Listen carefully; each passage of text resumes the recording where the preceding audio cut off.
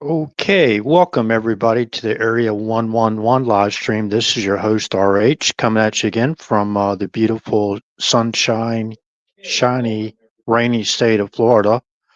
And for those little black shirts that are out there, I got a surprise for you tonight. I'm going to talk about real history and not the history that these revisionists want us to believe, or these people that like to tear down our history and basically try to besmirch our faith and all this kind of stuff. And okay, that guy's he's got a he's got a avatar photograph of George Washington on his horse with a sword in his hand. Oh my gosh, that guy's a Mason. You're tied up with some evil people there, dude. It's kind of ridiculous. People with very, very, very limited knowledge about, Christianity, they go out there and try to mock other people they don't even know. Why don't you try actually the direct approach? If you got a problem with somebody, as far as on YouTube goes or a live stream goes, why don't you contact them and write them a respectful critique in the comments section of the live stream instead of going back there and get your homies, your sisters all together and band up and send probably little trolls into the chat to start problems and all that stuff. If there's just something that you have a problem with, hey Ken, great to see you here. Please just put it in the comments section. I accept constructive criticism, but again, I don't like personal attacks, especially attacking basically, I would say, um, hundreds of millions of people of the Christian faith. You know, you might think that you're all knowing or whatever, or whoever you're getting your information from is all knowing or whatever, but none of us are all knowing. We all make mistakes sometimes, and I like the constructive criticism. I'll go back and review some of the things that I've heard, disparaging remarks against people that were here for over 400 years before us. You know, 400 years before us, and they're talking like they were actually in the bedroom with a guy with another guy, and they're sodomites, and basically trying to besmirch the entire Christian faith because of what you read online that you don't know, you never saw with your own ears or heard with your own ears or saw with your own eyes. And I'd like to remind these people there were a lot of wars due to religion, different types of religion for many, many years. There's still wars going on right now. There's still terrorist attacks based off of religion or the false interpretation or discernment of their own scriptures, and actually killing innocent men, women, and children. When the Son of God, and I'm talking about Yahshua, I don't use the Latin name Jesus, okay? You may go ahead and think you're all knowing with that stuff too. I was a linguist, okay? I studied languages. I'm proficient in multiple languages. Yiddish for one, and I won't go down the list, but you know, it's kind of a shame that we got people in our own community with all the horrible acts of violence, criminal violence going against us, that have people out there try to divide up the Christian community. And I'm talking about the Christian community at large. I don't care what denomination you belong to. Um, uh, you know, I won't even get into the history of all that either. I don't have time for this stuff. Okay. Tonight's live stream, and I'm basically going to share some information a lot of people don't know. I've never heard anybody talking about it. I've doing years and years and years of research. I'm 65 years old. I've been around the block a few times. But what I cannot stand people that attack others that they don't even know without approaching them. It's a kind of like a cowardly act. So far as yeah, the the avatar photographs and that kind of thing, and got people got something under their collar or whatever. They got a heated collar or whatever. They thought they were going to go ahead and attack this channel and basically take viewers away or followers from this channel. I don't care what the motive was, but that's pure evil. You know, I talk about the 10 commandments a lot. If we can just do those 10, right? Or the two great commandments. Thou shalt love God with all our heart, mind, soul, and strength, and thou shalt love thy neighbor as thyself. Those are the two great commandments. If you basically follow those two great commandments, no, I'm not a Democrat. Why are you saying that for? Why, do I sound like a Democrat?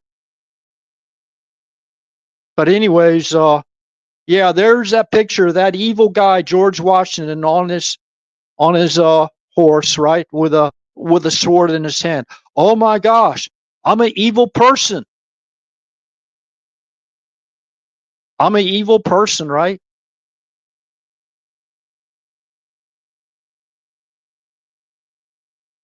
Well, I guess you're new to this channel, so you wouldn't know. I'm a Christian conservative, if you want to be actually more specific.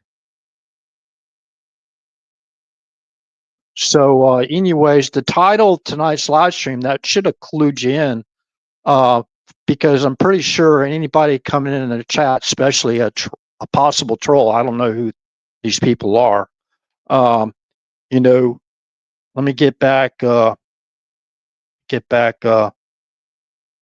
I'm going to take the George Washington off the avatar. Not that I'm ashamed of posting an avatar photograph of the first president of the United States. But anyways, let me get back to this. Yeah, the title of tonight's live stream, Part 2, MAGA class action lawsuit against the mainstream media. Okay, that's MSM. Okay, MSM. Okay, so if you go to the history of this channel, or you go to this channel, and you look and you'll see MAGA class action lawsuit against the MSM. I didn't put part 1 on that, but I decided, because the live stream got shut down, it kind of like went in timeout or battery save mode, and everything shut down before I actually wanted to end the live stream. So I want to go back and as far as to where we go one, we go all. You got to go back to Bobo. I don't know if you know this or not. Go back and check out the history of that saying, and you can go to the Jeff Bridges White Squall movie trailer and listen for where we go one, we go all. Listen for anonymous. Okay, listen to those. There's about 3 or 4. So go watch the movie White Squall, or the movie trailer, which is only about 2 minutes, a little over 2 minutes long, and you can find those actual sayings. Okay, and one, I won't give you any tips or any basically let you check it out. Go check out the bell and what the engravings are on that bell, that as far as the ship goes, that they used in the movie The White Squall, with one of the lead actors, Jeff Bridges. Okay, with that said, I won't go into it any further. Now, I talked about this last night a little bit. I'm going to try to be more brief than I was last night about the class action lawsuit. I believe, now I put 2 question marks behind last night's show. I didn't put the question marks behind this show because I want to make sure everybody could see the entire title. You only have so many characters that you will actually see in the title once you are looking through or scrolling through YouTube and seeing if you want to click on this live stream and watch it, whatever. There's only 100 characters you can put So I didn't put the 2 question marks. I don't know. I wanted the whole title to show up on YouTube and Rumble. So that's the reasoning for that. I left that out. Those are questions I have. And I do believe we have reasons, those that are joint part of Make America Great Again and part of the American First movement. I do believe we have reason to basically initiate a massive class action lawsuit against the mainstream media and any publication out there or publisher out there that is basically libel slandering or using defamation against people that belong as a whole, the people that belong to MAGA. They've allowed to air on their broadcast, and these are licensed. They're supposed to be licensed news agencies. Allow people to come on their lives, their broadcast, and spew out stuff that basically provokes criminal violence directed at people that are Trump supporters or Make America Great Again supporters or the American First supporters. They went after our livelihoods. Now go back to October 17th of 2019 when CNN put out a post or whatever. They published a post. CNN published a post on far as from the what is that? A major people in finance. I can't remember that now. A Moody study. These are top level economists. They posted a study. It was actually a post that CNN put out. You can go Google it. Okay, go Google it. CNN. Democrats need to sharpen their attacks on the Trump economy. Now that post or that published post or whatever was put out on October 17th of 2019. The very next day, they told us how they were going to basically sharpen their attacks on the Trump economy. Sharpen their attacks. Let's go back and revisit the definition of sharpen. Democrats need to sharpen their attacks on the Trump economy. That was October 17th of 2019. Sharpen, the definition means make it sharper, make it stronger, make the attacks more broad, more widespreading, right? Than what they already were doing during President Trump's first term. They actually had the gall to go out there and put that out there, and it starts to clue us in to what's going on now. Now, remember, we've already know who's behind this. We already know where they're getting, the mainstream media is getting their scripts from. We already know. Go to Special Activity Center Political Action Group and read their own mission statement, how they influence elections, how they fund elections, how they subvert other world leaders, to include leaders in our own country.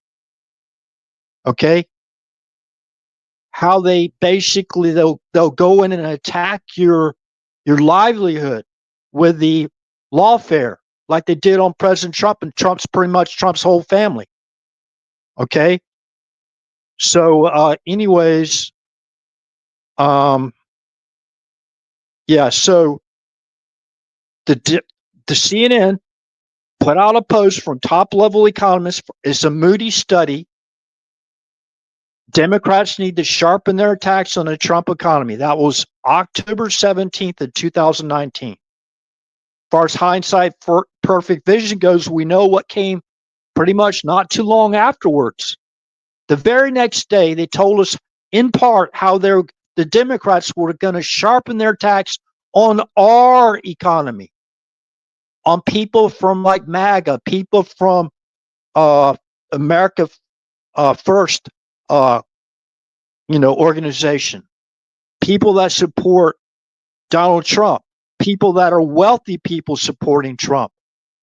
They were attacking their economy, our economy, the American economy, just to drive down Trump's likability numbers. They want to drive his popularity down into the toilet because they were losing too much money under a fair and balanced economic president of the United States. They were losing trillions worldwide because we elected President Trump the first time. They tried to make sure he never got in office, and all these people, many of them were paid a whole lot of money to do just that. That was their entire job, basically since 2015, June of 2015, all the way till now. Even when Trump was out of office, they were still attacking us. Remember, they took us down. They deplatformed this channel multiple times. Multiple times. I had to start a new channel up on Rumble. I had a decent setup, a decent kind of, like, it wasn't a professional studio or nothing like that, but I had a decent setup after I got the mic issue fixed, and people that basically come in that have been following this channel for quite some time, they know exactly what I'm talking about. Okay, so Democrats or the CNN put out a Moody study from top-level economists. They published it. There's another name for that. I forgot it. But anyways, Democrats need to sharpen their attacks on the Trump economy. That's just one clue of many, many, many clues. Okay? Like the stuff with Letitia James, Fonnie Willis, Jack Smith, Norm Eisen, all the rest of these, and all the money funneling with Gulf Sierra, the two-letter initials, all that stuff. Even lately with those 6 people with Captain Mark Kelly, right? Retired captain. I believe he's retired. I'm not sure about that or not. But anyways, yeah, those 6 people, it was all funded by the same people going after Trump, going after MAGA, going after America First people, right? In my opinion. That was funded. It cost that what they put out on the mainstream media basically cost tens of thousands of dollars to post that, or to have that come out, that segment, on all those mainstream media platforms. And at the same time, they were putting billboard signs right outside military bases all around our country. I don't know how many states they did that in. But the DOJ and them are on it. Believe me, they are on it. And there's a massive investigation on those 6 people. That's basically, they are trying to start an insurrection, to try to start rebellion in our armed services. You can't have that in the country, especially with things going on right now, as far as, what's happening in, the Caribbean and all that stuff. I won't go into all that tonight. Okay, so let's get back on track here, as far as the main theme of tonight's live stream. MAGA class action lawsuit against the MSM. So personally, we viewed, hey Tracy, great to see you. Personally, we viewed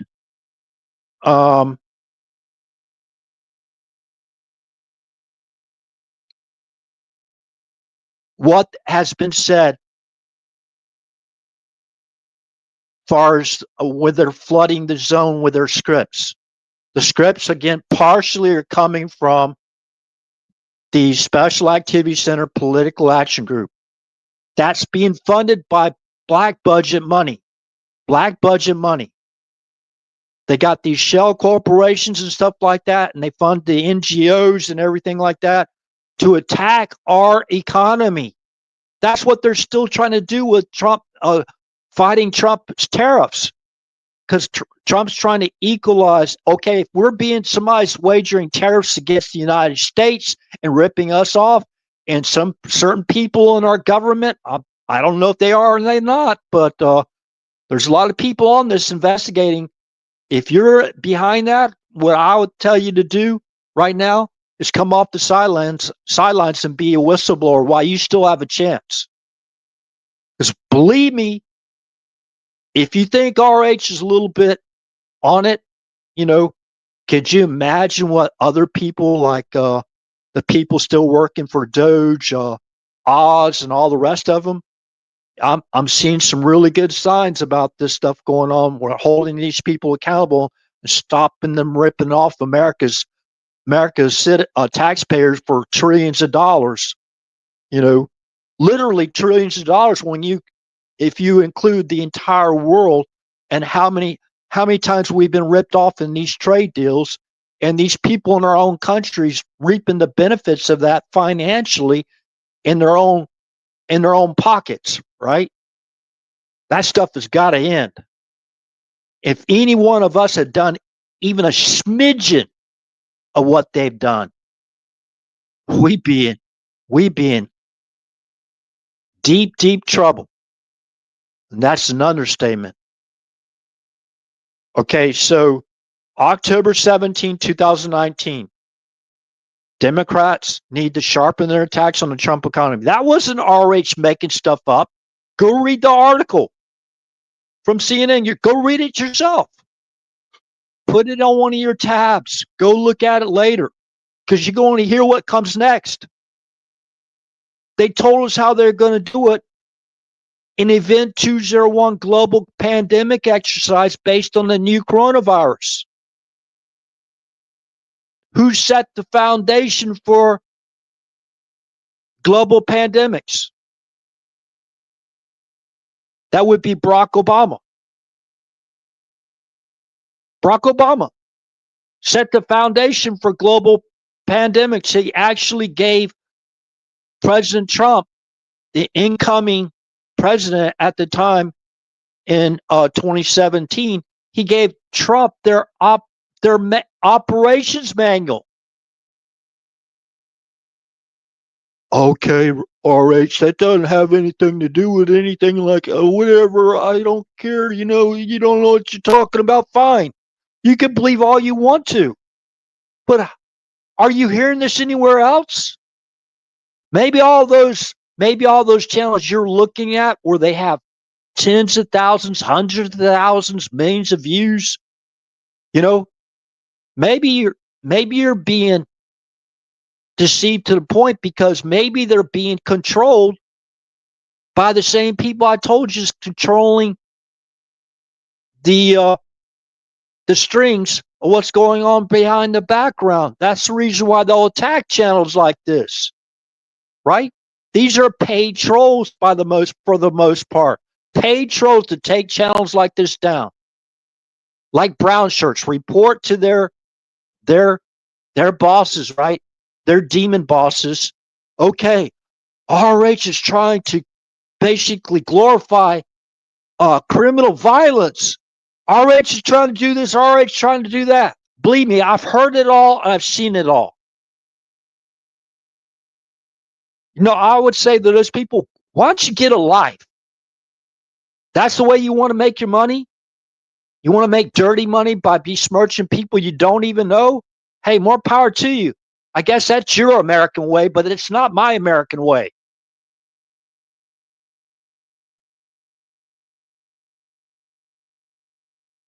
So, anyways, the very next day, Event 201 global pandemic exercise based on a new coronavirus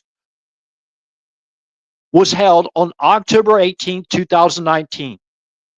They told us how they were going to sharpen their attacks against the Trump economy, which in all actuality was all of our economy. All you have to do is go in and look in who benefited from the virus financially, who benefited from it. And some of that's coming to play right now. they're digging up some of this evidence, like the $93 billion that they rushed through after Trump got elected till Biden got out. Whoever's behind the auto pin and all that stuff, they funded $93 billion to businesses they could even verify were even businesses. And I was going in and talking about this last night before this live stream got shut down early. Remember, there was a subcommittee session where they had a GSA supervisor being questioned about what they did to all that money, congressionally allocated funds to finish building that border wall. Remember all those border walls, the fences or whatever on the ground, and they sold it off as government surplus, pennies on the dollar or whatever, and they welded open the border wall, and all that money they either sold the material and pocketed the money, or they sold it off as government surplus. Where did that money go? You know what the GSA supervisor said they did with the money? That congressionally allocated funds to finish building that wall? They diverted it to environmental restoration. Environmental restoration. And I bet you if they look up that $93 billion that they basically, much of it they stole to businesses that didn't even have financial sheets, they have no information on.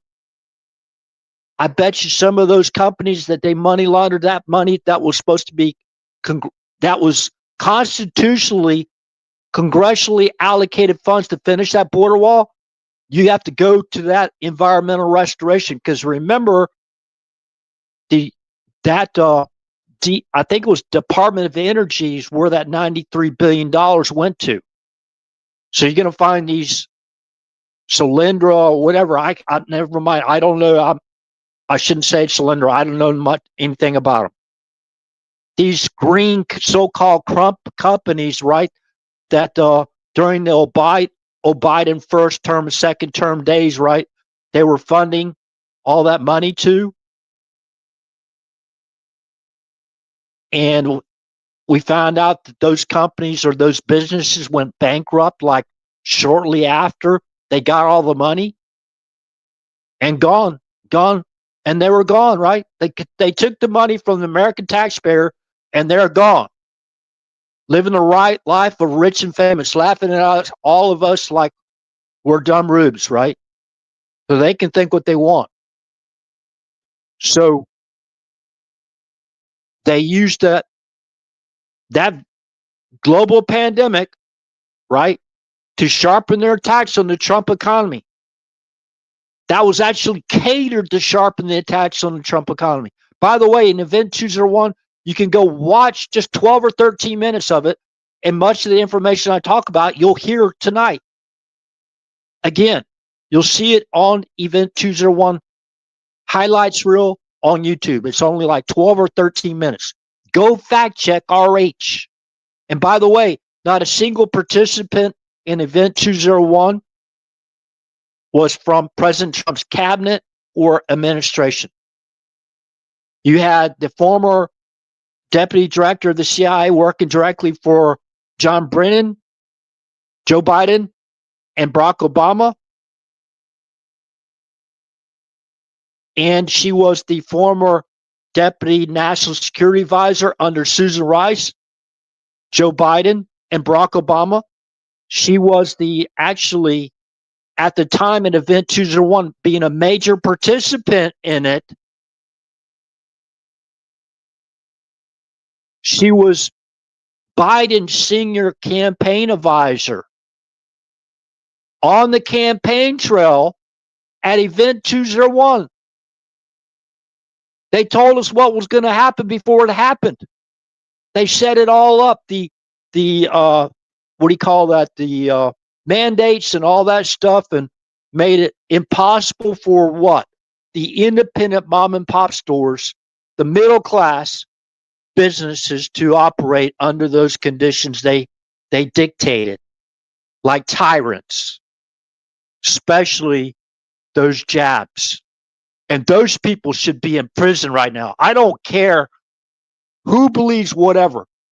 You know, if it boils down to mass murder and you had information that covered up that, how dangerous they may or may not have been, whatever, bring your may not have been evidence along with you. Everyone's presumed to be innocent until proven guilty in the court of law. Everyone has supposed to have due process of law rights if you're American citizens. Okay? So which businesses benefited from that global pandemic?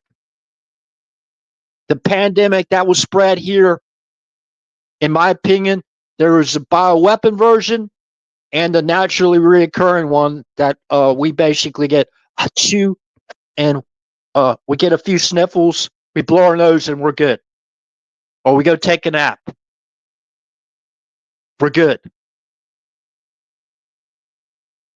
You know what I mean? So they use it. Remember, this would be part of the class action lawsuit because the Mockingbird meeting was lockstep. Now go look at South America, Operation Lockstep. It's not the same lockstep that I'm talking about now. But that's very troubling too in and of itself. When you're looking at eugenics, I think they call it, or reducing the world's peeps out there. You know what I mean? So anyways, so which businesses benefited? Well, I'm pretty sure the big box stores benefited, right? I think they kept the bars. The bars could be open liquor stores could be open, right? Restaurants had to basically either shut down or limit their customer base, the patronage or whatever, by a fourth or whatever, and that basically destroys their net profit. After that, they start going into red. After that, they start going bankrupt. They have to declare bankruptcy. A lot of those little small mom and pop businesses were bankrupted. They never came back. I remember a couple of them that shut down close to where I live. I like to go to, especially if I had a little extra money or whatever, I'd go to some of those restaurants. Like a sub place, I used to go to, or at least I know who owned it. But anyways, they shut down too.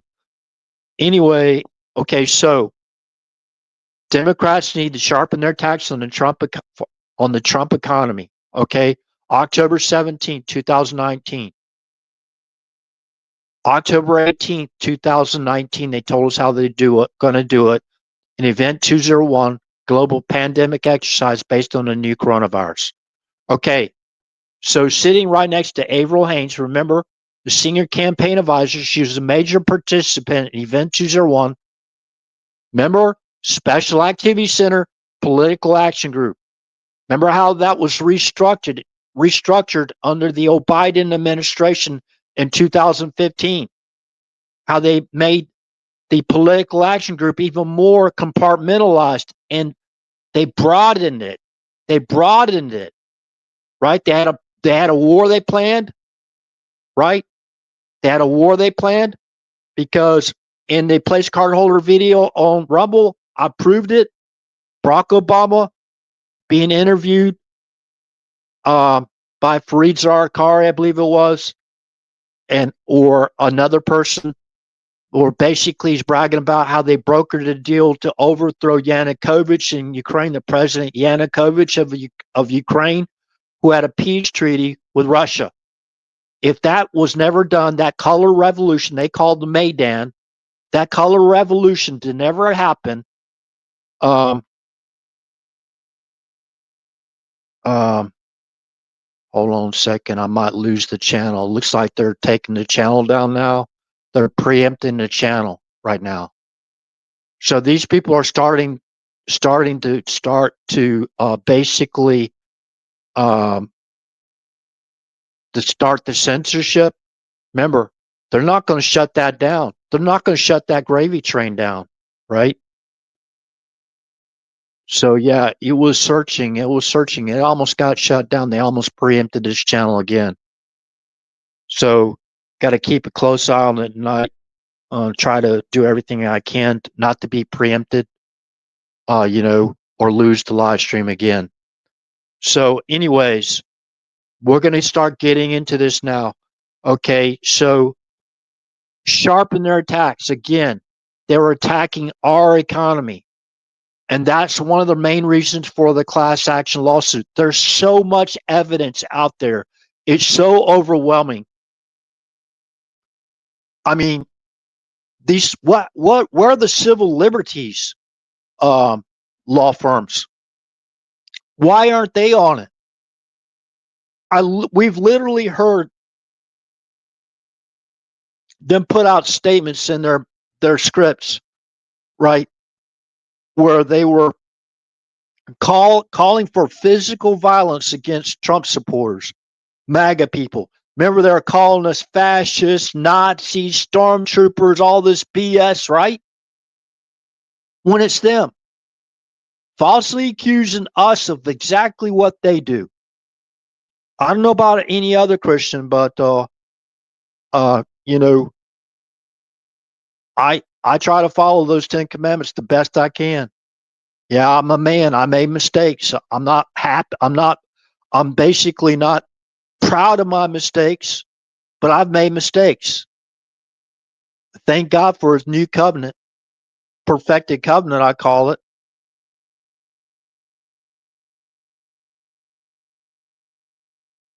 Okay. John chapter 3, verse 16. Understand exactly what I'm talking about. That's kind of like Christianity 101. Okay. So, anyways, yeah, I was wondering why this channel was still being throttled back. And now I see the same old song and dance, my friend. You have to be basically, you have to be given access to their club. So if you go back and you look at this channel when it first started kicking off, I was having thousands of viewers for a single live stream. The subscribers they've kept me below on YouTube. They've kept me at only like 450, something like that number. And it goes back and forth, right? So they'll prevent me from getting 500 subs, right? So I can become monetized, because that's still their attacks on the Trump economy. Anybody that support those 400 people that they were basically spying on, that the Congress just unveiled. I think it was Senator Cruz, right? Senator Cruz and a couple other senators revealed that they were spying on, I think it was Jack Smith. They were spying on 400 Trump supporters. Of course, they've always been spying on Trump since he came in and basically threw his hat in the ring. He rode the escalator down in Trump Towers in June of 2015. They've been spying on Trump since day one. If they don't want to get caught spying on Trump, they'll just outsource it. And I'll talk about the history, and we're going to go way back. We're going to talk about the King James Version Bible again, and those that go out there and try to basically attack our faith because we basically use the King James Authorized Version Bible, and you think you're all knowing and all that stuff, and okay, we can get into the Geneva Bible, if you want to, but right now the King James is the cornerstone of Christianity's Bible to read and to learn from. And I'll talk about that a little bit tonight. Now, you might think it's funny to go out there and call King James a sodomite and try to basically attack us because we read or we study from the King James. Now, I don't think that's funny at all. You know, there's a spiritual world out there, and I understand it. I understand it very well.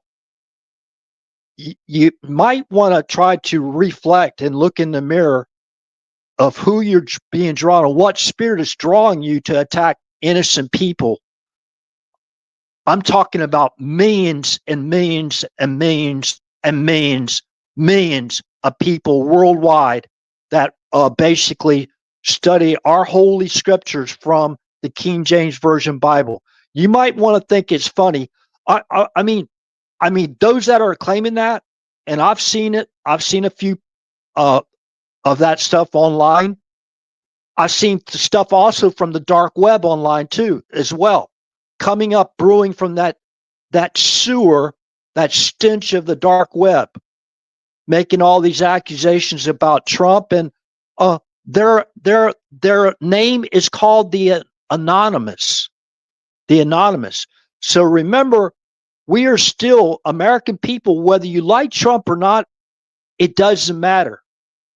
They're still attacking our economy in a lot of ways. They don't want President Trump to succeed with the tariffs. I've already talked about this on this channel multiple times before. They even used propaganda during the World Series with, I think it was the Blue Jays against, I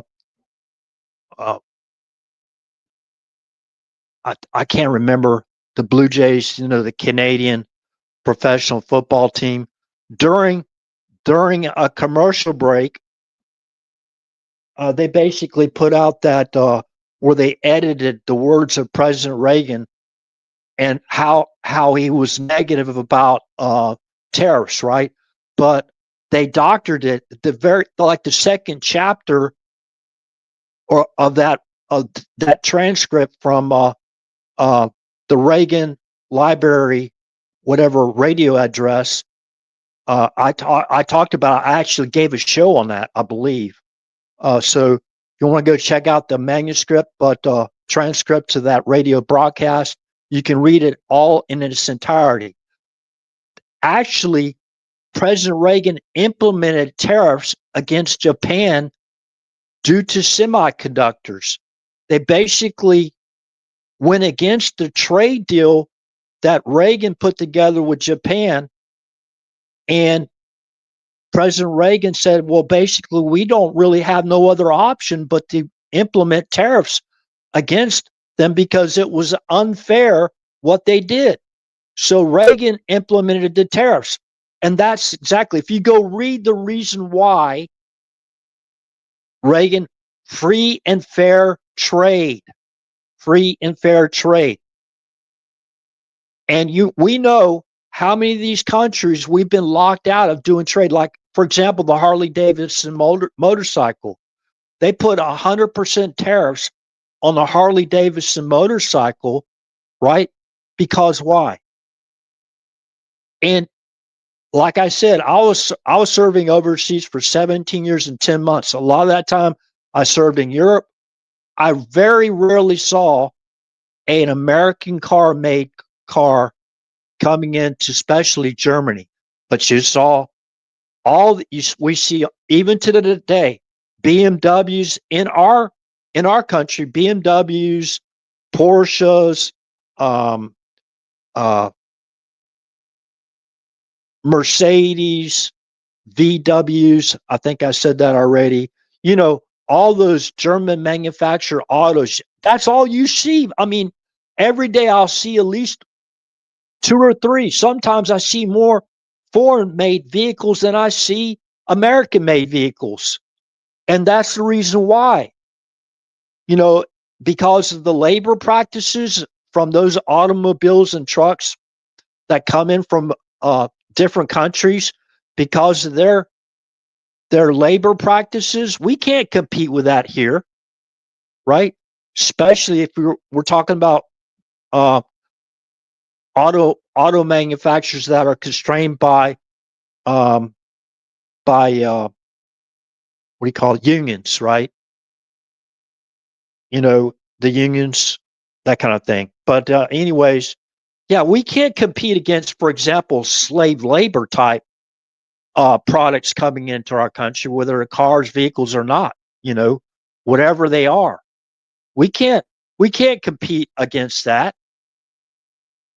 So remember the first term under President Trump's administration, he implemented tariffs against China because of all those, because we were running a approximately $500 billion trade deficit with China for like every year. 500 billion bucks. That's not free and fair trade. What do you think Reagan would do now if he was the president? If he was still alive? You know, Trump maybe served at, maybe Reagan got elected the first time that Trump, and that was going to be his second term, the first Trump term that Trump ran, and then Trump came in after that. Trump would have done the same thing probably that Reagan did. So, I do believe. I mean, they were warned in Canada for doing that. I don't care if they. I got people I know. I work right alongside in NORAD and NATO that they were Canadians, right? I didn't like that whatsoever, not at all. Also knowing the tariffs they were wagering against us and all the unfair trade deals that they were waging against us all those years before President Trump came along. And he basically exposed it and just tried to make it equal, fair, and basically fair and what do you call it? Free trade, right? Fair and free trade. Now, of course, a lot of that it can't be free because there has to be some certain types of, like, they call them duties or whatever, custom fees or whatever. Sometimes there's custom fees, and that kind of thing. I won't go into that whole spiel, whatever. But thank you for those that are still here. And thank you for as far as the Trump train. Yeah. Keep going, man. Keep chugging along. Yeah, I have no problem with that kind of thing. But anyways, uh also I did a lot of shows on the white squall. By the way, I've done at least 2 or 3 to get those terms where we go. One, we go all anonymous. That anons is the short version of anonymous, right?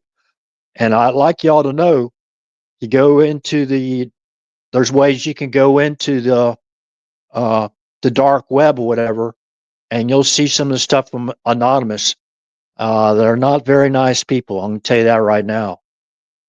And this is where a lot of this stuff comes to attack President Trump. Remember, they're continuing to use a DARPA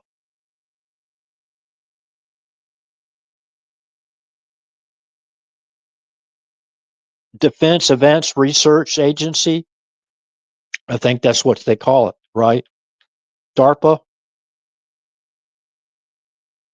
Let me go back here real quick. This is where it gets a little bit dicey with them taking me down. I got to watch out when I switch over to DARPA. So they used the DARPA psychological warfare tool that was designed to counter ISIS, right, on American people, right? So part of that psychological warfare operation, that's also what you hear Captain Kelly talking about. Now, General Milley, now this is probably, this is where you can find out it's the same people. Remember, General Milley, he had 2 plans to make sure to, as far as the smooth transition of power for those that were selected, not properly elected, right? So DARPA, U.S. government agency,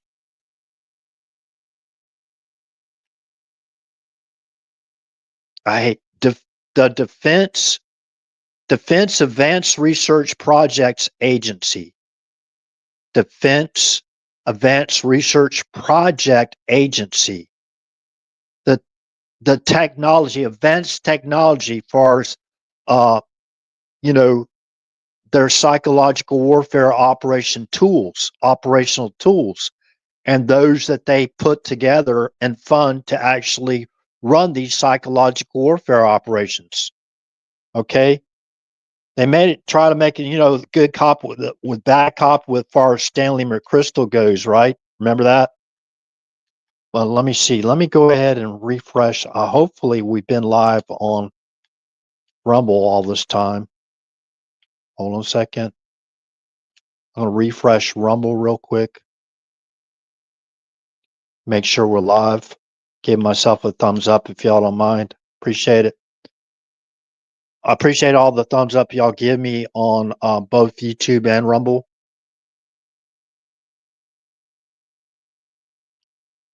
So, hold on. Welcome everybody that's here on Rumble. I know there's only like one person here besides myself. So, still being throttled back and people coming in to listen to what I have to say. And if they don't like it, basically they'll throttle this channel back again and again and again and again. So, anyways, if you're curious about what that picture is for that avatar, this is a side note, by the way. That's a B-2 bomber, or the newest one. I forgot it. It's not a B. I can't remember what the newest one is. I think it's the B-2. Now I'm gonna switch this off real quick so I don't lose the thought. Stealing our technology. We'll get back to DARPA as soon as I change out this avatar. So I've known for a long time, especially when it comes to AWACS, they've been selling U.S. technology, advanced technology, to countries like China. Okay. Now, I can also include with that, we had a highly sophisticated technological tool, high tech. I'm talking high tech, far as the operation was called Stuxnet. Now, I would like y'all to go look at General Cartwright, what Obama did for General Cartwright. They basically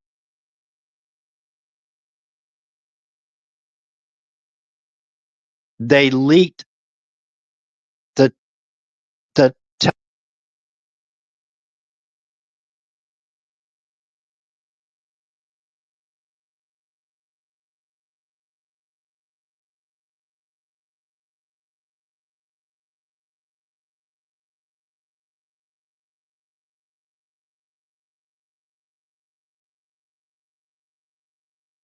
Cartwright, but I think General Cartwright basically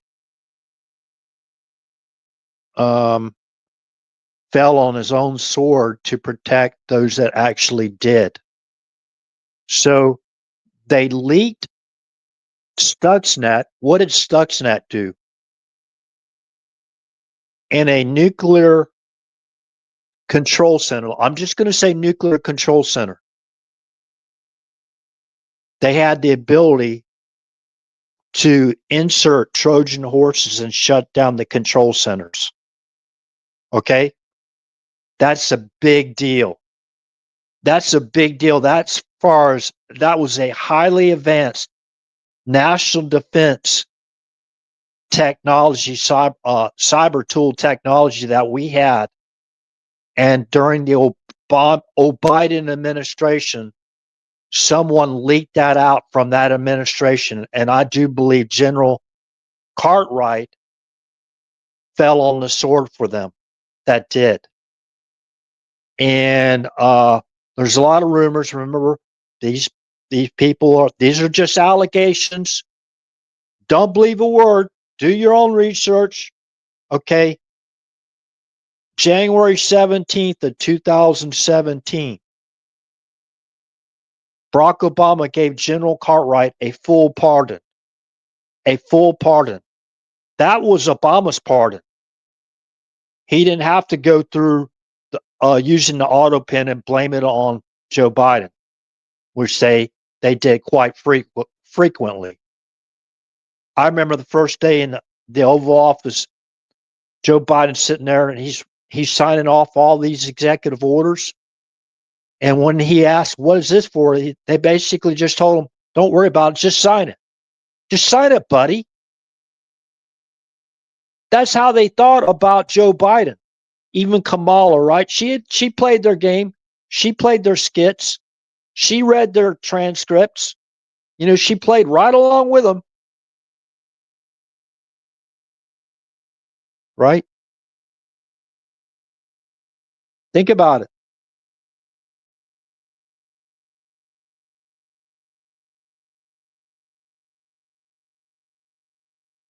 She played right along with them.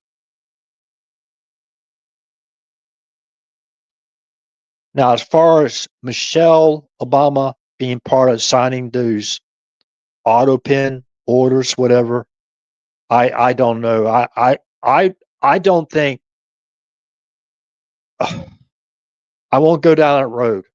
I think what they're doing is trying to cause a diversion. Okay, so they can change up the investigation looking over there and shut down certain investigations looking over where they really need to look at. Remember, both sides of the aisle had their hands in a cookie jar, and they still do. They're riding that gravy train as far as they can ride it. Some of them have ridden that gravy train too long and have gotten caught. You know, if you're part of that, what I suggest you do, you get kind of like getting kind of nervous and you're on the sidelines watching all this and it's getting kind of close to home where you're at. Uh, I would think about very strongly about being a whistleblower. Believe me, because there's a lot more information out there than you believe, than you could even understand, that we can even understand. Remember, there's not a lot of dumb rubes that are behind this operation to restore our country back to its former "Make America Great Again" and getting our economy back on track again, and stop allowing them to destroy our middle class.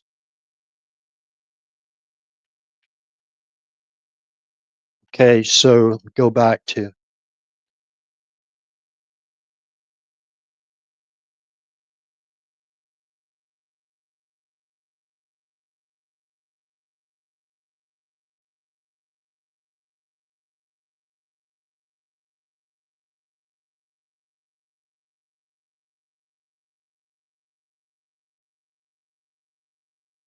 I want to see if I got the new no. So I look at that.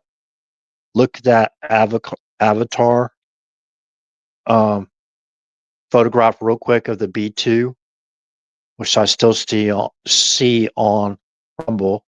I'm going to change it out to the Chinese one. I mean, it's not identical. They just changed up a few things. That's probably what they're told to do. Hey, listen, so we don't get a lot of heat there, so this isn't so noticeable. You know, put a taller tail wing on this, on your new stealth or whatever, so it won't look just like the B2 bomber. But it's got, listen, they're selling America out as quick as they can. Okay, so I'm going to delete that one.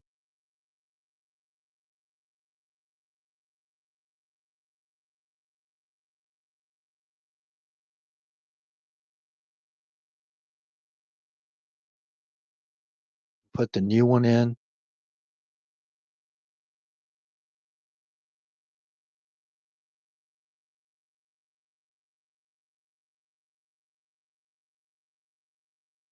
Now, I think this is going to cut off most of this photograph, but that's the Chinese version, the new Chinese version. Okay. Should be popping up on y'all's screens pretty soon. All right. Go back to YouTube.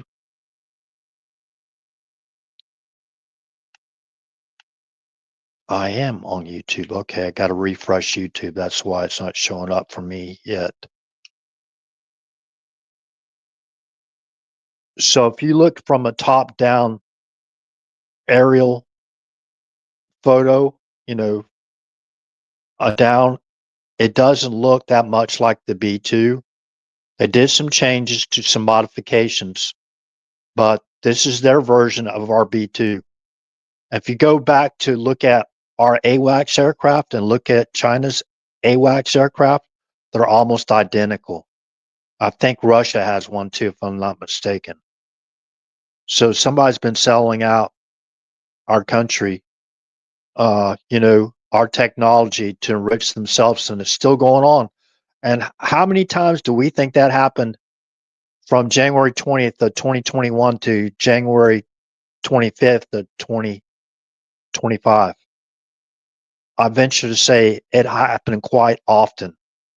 They sold out our technology during Biden because that guy was out to lunch, or he's out to the beach, or he's out at Camp David, whatever, playing video games or whatever, sniffing the hair of young children or whatever, eating ice cream,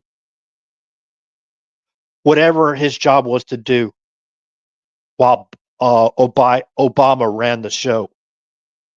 That's basically what happened. Remember, National Democratic, let's start with Organizing for Action. Go check it out. Go read it for yourself. The Wikipedia information, that's true. You got the sources, numbered sources. Go read the numbered sources.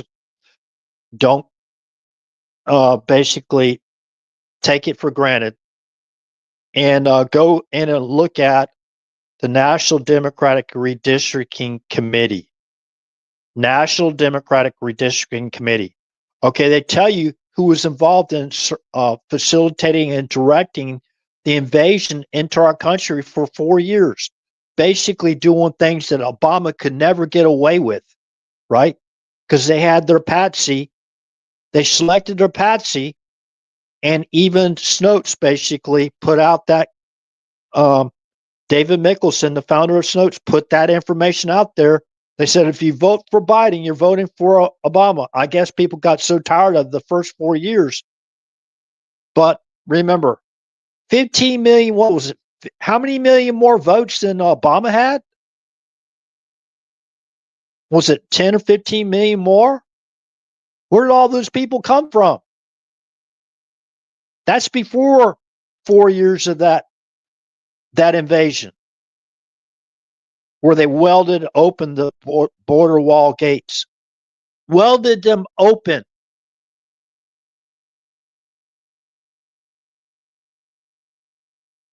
Okay. So I know this sounds really negative, right? That's all that an RH guy talks about. He raises his voice, he screams. It's a live stream, not a live stream. Don't go there. Don't listen to what he has to say. Don't take the information. Research yourself. Maybe you could help out the team, the Trump team here, or Make America Great Again team. Maybe help out your own communities by sharing this information, so they won't be bamboozled again.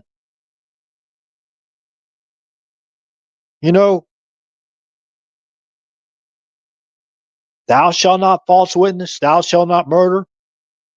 That's their campaign platform.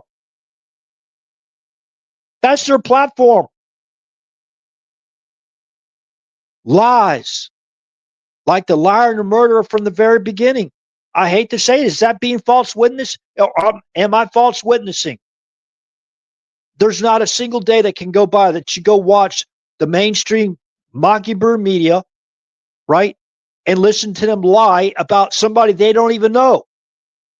Many of these people, they hate Trump. They don't even care to know about him. They don't care to know about his history. They just read what comes across their desk. That's it. And they're paid to do it. They're paid to do it by our own tax dollars. The money's funneled in through those covert operations that are running the DARPA psychological operation against the American people that was designed to be used against ISIS. They still haven't been held accountable for that.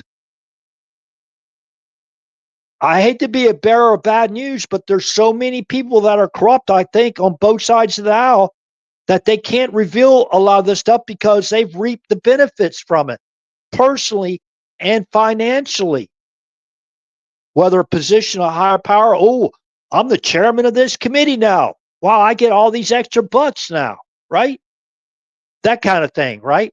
Moving them up. Okay, he was a congressional representative from the state of California. Now he's a U.S. senator.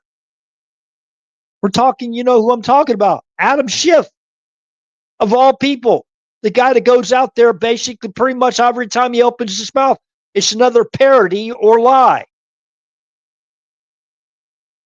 The whole thing about the phone call was a lie. Everything was a lie. They should have basically annulled those impeachments because they were all made up. They should be expunged from record. How many people believe they should do that? Oh, it's not good enough to have some little, these stage prompts go out there and say, well, we caught them. They were spying, illegal spying on the Trump campaign. We knew that before Trump was even going to run, they were going to spy on him. We knew it or right after he came down the escalator, we knew they were going to spy on him. Remember, Obama was a intel construct. Without Brennan and the agencies, Obama would have never been the president to begin with. Good to see you, Nurse Julie. Appreciate it. Thank you for being here. Let me go back to that Mason. Let me put the Mason avatar photograph up there again, because I know some people really like that. You know what I mean?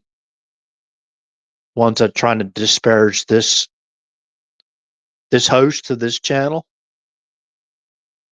Let's look at that. George Washington. I wonder if they were out there tearing down the statues, right? I think they even tried to tear down Benjamin Franklin. Okay, so I'm glad y'all came in tonight because I want to get into something I think needs to be addressed. And I'm not drawn by evil spirit to basically false witness against millions and millions and millions of Christians around the world that use the King James Version Bible. Yeah, but newsflash, King James was a man. Oh my God. Oh, but you think he was a sodomite too? A bugger. Go look up the English term bugger and you'll get my drift.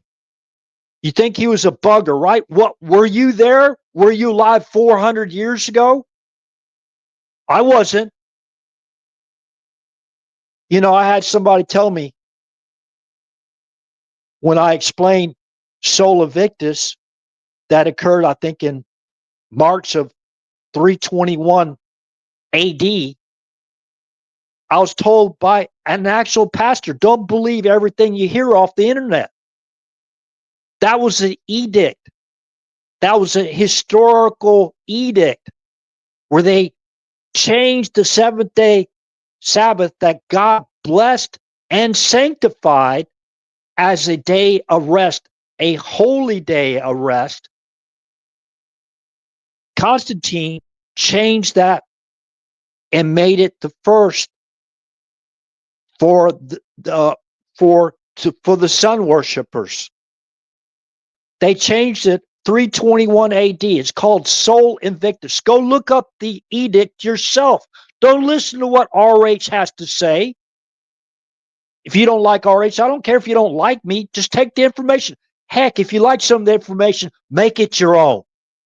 Because I don't, be honest with you, I don't really need anybody else's content now. The only reason why I use some other people's content is to basically provide source references. Most of them are reputable. Some of them you've never heard of before. Like you never heard of RH. RH was the 609th Combat Operations Squadron deployment manager. I was sitting at my job, at my desk, doing my job at my desk, basically making sure that everybody had their combat readiness training up to date. When I heard across the hall in the intelligence branch, the first plane hitting the tower, I was on duty that day.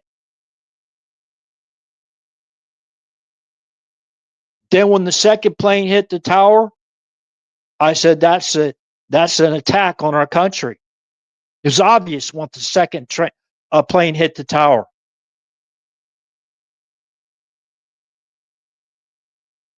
The wheels started in motion. The wheels started in motion right then. Right then, the wheels were in motion. No, I work for NORAD. I know what it takes to scramble alert birds. That was part of my job. And for people to basically attack my character and my service to our country, you could do that all you want to. Fine. I don't even want anybody to think that it can come to my rescue. I don't care. Talk bad about my service to my country. Say things like, oh, I'm trying to, what do you call that? Embellish my career with some guy that believes in science fiction. I'm using a guy to embellish my career that put out science fiction. You know, I like some science fiction. Some of the science fiction actually has become a reality. Some of the technology we have, a lot of people would basically never believe it could exist to begin with. So, anyways, I serve my country honorably. I don't know what everybody else that served their country has on their DD 214, but I can verify it. I know who I worked with. I know the briefings I received.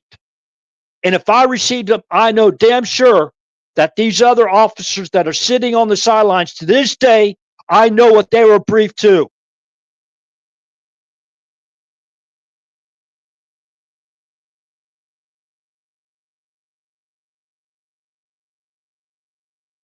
So, anyways,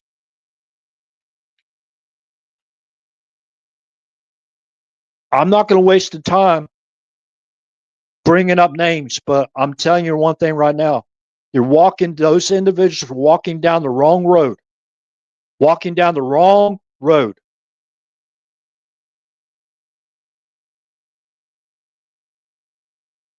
The whole purpose of this channel is to help make America great again.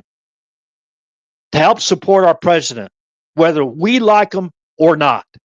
It's immaterial in my book. You have a right to like whoever you want to like. Believe whatever you want to believe. But when you twist that around and start using libel, slanderous, and defamation comments about somebody you don't know, that's where it could end for you.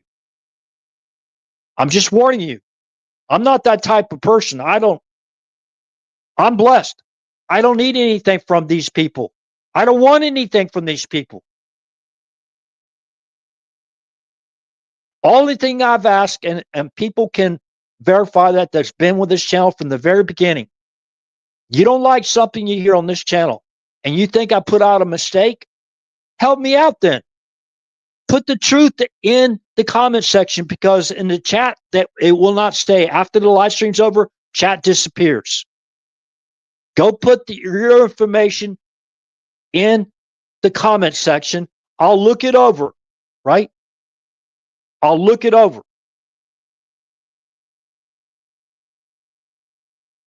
So let's get back to our holy scriptures. Let's get back to the holy scriptures. Now, this is some research that I've known for quite some time. I'm going to bring it up again. Joseph was part of the 12 tribes of Israel. Okay. Jacob, of course, became known as Israel. Joseph, we're talking about like Joseph of, like Egypt. He's worked with the Pharaoh. He's like a governor or something, a high level position. Now think about this now, as far as technology is concerned. I want people to think about that believe everything out there they hear that doesn't fit in their little square or their circle, whatever, that it's all science fiction. I'm going to tell you one thing right now, which most of us know. Joseph was a very, very, very intelligent man. The pharaohs relied on him. Remember? He prevented starvation. Remember the silos, the grain silos and all that stuff? Very, very. So Joseph had two sons. No, actually, yeah.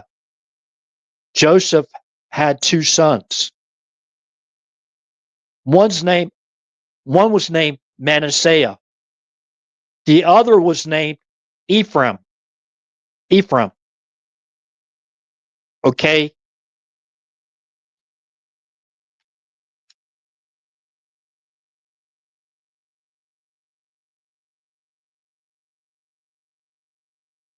Okay, hold on a second.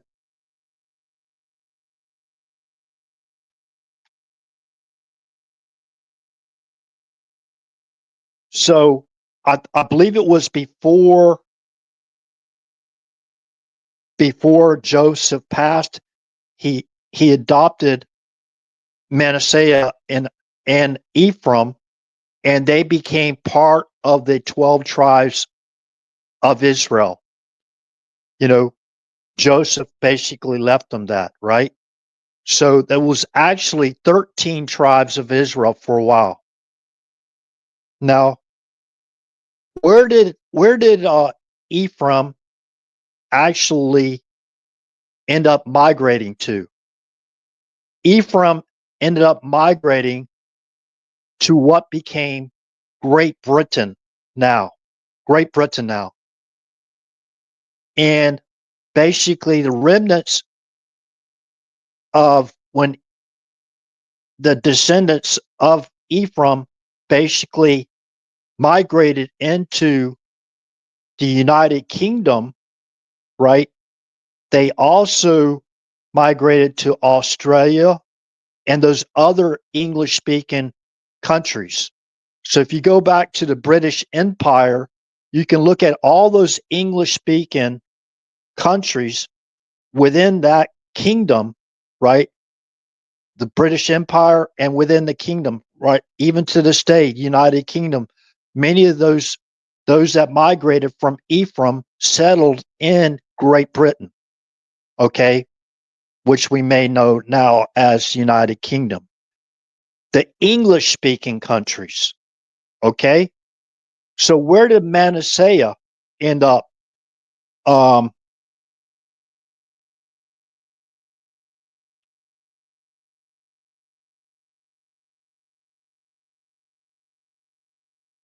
Okay, So Jacob inspired by God. Okay, so what other country did the other English speaking Manasseh? Remember, there's two. Manasseh is made up of two parts. Like there's a half tribe or the tribe. They're sectioned off. I forgot that. I can go into that a different night. Okay, those descendants from Manasseh ended up establishing what we now know is the United States of America. Those are the English speaking countries, kingdoms, and lands that was established by the descendants of Manasseh and the descendants of Ephraim. Now, Ephraim was more broad. Okay. Okay. Jacob, inspired by God, then gave several prophecies. Jacob, of course, the one whose name became Israel. Jacob, inspired by God, then gave several prophecies that would affect the course of world history. His prophecies are particularly important in the end times just before the return of Yeshua, our Messiah, and the ushering in of the Messianic age. And remember, this is the blessing. And Jacob called to his sons and said, "Gather yourselves together, that I may tell you what shall happen to you in the last days. Gather yourself together and hear, sons of Jacob, and hearken to Israel your father."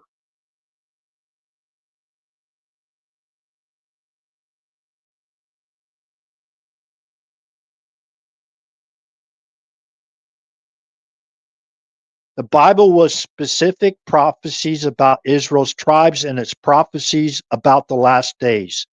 There are, however, no nations in the modern world called Manasseh or Ephraim or Assyria and so on. Yet the Bible uses those names to describe nations to end time prophecies. Okay, so now let me go back. So the tribe, the lost, remember the 10 lost tribes, lost and found. This is in the lost and found section. The tribe of Joseph was subdivided into two tribes, Manasseh and Ephraim, the two sons of Joseph. They jointly received the birthright blessings from the grandfather Jacob. This division of the tribe of Joseph resulted in there being 13 tribes of Israel.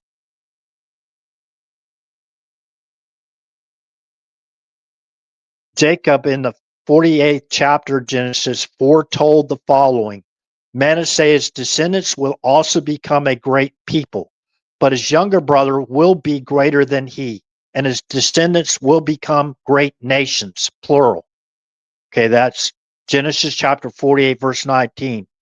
Jacob foretold that the tribes of Manasseh and Ephraim would receive birthright blessings. The scriptures prophesied that Ephraim's descendants would become many great nations, while those who descended from Manasseh would eventually become one powerful nation. And that's what they have become. The descendants of Manasseh eventually migrated to what became the United States of America. Now we can track this all the way back for all those people. Don't listen over there. I'm going to be the basically the orator. I'm going to be the orator. You come to me. I'm going to be your sage, whatever. And, come to me and I'll give you the truth. Right? Okay. So how many people have actually heard that? Heard those teachings? And this is why it's imperative what Bible we read. Because, okay, well, there's a lot of people going to question that. Okay, but remember the Mayflower. Go read the history on the Mayflower. What came in on the Mayflower? It wasn't just the Geneva Bible. It was also the King James Authorized Version Bible. It was both. So if you want to go talk about the Geneva Bible, you can if you want to.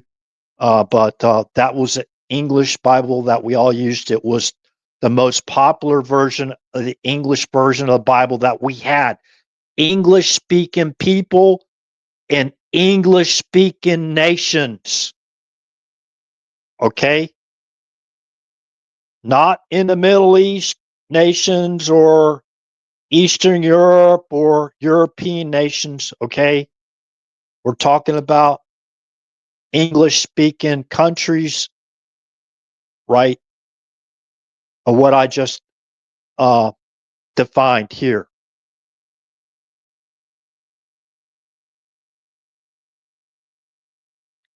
Okay, so remember the wars. Remember, I don't want to even go down this road anymore.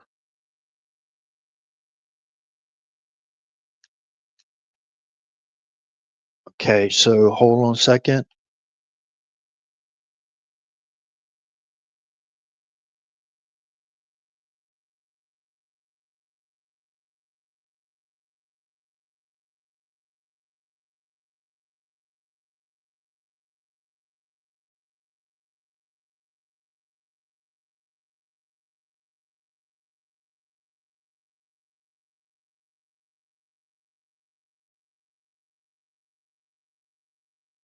Okay, so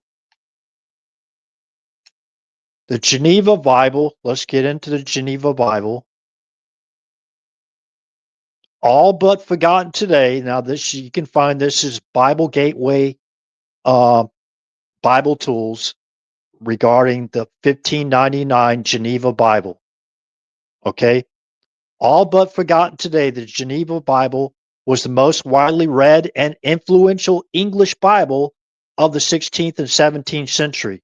It was one of the Bibles taken to America on the Mayflower. Remember, it says here, one of the Bibles. It wasn't the only Bible. Of course, the King James Bible version was also brought to the New World on the Mayflower. Mary I was Queen of England and Ireland from 1553 until her death in 1558. Her executions of Protestants caused her opponents to give her the sobriquet Bloody Mary. The name Bloody Mary, that's where she got the name from. Murdering, executing Protestants, right? The Reformed Protestants is what I'm talking about, okay? And some people will call them separatists, right? Okay, so her execution of Protestants caused her opponents to give her the name Bloody Mary. It was her persecution that caused the Marian exile, which drove 800 English scholars to the European continent, where a number of them gathered in Geneva, Switzerland. There, a team of scholars led by William Whittingham and assisted by Miles. Golly, these pop-up ads.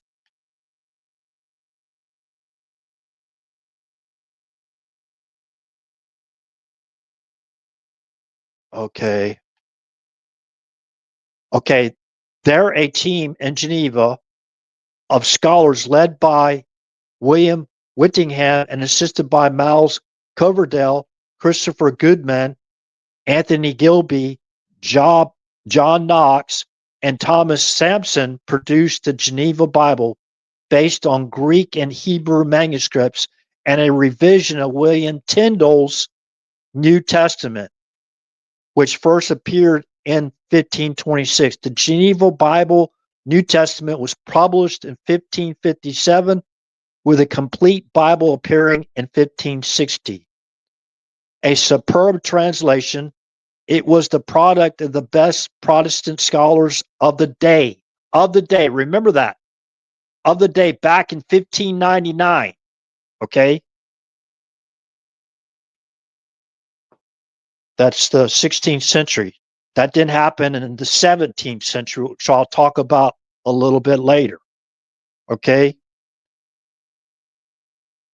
It was the first Bible to use chapters and numbered verses and became the most popular version of its time, of that time, because of its extensive marginal notes. These notes, written by Reformation leaders, who led the Reformation? If your last name is King out there, who was Martin Luther King Jr. named after?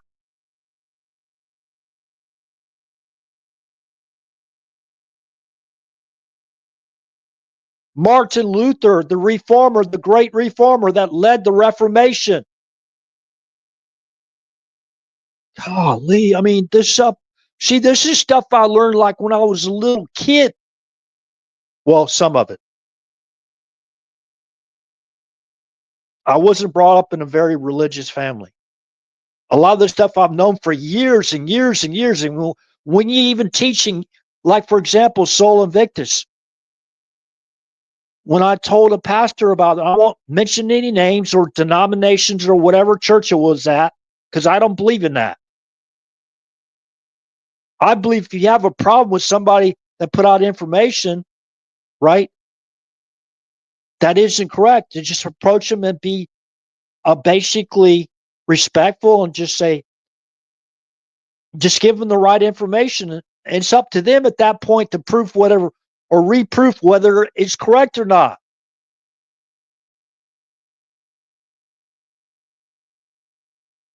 Okay, so the Geneva Bible is unique among all other Bibles. It was the first Bible to use chapters and number verses and became the most popular version of its time because of its extensive marginal notes. These notes, written by Reformation leaders, including John Calvin and others, were intended to help explain and interpret the scriptures for the average reader. Who was the audience of the Geneva Bible? The audience. The English countries and kingdoms and empires, to include going to the original 13 colonies, to the first Plymouth colony.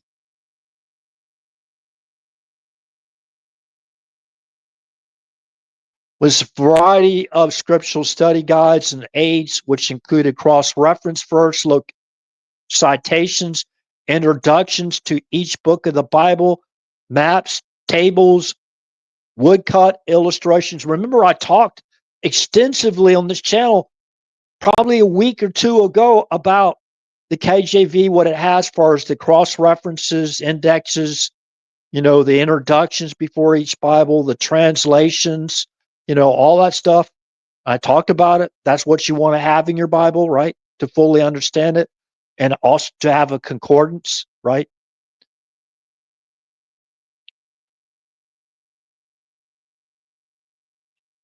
In 2006, Toll Legge Press released a version of the 1599 Geneva Bible with modern spellings as part of the 1599 Geneva Bible Restoration Project.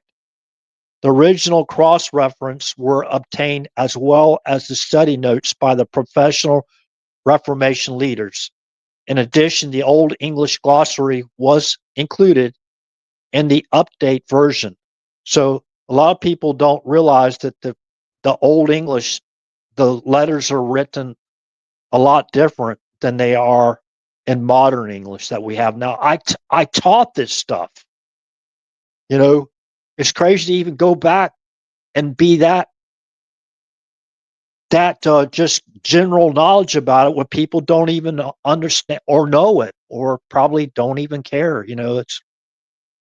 I think this is important, especially if we identify ourselves as Christians, to know in our language the proper translations, or I can say transliterations as well.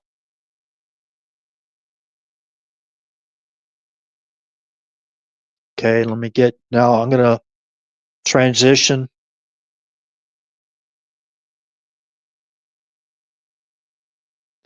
Now remember, the takeaway was that they used a lot of the material from William Tyndale. Now, when King James basically commissioned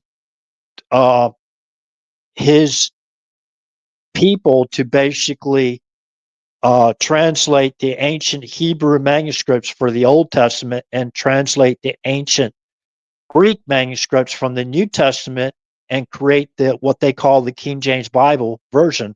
He didn't write the Bible, okay? No matter what the guy did as a man, whether he was, I kind of find it hard to believe, but remember that was the allegations are things that he wrote to other individuals, men, and all this stuff. And they tried to besmirch us and say, don't read the KJV Bible. That would be something exactly what the devil would do, right? To attack the faith of millions and millions and millions of people that relied on those translations in our language, and to do that, to me, that's pure evil. Now, people might think it's funny, whatever. They don't care, whatever. I'm not going to get involved. But, divide and conquer is the devil's, these demons' favorite tactic, to divide and conquer. Okay? So stand by here.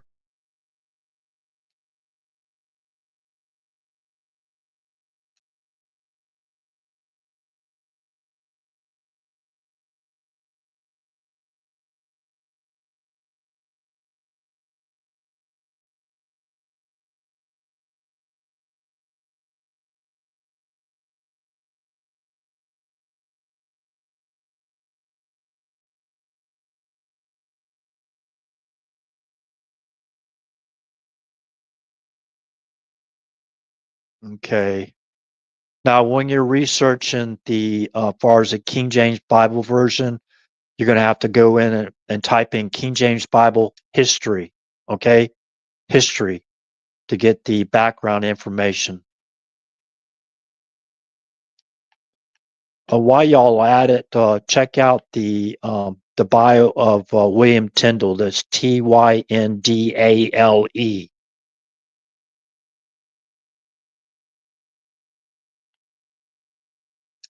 Okay, history of the King James Bible.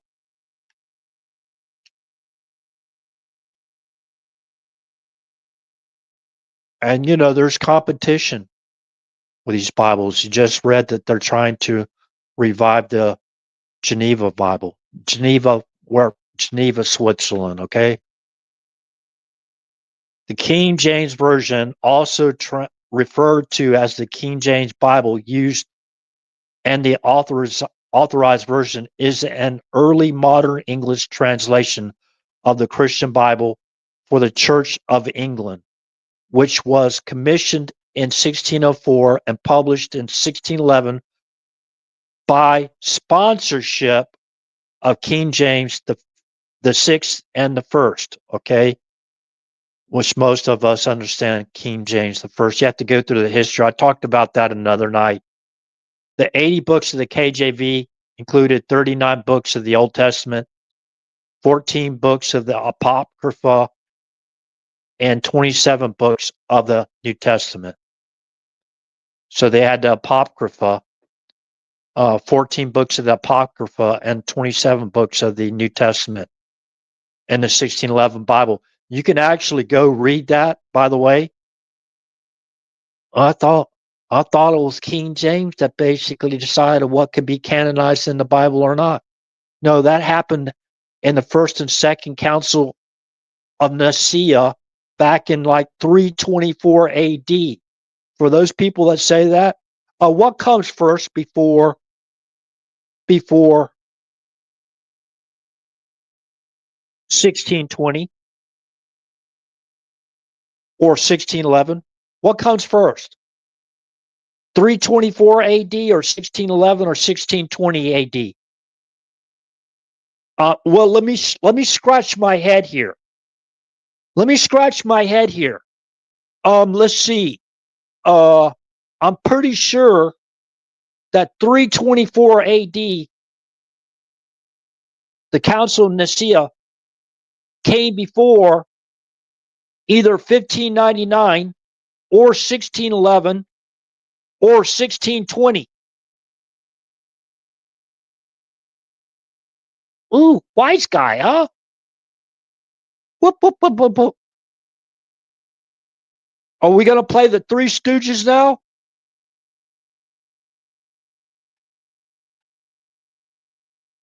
So he basically commissioned the putting together or translating the KJV version for what? For the English, the British, right? The British English speaking nations. What became Great Britain, right? For the English speaking nations, which also included Ephraim and Manasseh. Manasseh, remember, they migrated to the New World. I don't have enough time in a year to talk about all the aspects behind that of how we are grafted in and we don't even know it. Some of us, even born in Saxon in Germany, they're Saxons and they migrated up to and they became proficient in the English language.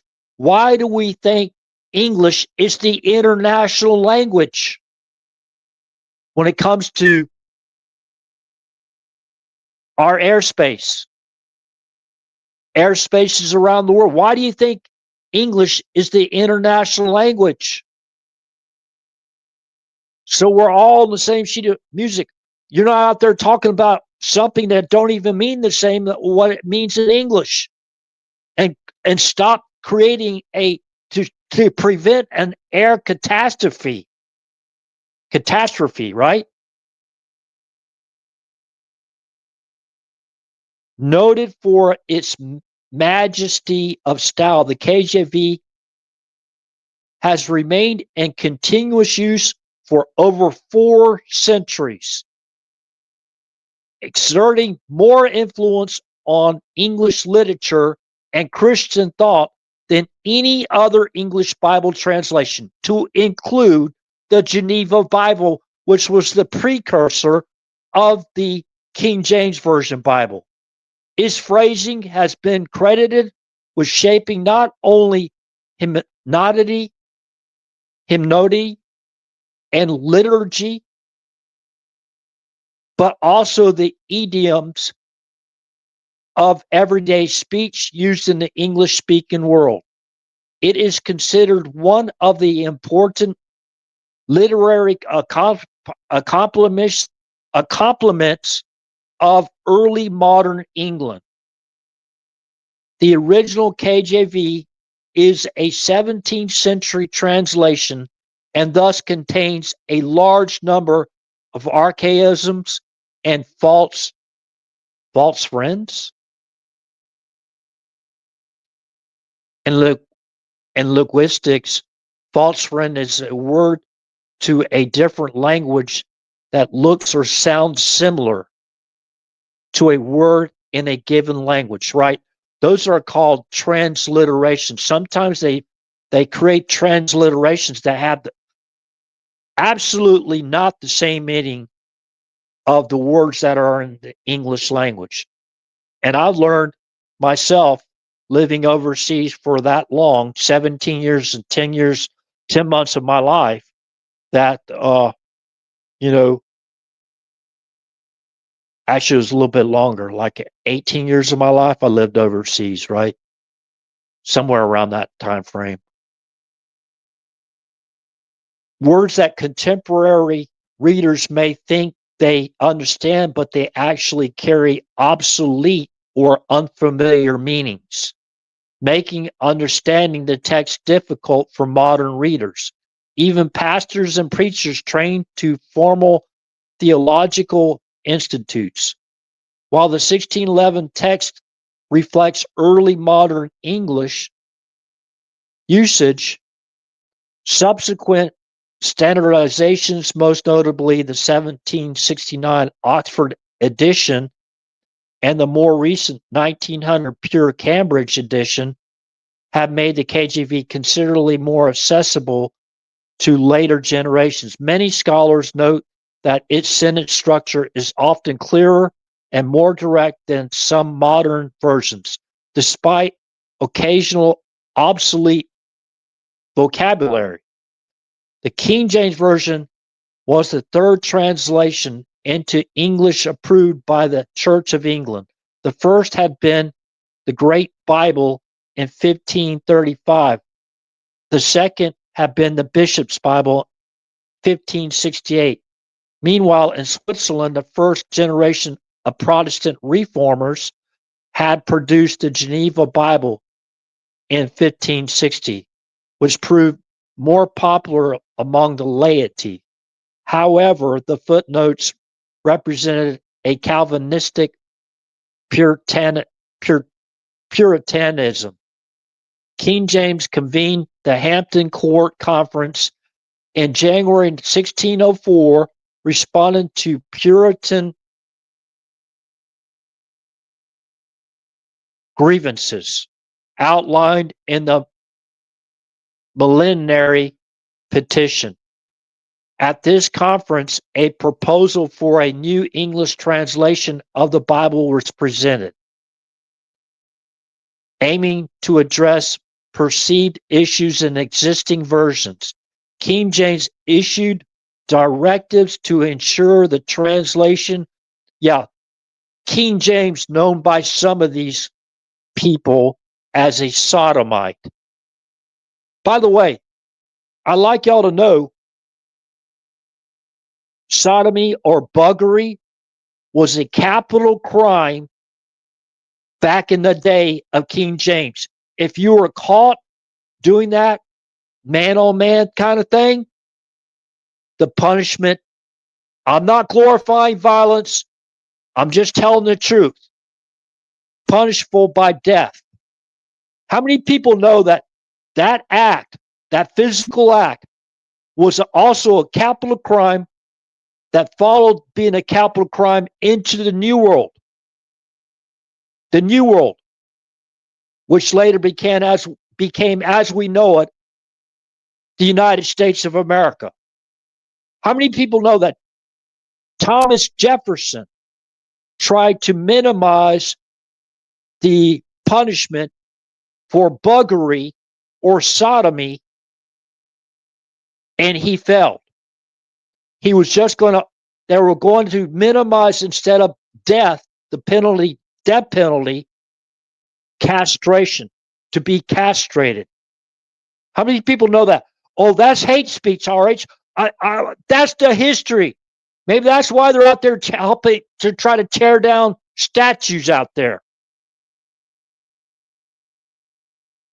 The people that basically kidnapped the rainbow after the flood, the Great Flood.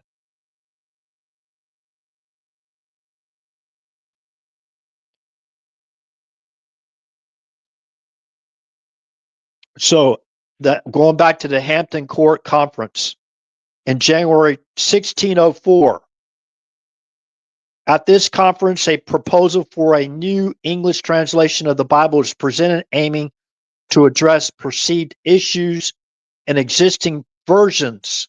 Okay, stand by. I'm going to have to refresh. I have to refresh real quick. So we're good on Rumble, because it took me down yesterday before I can get to all this.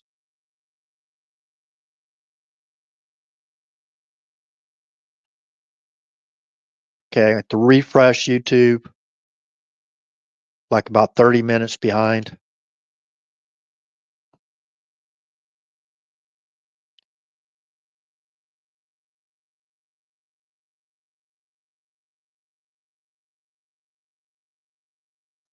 Okay, stand by.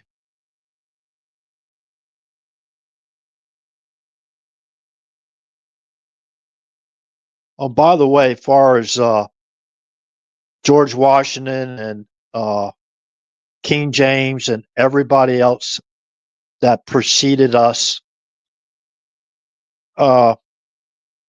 whose lives preceded ours, they're all going to be each independently judged.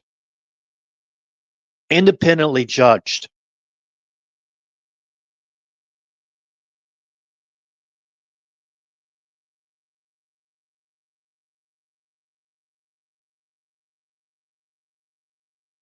Okay.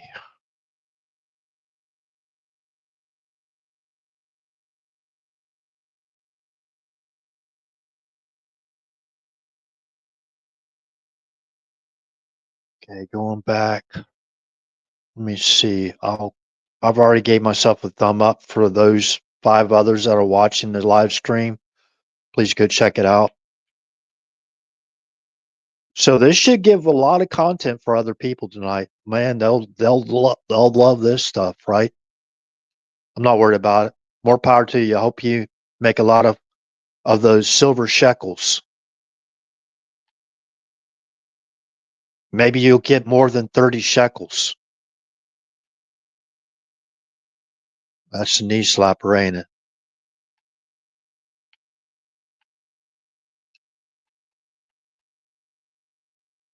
Okay, going back.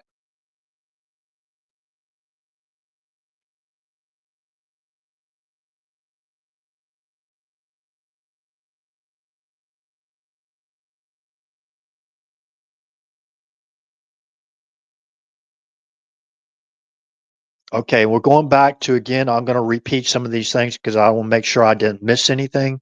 We're talking about King James convened the Hampton Court Conference in January 1604. Okay. At this conference, a proposal for a new English translation of the Bible was presented, aiming to address perceived issues in existing versions. King James issued directives to ensure the translation adhered to the eschatology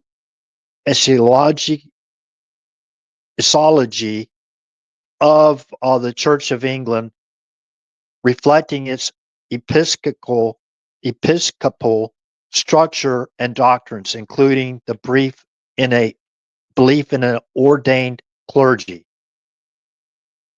Notably, translators were instructed to avoid marginal notes whenever possible, a feature in the Geneva Bible that had been criticized for promoting puritanical and anti-monarchical sentiments. For the New Testament, the Textus Receptus was utilized. The Old Testament was translated from the Masoretic text, and the Apocrypha was rendered from the Septuagint and Latin Vulgate. So the Apocrypha, right? Remember, this Bible was commissioned to be written, put together back in the 1600s. Remember who removed the apocryphal books that wasn't canonized? Okay, remember who they were at war with. Remember our history, the descendants of Manasseh. Remember the Roman Empire.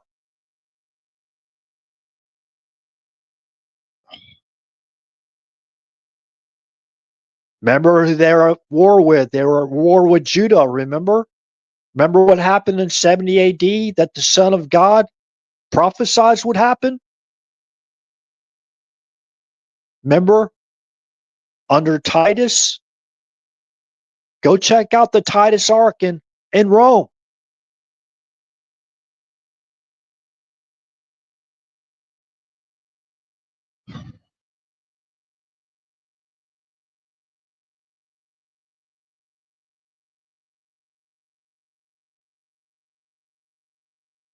Okay. By the first half of the 18th century, the King James Version had become effectively unchallenged as the only English translation used in Anglican and other English Protestant churches, except for the Psalms and some short passages in the Book of Common Prayer of the Church of England. Over the 18th century, the KJV supplanted the Latin Vulgate as a standard version of Scripture for English speaking scholars. With the development of stereotype printing at the beginning of the 19th century, this version of the Bible had become the most widely printed book in history. Almost all of such printings presenting the standard text of 1769 and nearly always omitting the books of the Apocrypha. Today, the unqualified title King James Version usually indicates this Oxford Standard text.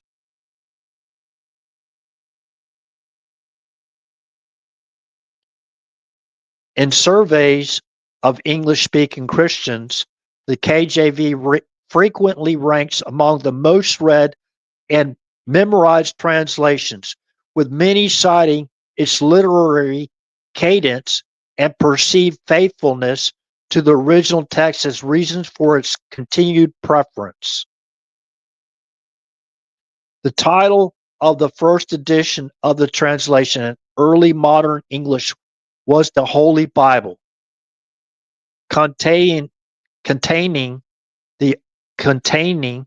Okay, it's not spelled as we do. It's the Old English, containing the Old Testament. You still pronounce it basically almost the same as containing.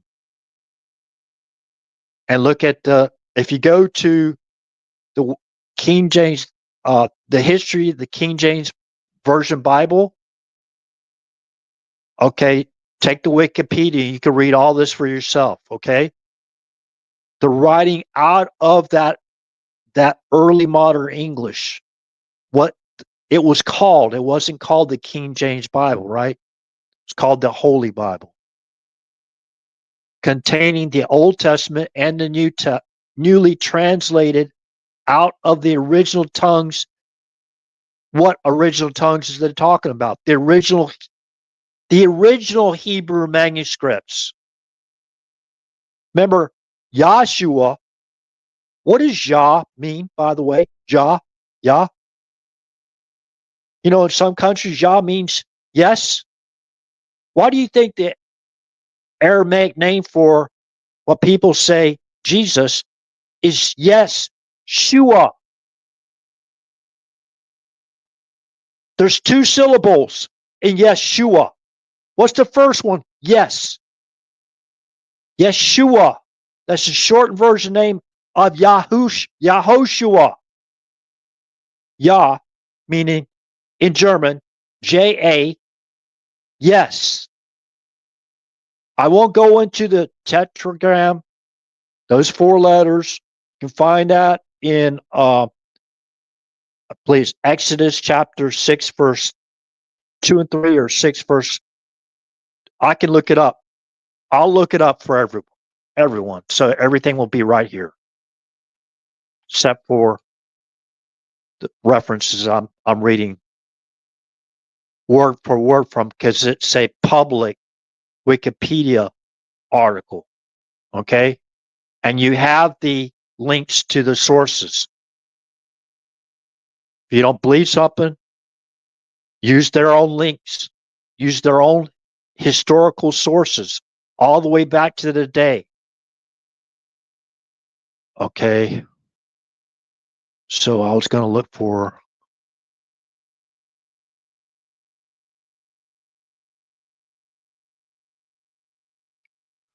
Never mind. I'll get back to that later. Oh yeah, Exodus chapter 6 verse. I don't have my.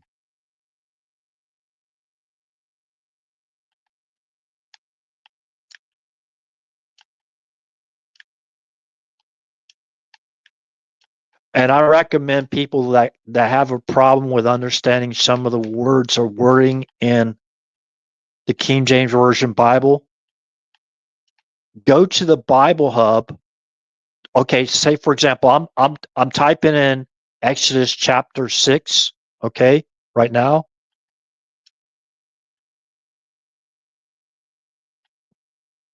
Exodus chapter 6, KJV Bible Hub.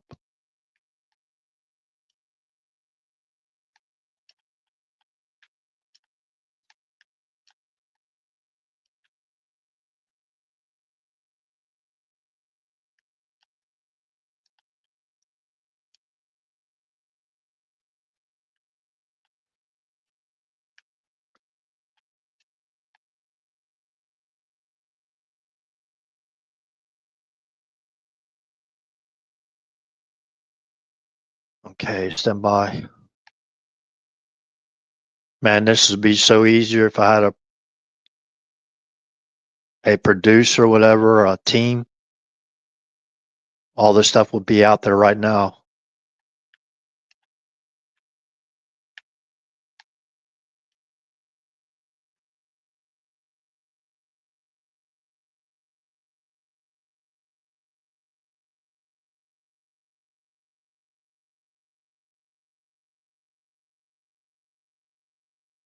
Okay, so when you go, if you want to read the whole chapter of whatever book in the Bible you want, you can go to just type in, say for example, Exodus chapter 6, okay, and put KJV, and then type in Bible Hub after that in your search party, and click on the parallel scripture verses, and you can actually read the words in Aramaic that's translated into our language if you like. There's actually an Aramaic Holy Bible out there too as well. Then the Lord said unto Moses, now shalt thou see what I will do to Pharaoh. For with a strong hand shall he let them go, and with a strong hand shall he drive them out of his land. And God spake unto Moses and said unto him, I am the Lord, and I appeared unto Abraham, unto Isaac, and unto Jacob by the name of God Almighty. But by my name, okay, YHVH, that's the tetragram, okay, yeah, Yehoshua,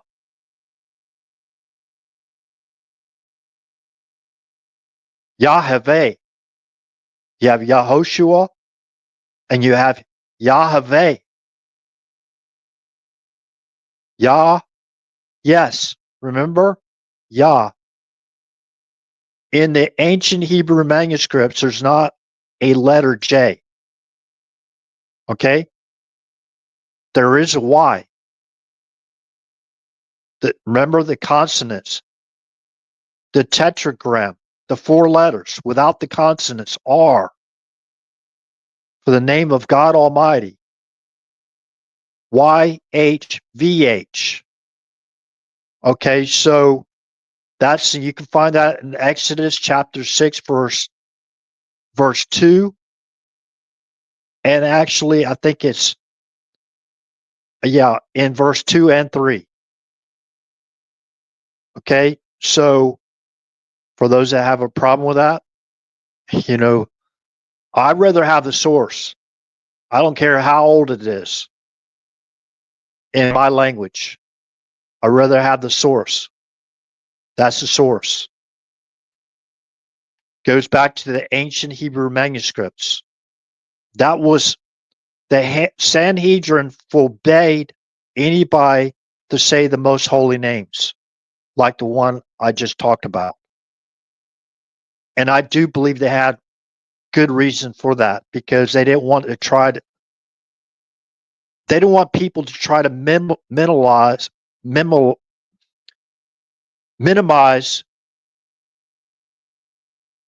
our creator into like a creature.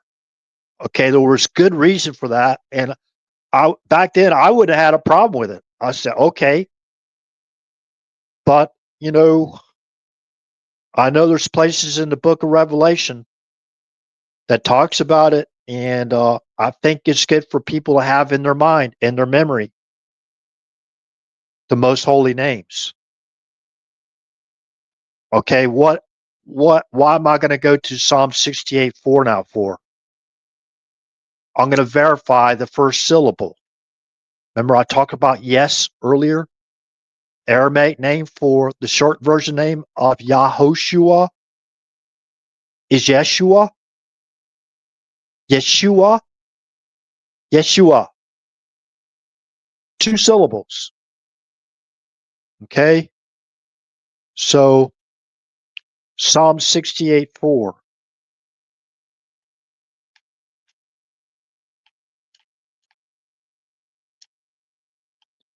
Short version name.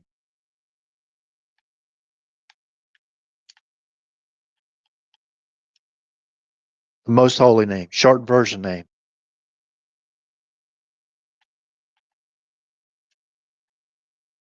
And remember,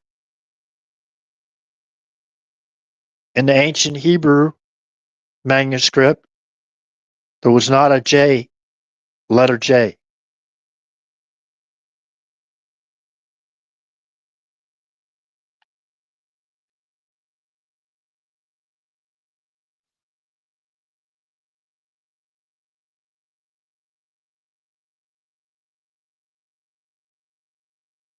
Okay. Psalm 68:4. Sing unto God. Sing praises to his name. Extol him that rideth upon the heavens by his name. Yah.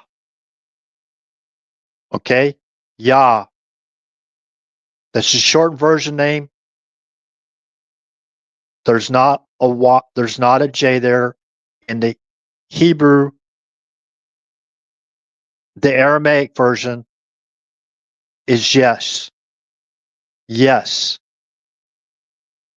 Yes. Not no. Yes. JA means yes. Yah. That's the first syllable.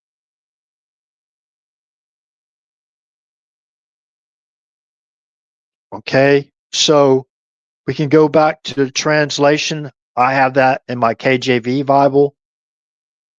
Translate it. Translate it. Remember, they were basically writing the English letter like Joshua is the English version name of Yeshua, the Son of God, or Yahshua, the Son of God. Joshua. Now, remember, they have different meanings. The names have different meanings.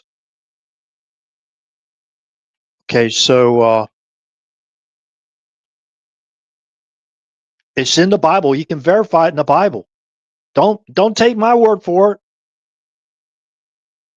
I think it's really important to know, especially if we're in end times.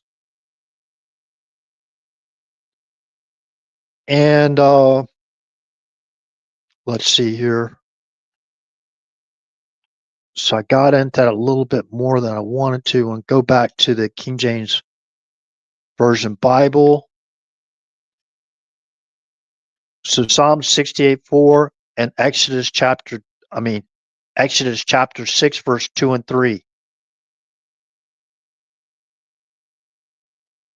And the introduction to the book of Joshua would be very helpful for people trying to understand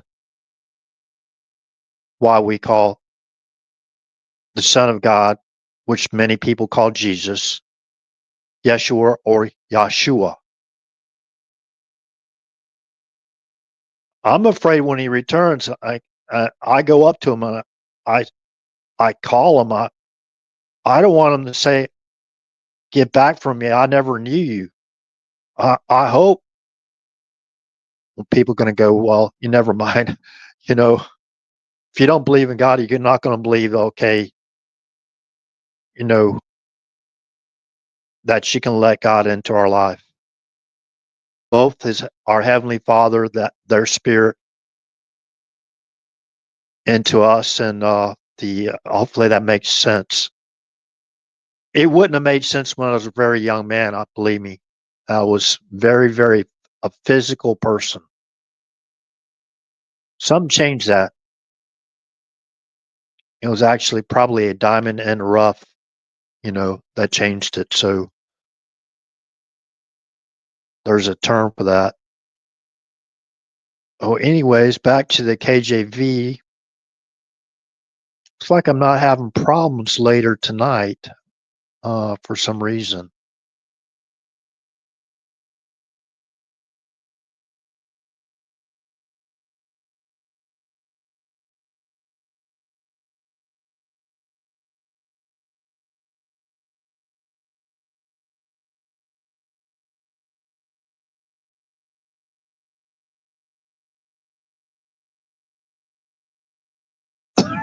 Okay.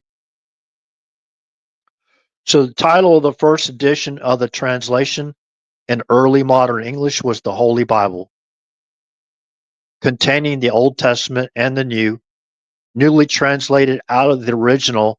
If you have to go, if you want to follow along, you have to go to the Wikipedia history, or the King James Version Bible, history of the King James Bible, and go to the Wikipedia uh, link, type on that, and scroll down. This is all the information here. Is very thorough. Very, not maybe as much as I would like, but there's so much information in here that gives you the entire history and will dispel any of this stuff about, well, you're supporting the sodomite. Remember what happened in, the example that's talked about in the book of Jude. A lot of people don't even know what I'm talking about when I talk about that, but they want to judge individuals like ourselves, right? In our community.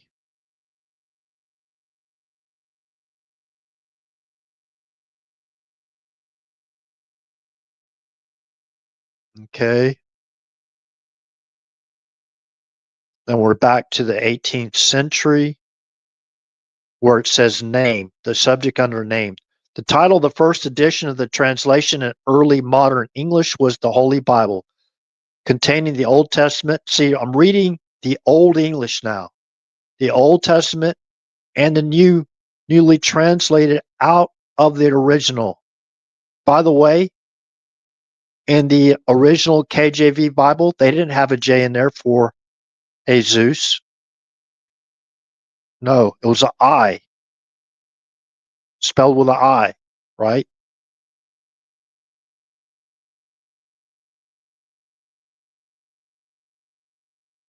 Tongues with former translations diligently compared and reunified by His Majesty's commandment. Underneath the title, it is written that the Bible is appointed to be read in churches. Biblical scholars F. Bruce suggested biblical scholar F. Bruce suggests it was probably authorized by order in council, but no record of the authorization survives because the Privy Council registers from 1600 to 1630 were destroyed by fire in January 1618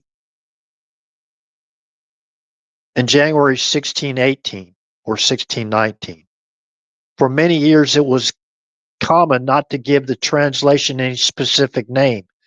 In his Leviathan of 1651, Thomas Hobbes refers to it as the English translation made in the beginning of the reign of King James.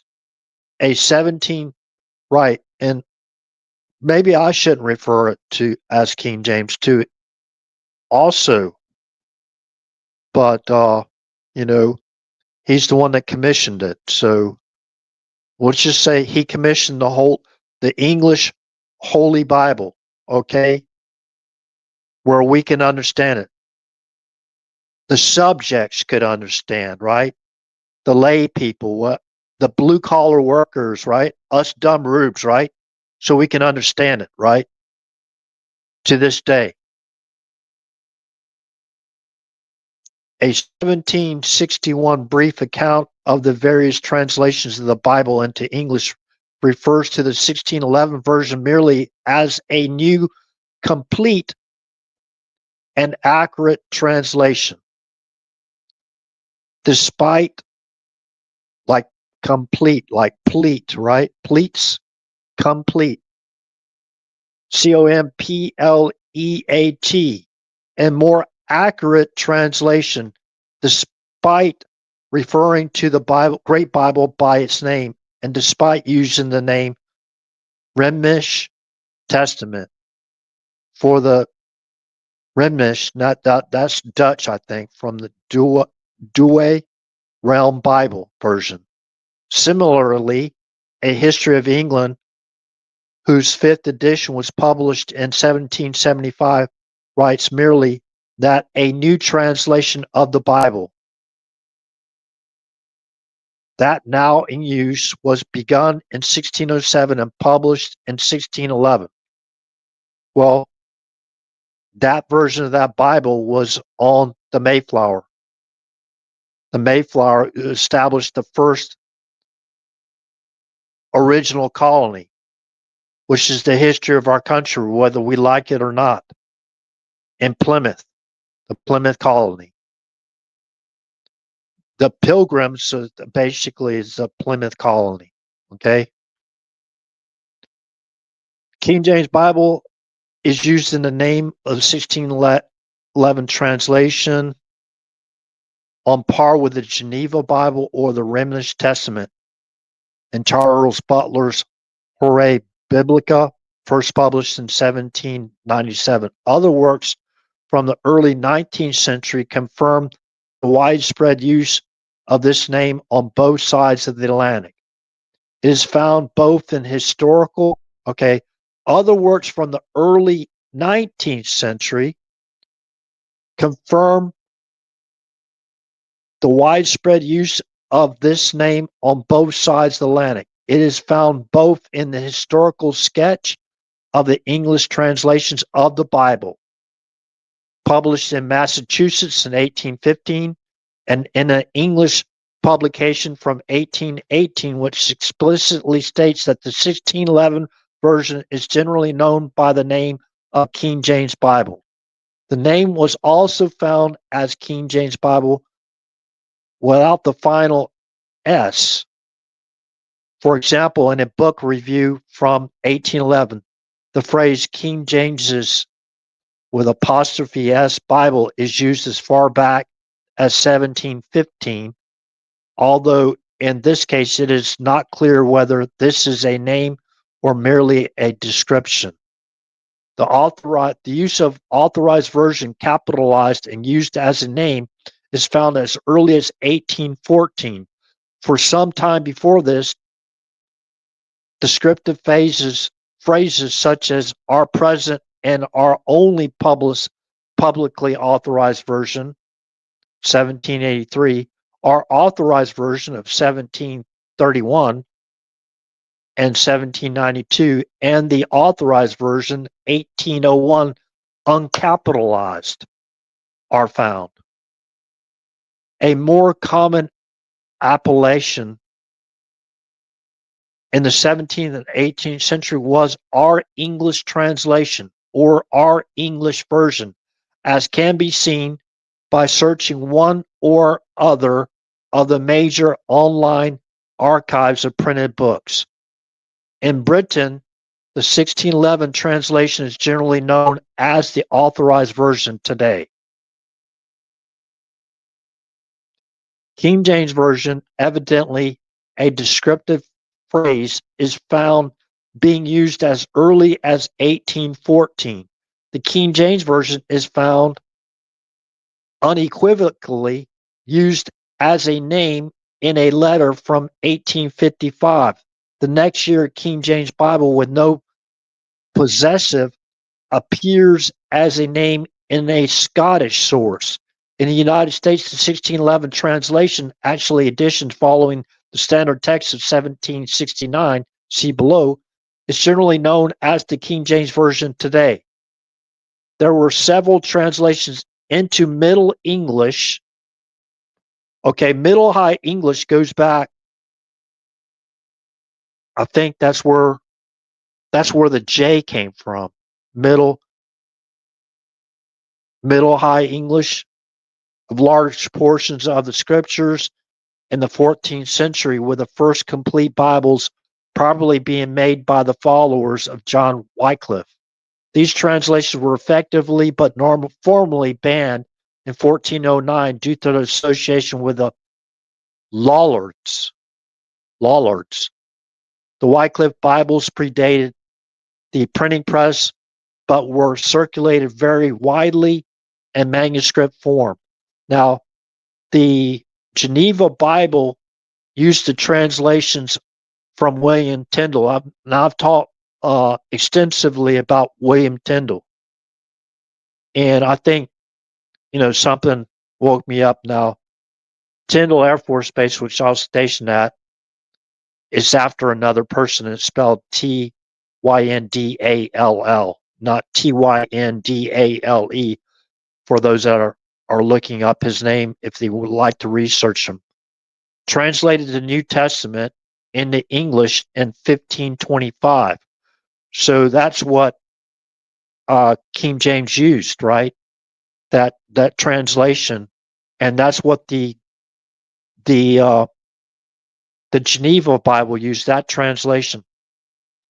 King James Version also further used William Tyndale's translation of the ancient Old Testament in ancient Hebrew scripts. He translated a lot of the ancient Hebrew into English as well. While William Tyndale was translating the Bible back then at that time into the English language, that was a crime guilty by death. Okay, a crime guilty by death. And if you understand the term Bloody Mary, you might understand why. Okay. Now, William Tyndale, King James used, I think, almost all the translations, or a lot of the translations he had translated already from the ancient Hebrew manuscripts for the Old Testament. And of course, he used a lot of the translations from William Tyndale for the New Testament as well. William Tyndale, by the way, his fate was he was burned at a stake. He's burned. I don't want to be graphic. I'm not glorifying criminal violence at all. But that's the price this man paid to help us have a English written Bible that we can understand in our language, especially referring to the tribe of Joseph, which became the tribes of Manasseh and Ephraim. Please, a lot of our heritage has been lost because of these people, because people are paid to basically fight these old religious wars to this day, even when it comes to the Holy Bible. They're still fighting and positioning themselves to have the next one that basically becomes the most widely used. Now, remember, I'm not leaving out on purpose. I'm not saying that certain other religions use their own Bible. You have to make that discernment for yourself. I'm not going to disparage anybody.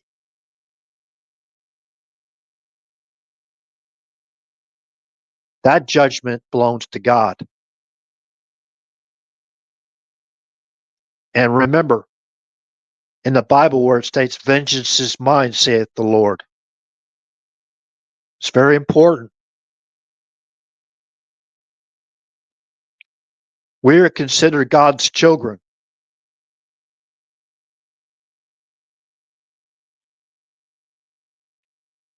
At least I believe we are considered God's children, his unperfect children.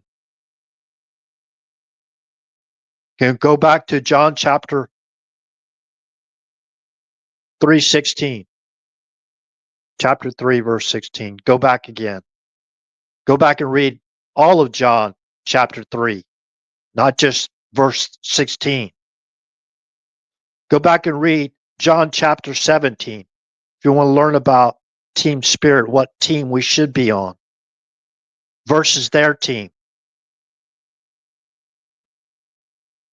Remember, Satan entered into Judas. Remember?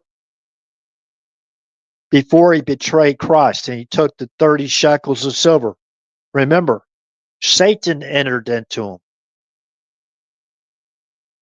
He was possessed by Satan's spirit to do what he did.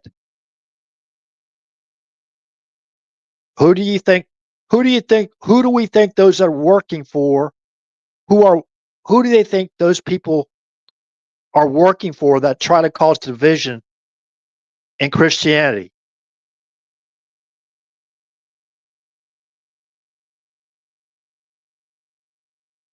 To disparage even the word of God.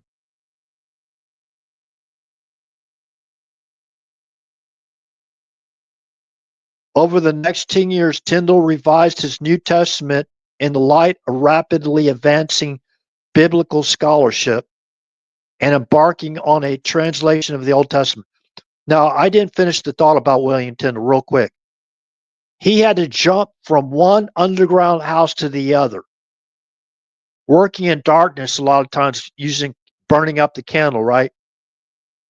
To even get the original Hebrew manuscripts without getting caught,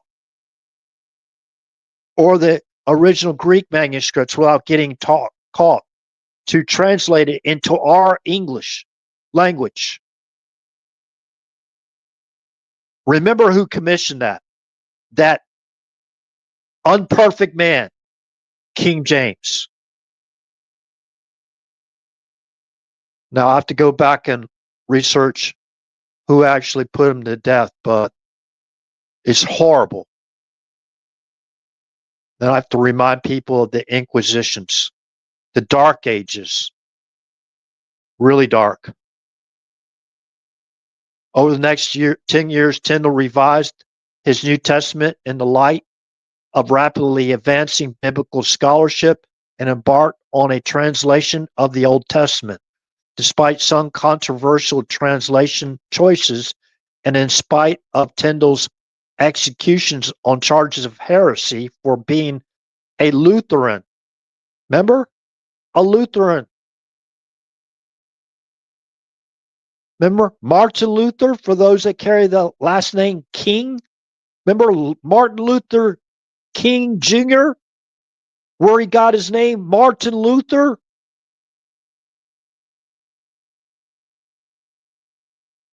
That's who King James commissioned.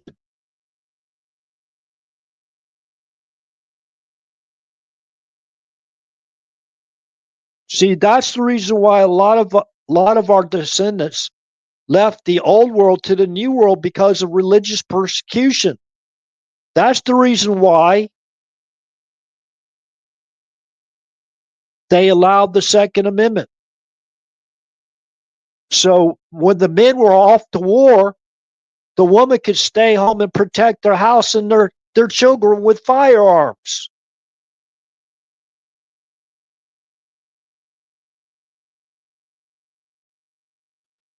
Despite some controversial translation choices, and in spite of Tyndale's execution on charges of heresy for being a Lutheran, there's a source reference number there, link there, so you can click on that link. The merits of Tyndale's work and prose style made his translation the ultimate basis for all subsequent renditions into early modern English. with these translations lightly edited and adapted by Miles Coverdale to remove offensive notes. In 1539, Tyndale's New Testament and his incomplete work on the Old Testament became the basis for the Great Bible. This was the first authorized version issued by the Church of England during the reign of King Henry VIII. When Mary I succeeded to the throne in 1553, she returned the Church of England to the communion of the Catholic faith, and many English religious reformers fled the country, some establishing an English-speaking community in the Protestant city of Geneva, Switzerland. Under the leadership of John Calvin, Geneva became the chief international center of Reformed Protestantism and Latin biblical scholarship. These English expatriates undertook a translation that became known as the Geneva Bible. The translation dated to 1560 was the revision of Tyndale's Bible and the Great Bible on the basis of the original languages. Soon after Elizabeth I took the throne in 1588, problems with both the Great and Geneva Bibles, namely that the latter did not conform to the eschatology and reflect the episcopal structure of the Church of England and its beliefs about an ordained clergy, became apparent to church authorities. In 1568, the Church of England responded with the Bishop's Bible, a revision of the Great Bible in the light of the Geneva version. While officially approved, the new version failed to displace the Geneva translation as the most popular English Bible of the age, in part because the full Bible was printed only in lecterns editions of the prodigious size and at a cost of several pounds. Yeah, us dumb rubes, we didn't have enough money to buy those Bibles at the time, right? So accordingly, Elizabethan lay people overwhelmingly read the Bible in the Geneva version, as small editions were made available at a relatively low cost. At the same time, there was a substantial clandestine importation of a rival Douay Realm's New Testament of 1592 undertaken by exiled Catholics. This translation, though still derived from Tyndale, claimed to represent the text of Latin Vulgate. Okay, remember the Latin names I talked about. Very important. Remember what was going on during the times of Christ, during the Roman times. Remember what was going on. Remember what they celebrated and what we did. Remember, they had to appease the pagans. They had to appease the pagans. That's all I'll say about that. In May 1601, King James VI of Scotland, and that's King James the First too, attended the General Assembly of the Church of Scotland at St. Columba's Church in Burntisland, Fife, at which proposals were put forward for a new translation of the Bible into English. 2 years later, he ascended to the throne of England. Okay, that's when he became both King James I and King James VI. Okay, the newly crowned King James convened the Hampton Court Conference in 1604. That gathering proposed a new English version in response to the perceived problems of earlier translations as detected by the Puritan faction of the Church of England. Here are 3 examples of problems that Puritans perceived with the bishops and Great Bibles. First Galatians verse 25 from the Bishop's Bible. The Greek word, okay, I can't read that. It's written in Greek, right?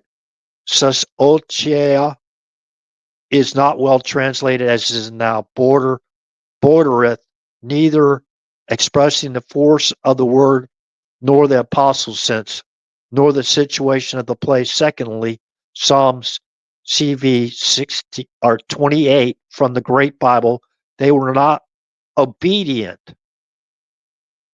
The original being, they were not disobedient. Thirdly, Psalms 30, so they had to make some corrections from wrong translations. Okay, so then stood up the Pines and prayed, the Hebrew hath executed judgment. Thirdly, that was Psalms 30, also from the Great Bible. Then stood up Pines and prayed, the Hebrew hath executed judgment.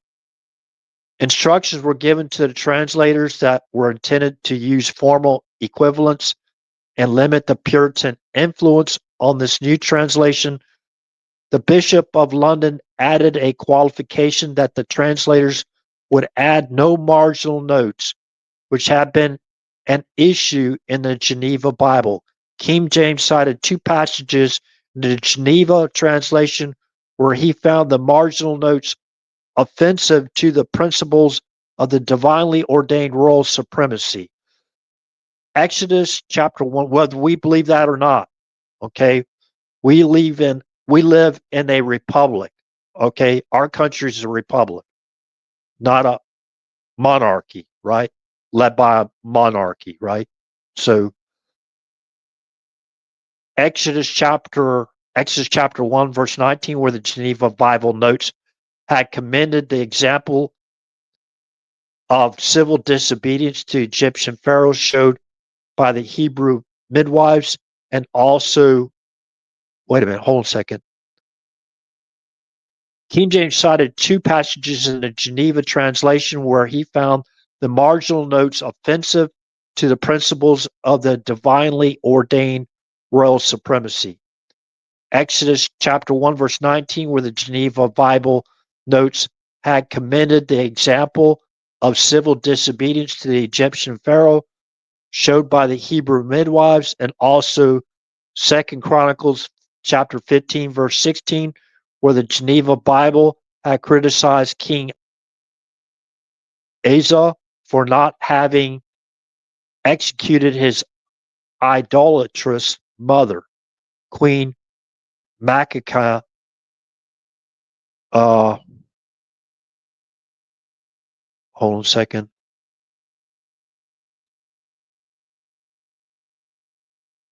MAGA had actually been Asa's grandmother, but James considered the Geneva Bible reference as sanctioning the execution of his own mother, Mary, Queen of Scots. Further, the king gave the translators, I won't, I'm going to go through this as much as I can here. Further, the king gave, testing 1, 2, we're still live. Wish they didn't shut down this channel yesterday, but I have to keep an eye on it. I might have to refresh. Let me refresh real quick, make sure when I stay on the, if I stick to the source references too long, those tabs, whatever, I get taken down.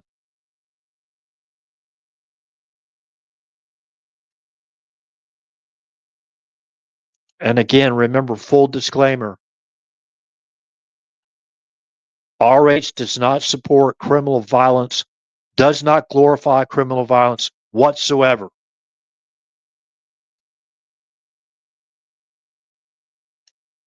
Now, I do support national defense and personal defense.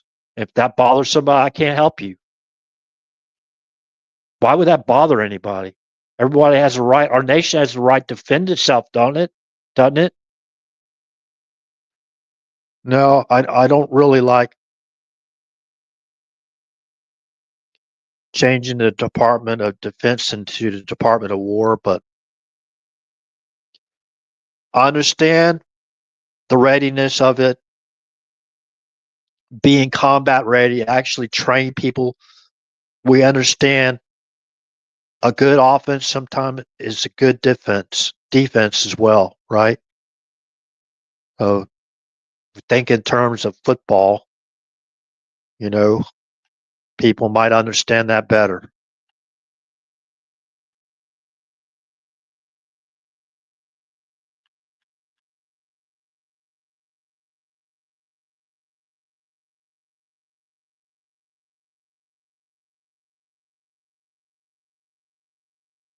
Okay, I still have, well, it's dwindling down. It's getting late. And thank you for those that are still here.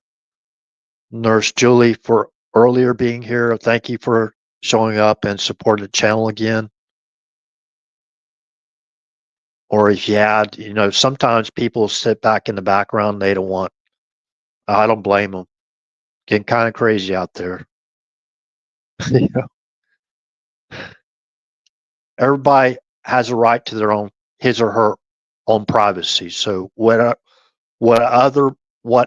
method that someone chooses for their right to their own safety and their own privacy, I support it. Okay. I'm pretty sure it's lawful, so I won't go that route. Okay, so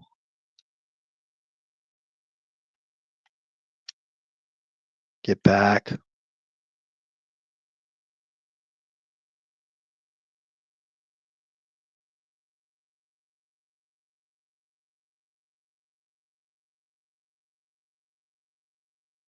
Okay.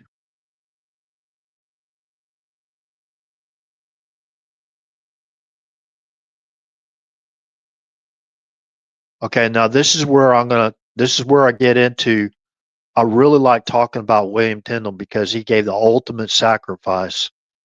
We got a uh, Arlington National Cemetery, all those graven images, all those crosses, right? Some are not crosses. The symbol Tav, right? All those people buried, all those people that gave their life to help make our country what it is. And I believe we need divine intervention from God to basically keep our country as God intended.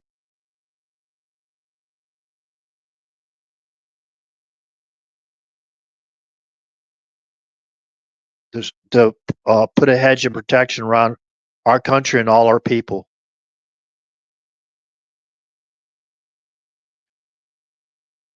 James's instructions included several requirements that kept the new translation familiar to its listeners and readers. The text of the bishop's Bible would serve as the primary guide for the translators, and the familiar proper names of the biblical characters would all be retained. If the bishop's Bible was deemed problematic in any situation, the translators were permitted to consult other translations from a previous pre-approved list. The Tyndale Bible, the Coverdell Bible, Matthew's Bible, the Great Bible, and the Geneva Bible. In addition, later scholars have detected an influence on the authorized version from the translations of the Taverner's Bible and the New Testament of the Douay Realm Bible. A recent estimate is that 84% of the New Testament in the KJV is word for word identical to the Tyndale Bible, and about 76% of Tyndale's incomplete Old Testament is in the KJV. So 76% of the original Hebrew manuscripts in our KJV Bible or our Holy Bible, if it makes people feel better, after that disparagement, whatever, Kind of makes me feel better. Because I don't know, but remember, the Bible was written by the original Hebrew manuscripts and the original Greek manuscripts were written by divinely inspired men, and I believe women too.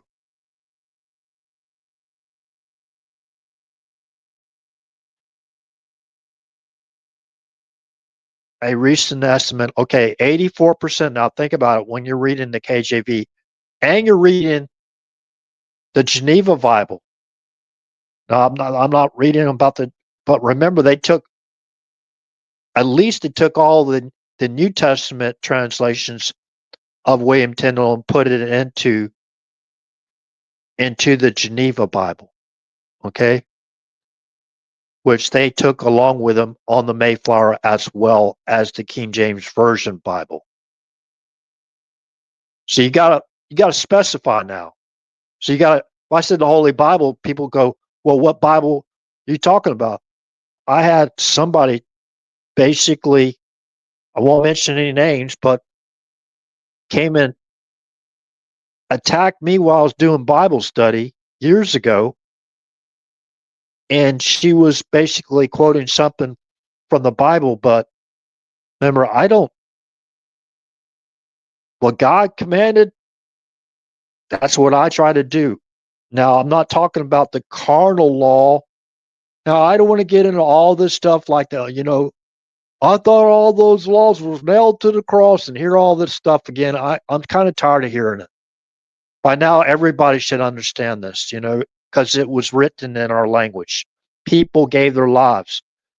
People out in Arlington gave their lives for what I'm talking about now. William Tyndale gave his life. He was murdered in the worst fashion you can imagine.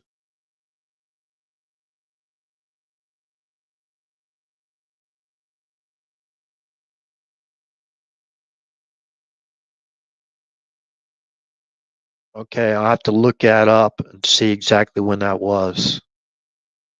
Who was behind the order. But remember, he was Lutheran, a reformer.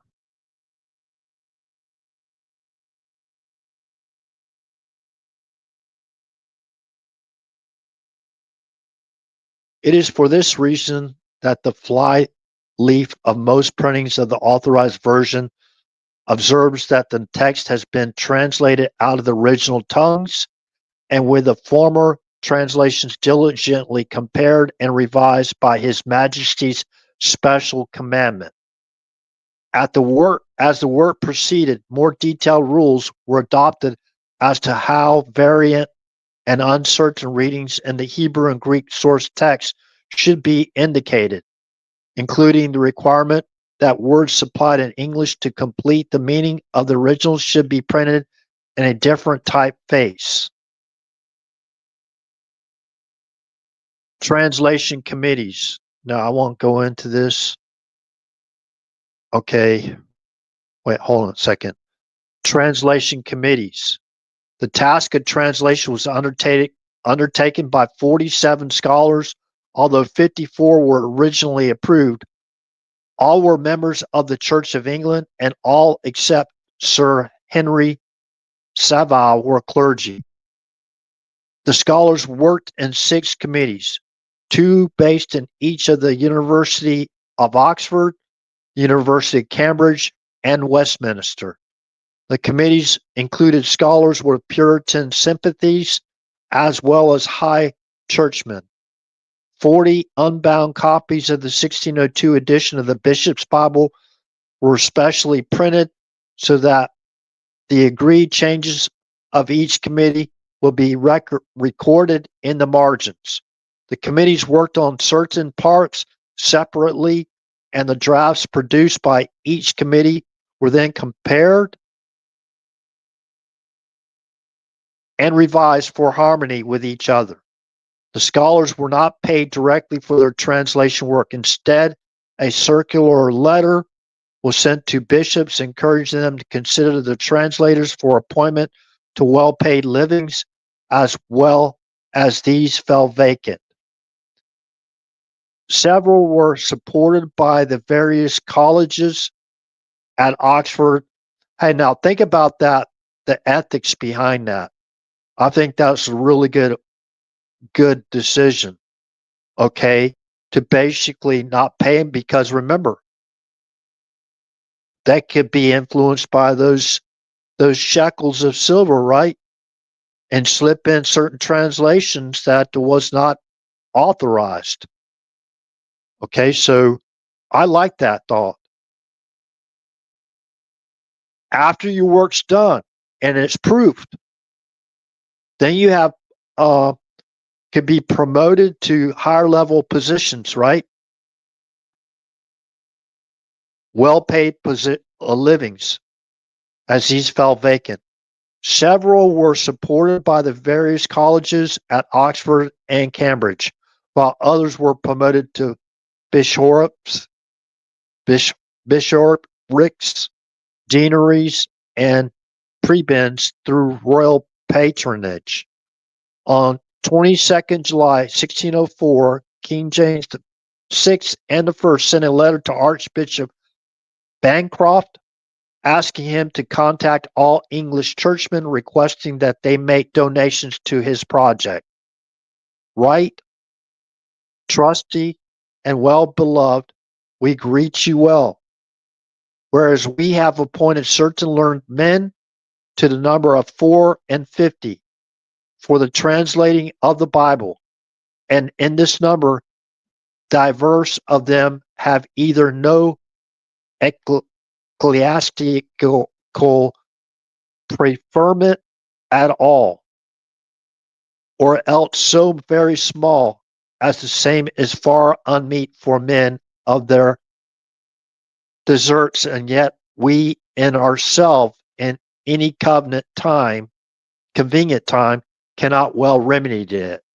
Therefore we do hereby require you that presently you write in our name as well to the Archbishop of York as to the rest of the bishops of the province of Canterbury, signifying unto them that we do well and straightly charge every one of them, that all excuses set apart, when a prebend or parsonage shall next upon any occasion happen to be void, we may commend for the same such of the learned men as we shall think fit to be preferred unto it. Give unto our signet at our place of Westminster on 2nd and 20 July, in the second year of our reign of England, France, and of Ireland and Scotland. The sixth committee started work towards the end of 1604. The Apocrypha committee finished first, and all six completed their sections by 1608. From January 1609, a general committee of review met at Stationers' Hall, London, to review the completed marked texts from each of the committees, and were paid for their attendance by the Stationers' Company. Okay. Now, I didn't want to go into a lot.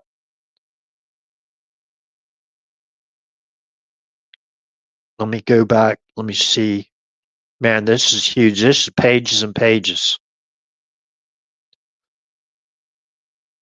The original printing of the authorized version was published by Robert Barker, the King's printer, in 1611 as a complete folio Bible.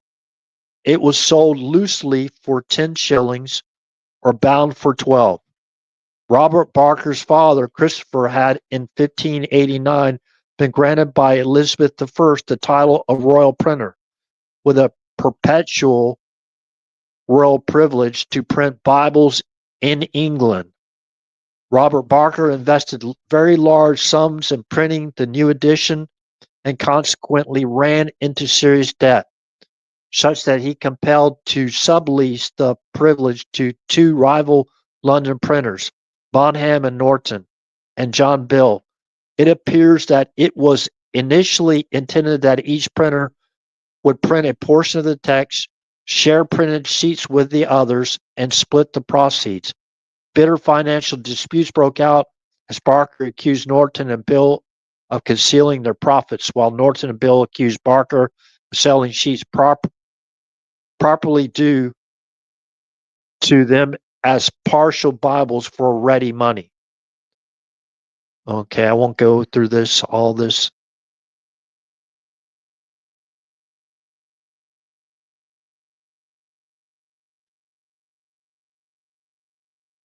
It's really cool to look at the Epistle of Paul. I've gone through and I've read some of it. Now, remember, this is not only like in older English, right? This is also, it's in a different print. Like, I forgot what you call the print we use. It almost looks like cursive writing, but it's not. I guess this is what would be called the old. Hold on a second.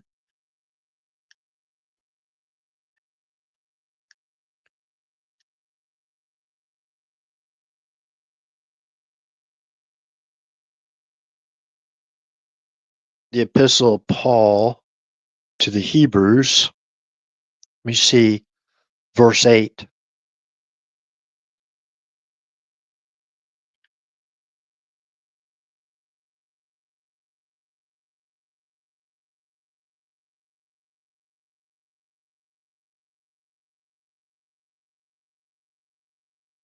I'm going to have to get where I can read this better because I can't zoom in on this well enough to read it properly. Yeah. So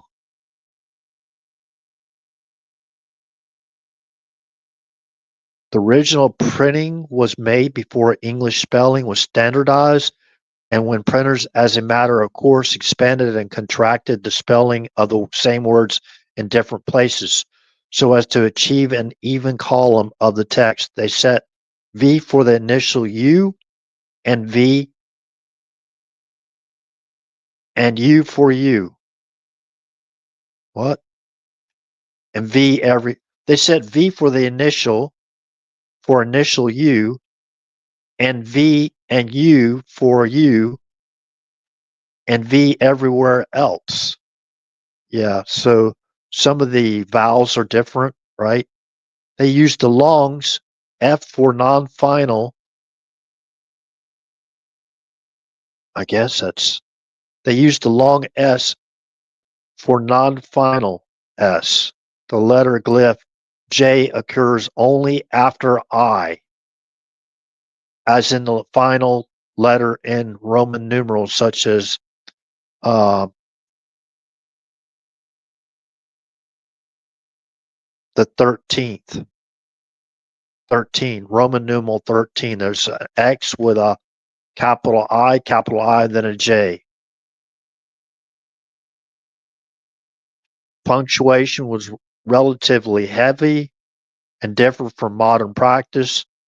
When space needed to be saved, the printer sometimes used yay for the replacing the Middle English thorn.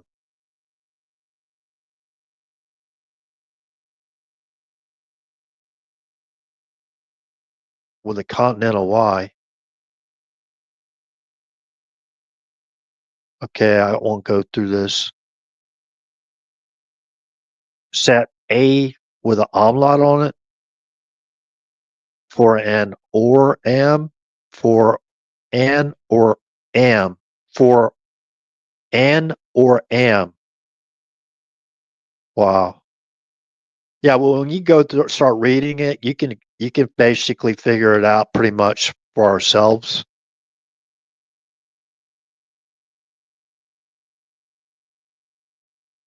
Okay, I won't go into the printing. That goes in a lot of detail.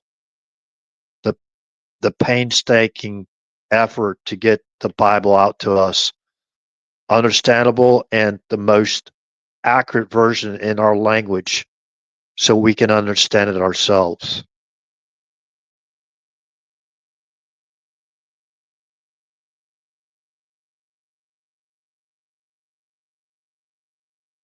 In contrast to the Geneva Bible and the Bishop's Bible, which had both been extensively illustrated, there were no illustrations in the 1611 edition of the Authorized Version, the main form of declaration being the historiated initial letters provided for books and chapters, together with the decorative title pages to the Bible itself and to the New Testament.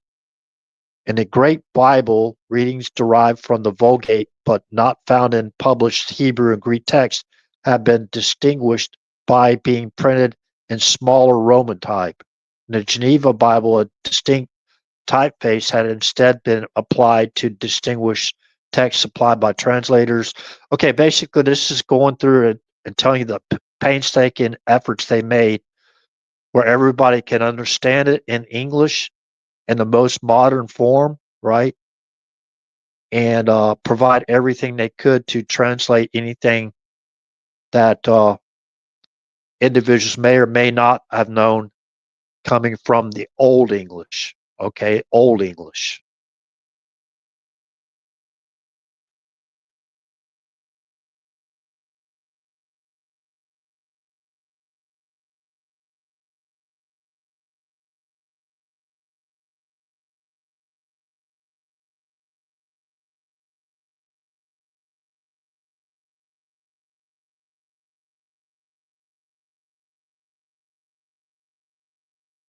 The case was different. Okay, we'll see. In the 1662 Book of Common Prayer, the text of the Authorized Version finally supplanted that of the Great Bible in the Epistle and Gospel readings, though the prayer book, Psalter, nevertheless continues in the Great Bible version.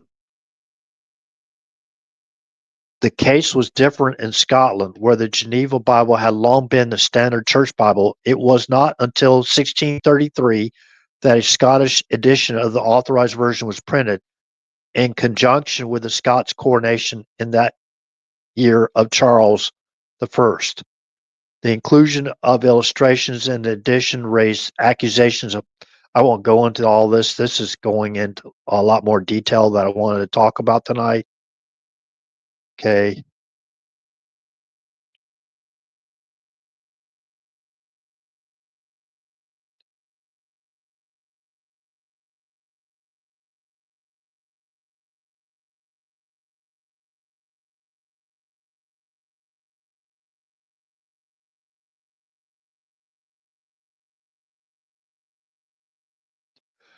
By the first half, this is important here.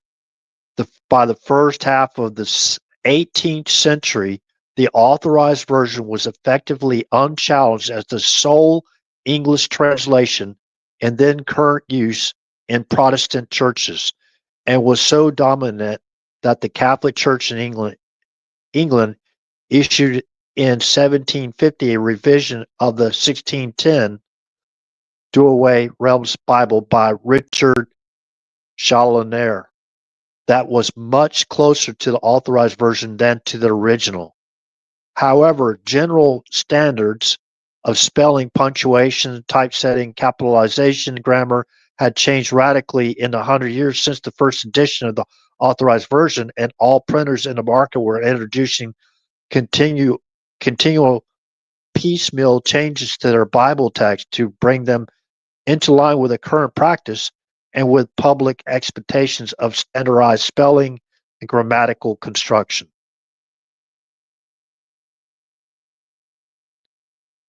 Over the course of the 18th century, the Authorized Version supplanted the Hebrew, Greek, and the Latin Vulgate as the standard version of Scripture for English-speaking scholars and divines, and indeed came to be regarded by some as an inspired text in itself. So much so that any challenge to its reading or its textual base came to be regarded by many as an assault on Holy Scripture. That's how I feel to this day. There's assault. I'm not going to talk about individuals. Remember, this is a law and order channel. Everybody has the right to their own opinions. But I'll say this. If I believe I made a mistake, I go out there and apologize. Just as simple as that. You know, sometimes I was taught by a pastor one time, you get an argument with your wife, say you're sorry. Even if it's just sorry, just say you're sorry. You know, I think that's a very good recommendation. Say you're sorry. Even if you think you're right, no matter how long you think you're right, how strong you feel that you're right, say you're sorry for the disagreement and move on.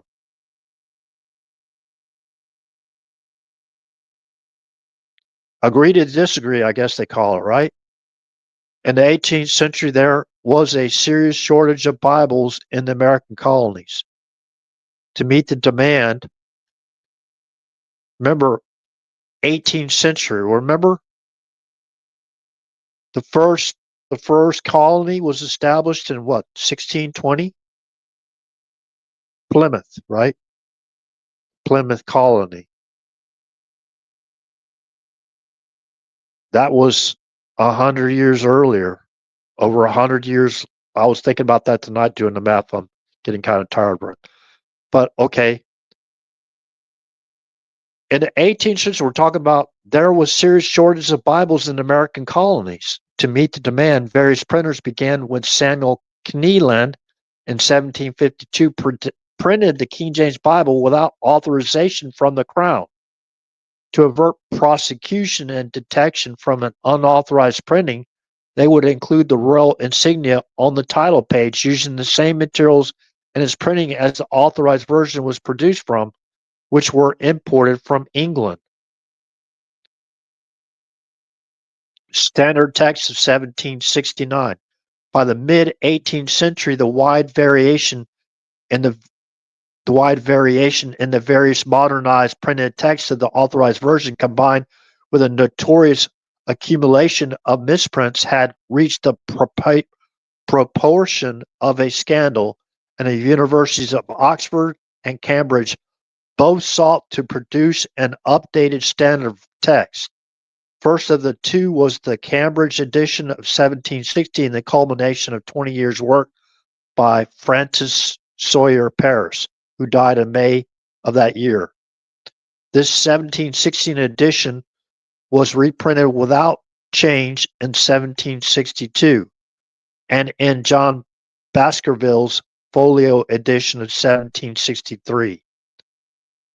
This was effectively superseded by the 1769 Oxford edition, edited by Benjamin Blaney, though with comparatively few changes from Parris's edition, but which became the Oxford Standard Text and is reproduced almost unchanged in most current printings.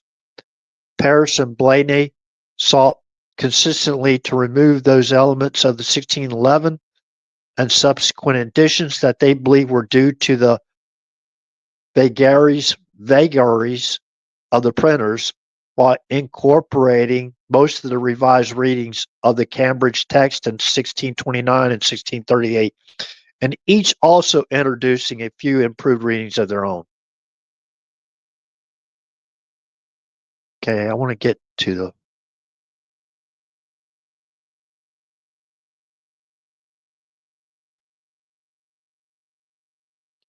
like the 1611 edition, the 1769 Oxford edition included the Apocrypha, although Blaney tended to remove cross references to the books of the Apocrypha. Okay. From the margins of their Old and New Testaments, wherever these have been provided by the original translators. It also includes both preferences from the 1611 edition, prefaces. Although altogether the standardization of spelling and punctuation caused Blaney's 1769 text to differ from the 1611 text in around 24,000 places. Wow.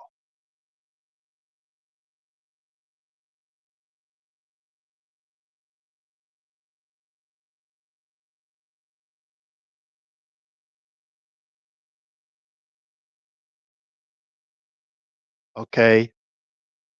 The 1611 and 1769 texts of the first three verses from 1 Corinthians chapter 13 are given below.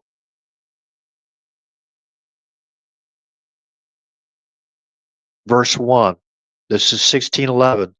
Though I speak with the tongues of men and of angels and have not charity, I am become a sounding brass or tinkling cymbal. And though I have the gift of prophecy and understand all mysteries and all knowledge, and though I have all faith, so that I could remove mountains and have no charity, I am nothing. And though I bestow all my goods to feed the poor, and though I give my body to be burned and have not charity, it profit me nothing. Okay, now the the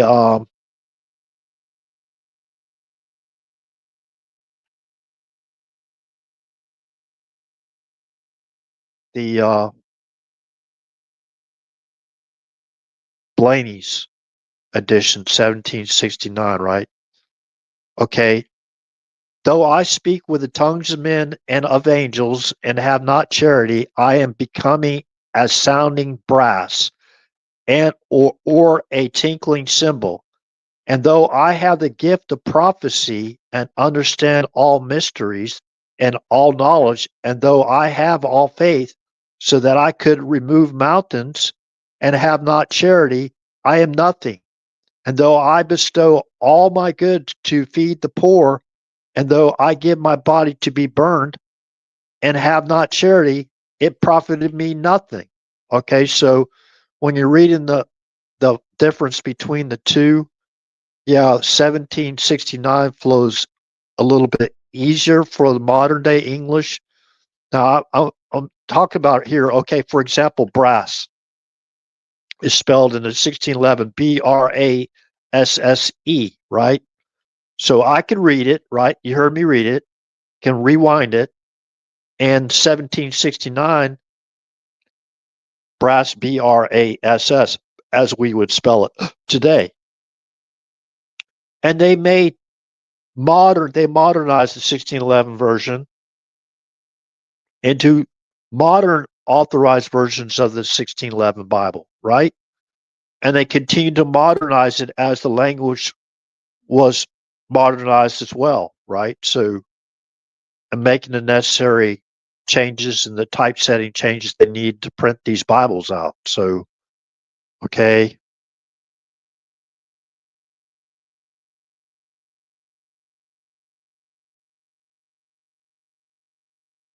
From the early 19th century, the authorized version, we're talking about, again, our Holy Bible, which is all the reference at the King James Bible, who he commissioned to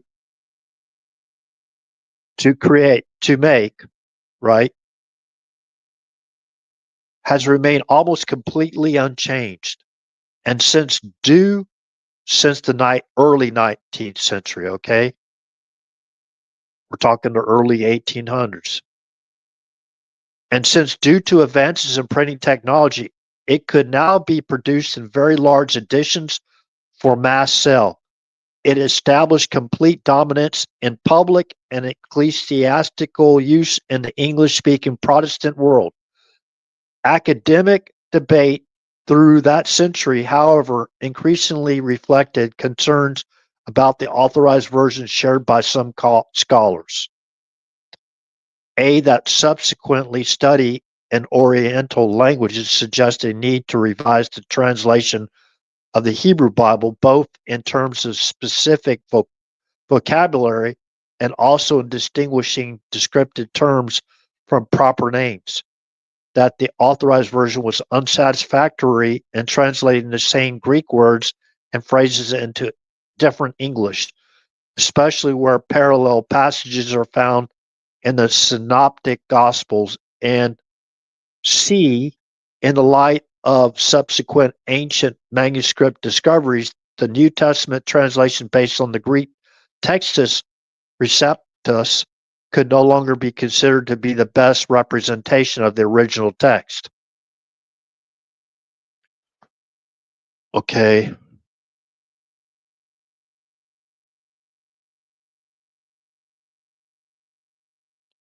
So they may continue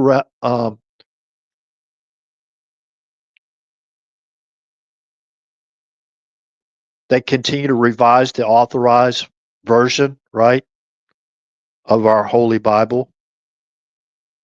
They continued on to modernize it and make it better in our language.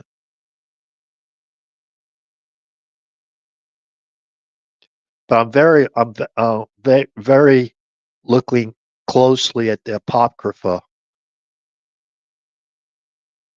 Remember the Latin? I won't go there. 320 was around 324 A.D. The Council of Nicaea that basically canonized those books and took out the Apocrypha. So I blame it on the King James. It's funny, kind of funny, right? Well, they're out of there now, but you can get them still. I do when I recommend people that are just starting out, trying to learn, to teach the Word of God. I would say read the authorized version first, critically learn it, read it, critically learn it, right before you move on to the Apocrypha. Then I recommend that you go to the Apocrypha after you critically learn the canonized version of the Bible. Okay, and I'm saying that you can start with a Apocrypha if you want to. You can go to the Book of Enoch, the book of Enoch, and all that stuff, and take when you're reading, when you're critically learning, you're going to get little breadcrumbs to lead you to the Apocrypha and the current Holy Bible that we call it was commissioned by King James. Okay, so there was a whole lot more people behind making the current authorized King James Bible to make it possible than there was of King James.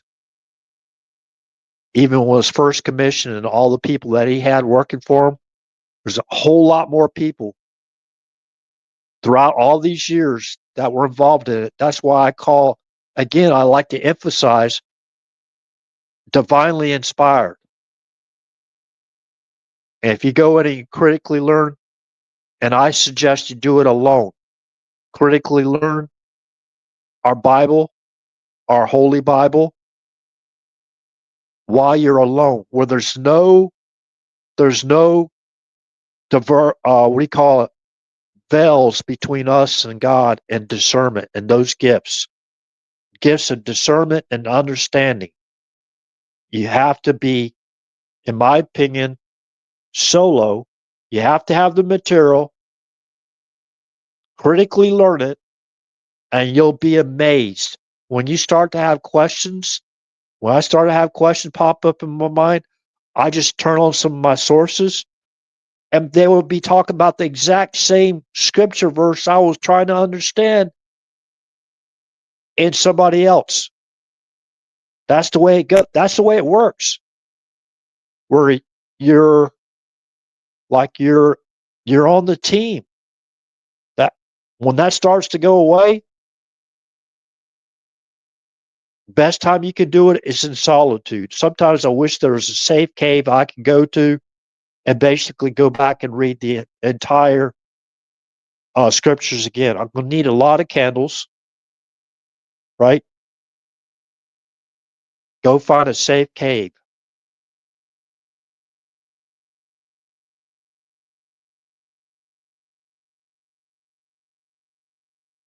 This is not about all me, myself, and I. It's about us, our community. Now, I think we can probably surmise from, if you've been here from the beginning, that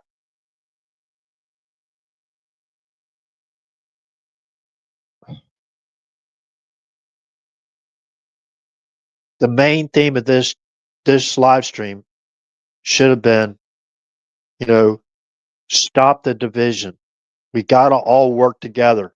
We don't, if we allow that, that, uh, that Satan, that snake to basically divide us, then he's going to win. He's going to win. If we're going to allow him to divide us all the time and argue about the most ridiculous things to argue about, right? Now, I understand the concerns, but, you know, when you got tens of thousands of viewers, I would never, ever use disparaging remarks about the Holy Bible like that. I don't care where you're from. I don't care what denomination you're from. I don't care what your pastor said to you or didn't say to you, pastor, or didn't say to you. I don't care what you heard in gossip or whatever. I don't care. We have to stop this division. And that's how they're winning. Look at if you're looking at it from the political view, even the political view, look how much power these people have got, where they've actually gone through and they've actually censored people and taken them down for speaking the truth.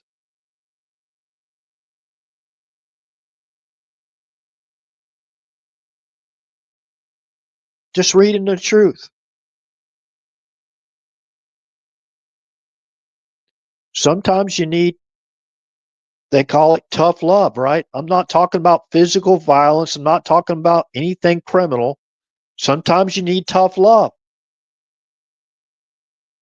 And once you present the information, if your conscience doesn't start working and your discernment doesn't start to be, that God doesn't work as far as the Holy Spirit, if it doesn't work on your conscience, I don't know. I know if it was me, I'd be doing a lot of praying. It's very easy between the veil that Satan put between us and God, our Heavenly Father. And you can say his son too, right? Because a lot of us want, a lot of us, I mean, not, I don't think I argue that much about the scriptures, but the words of the word of God, God sent him to say those things, right? We can go to John chapter 17. You can read that, prove what I just said in John chapter 17. I've already shared the scriptures in the Old Testament where it came from. Remember? Yeah, I think that's appropriate right there, right now. It's a good time. God said to Abram, our Heavenly Father said to Abram, I will rise up amongst your brethren a prophet like unto thee. Unto him everyone should follow, right? Let me go find that verse.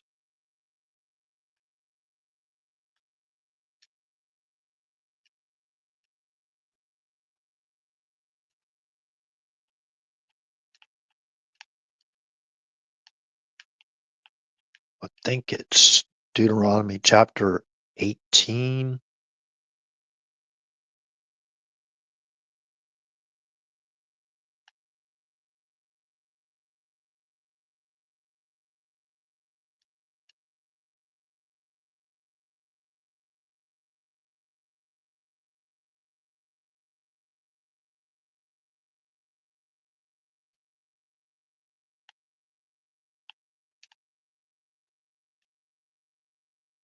Okay, Deuteronomy chapter 18, KJV version Bible.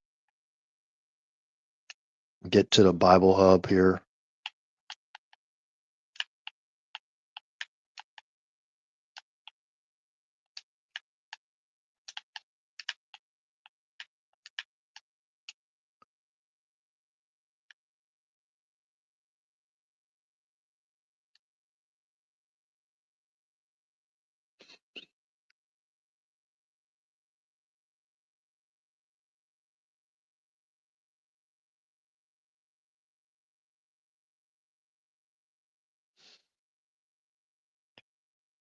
Okay, this is far as Deuteronomy chapter 18, beginning with verse 15. The Lord thy God, now this is our Heavenly Father speaking to Moses. The Lord thy God will raise up unto thee a prophet, thee meaning Moses, a prophet from the midst of thee, of thy brethren, like unto me, unto him ye shall hearken, according to all that thou desirest of the Lord thy God in the Horeb in the day of the assembly, saying, Let me not hear again the voice of the Lord my God, neither let me see this great fire any more, that I die not. And the Lord said unto me, They that have well spoken, they have well spoken that which they have spoken. I will raise them up a prophet from among their brethren, like unto thee, and will put my words in his mouth, and he shall speak unto them all that I shall command him. And it shall come to pass that whosoever will not hearken unto my words, which he shall speak in my name, I will require it of him. That's talking about Jesus, right? Christ, the Son of God, our brother. If we're a Christian, he's our brother. If we try to do the will of our Heavenly Father, remember, we will be his mother, we will be his brothers, we will be his sisters, right?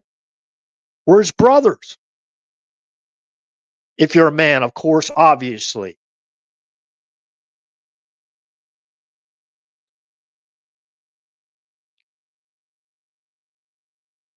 Remember,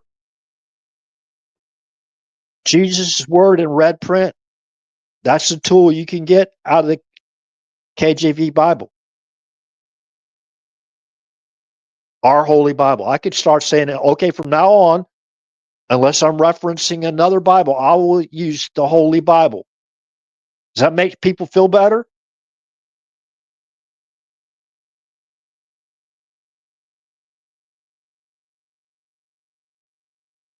Okay. So again, the Lord said unto me, unto Moses, they have well spoken that which they have spoken. I will raise them up a prophet from among their brethren, like unto thee, and will put my words in his mouth, and he shall speak unto them all that I shall command him. And it shall come to pass that whosoever will not hearken unto my words, which he shall speak in my name, I will require it of him.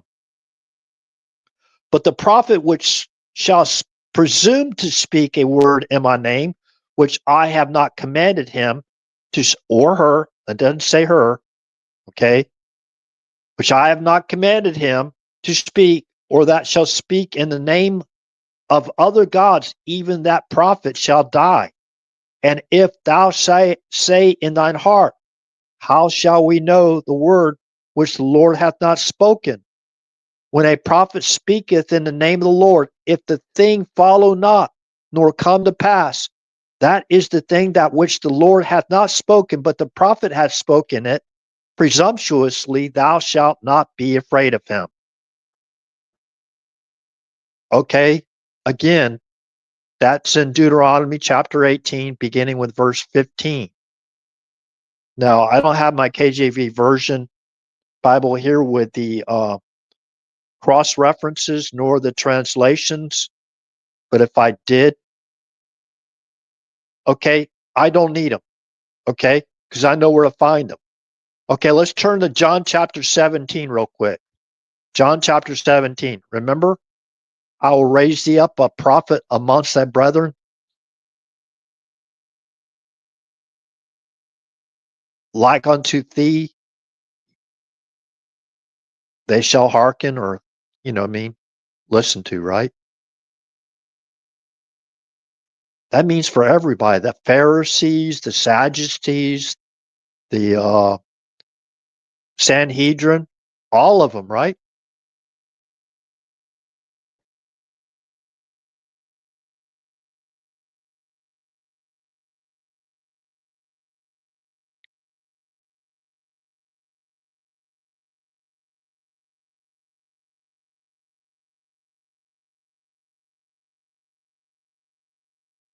Okay, stand by. John chapter 17.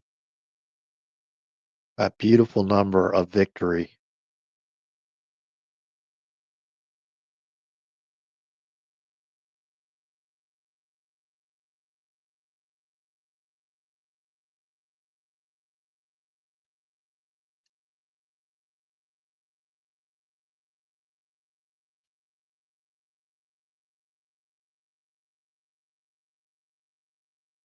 Okay, this is KJV again.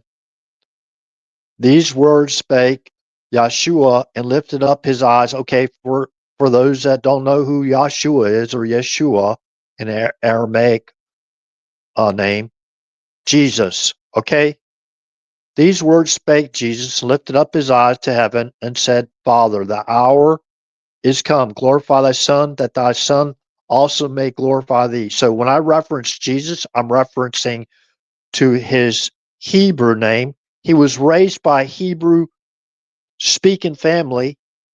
Mother Mary and Joseph were both Hebrews.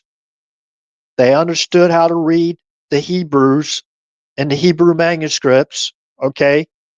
So, and they followed Jewish traditions, customs, like the Passover. Okay. If somebody says, I'm wrong on that, okay, you're going to have some problems, because I don't know where you're proofing what I just said. I don't know if you say I'm wrong with that. Okay. I don't know where you're proofing the teaching here. But anyways, I won't go into any further of that. So these words spake Yeshua and lifted up his eyes to heaven and said, Father, the hour is come. Glorify thy Son, that thy Son also may glorify thee, as thou hast given him power over all flesh, that he should give eternal life to as many as thou hast given him. And this is life eternal, that they might know thee, the only true God, and Yeshua, our Messiah. You can say Christ or Yeshua, our Christ, whom thou hast sent. I have glorified thee on the earth. I have finished the work which thou gavest me to do. And now, O Father, glorify thou me with thine own self, with the glory which I had with thee before the world was. I have manifested thy name unto the men. Manifested thy name. So the disciples or the apostles, they knew the name of our most holy name, right? They knew the most holy name of our Heavenly Father. Again, it says here, the Son of God, I have manifested thy name, our Heavenly Father's name, unto the men which thou gavest me out of the world. Thine they were, and thou gavest them me, and they have kept thy word. Now they have known that all things whatsoever thou hast given me are of thee, for I have given unto them the words which thou gavest me. Remember, Deuteronomy chapter 18, verse 15 starts with 18, verse 15, right? I just read it.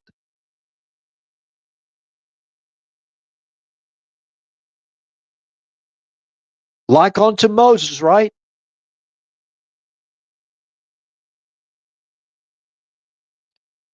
For I have given unto them the words which thou gavest me, and they have received them. They accepted them, and have known surely that I came out from thee, and they have believed that thou didst send me.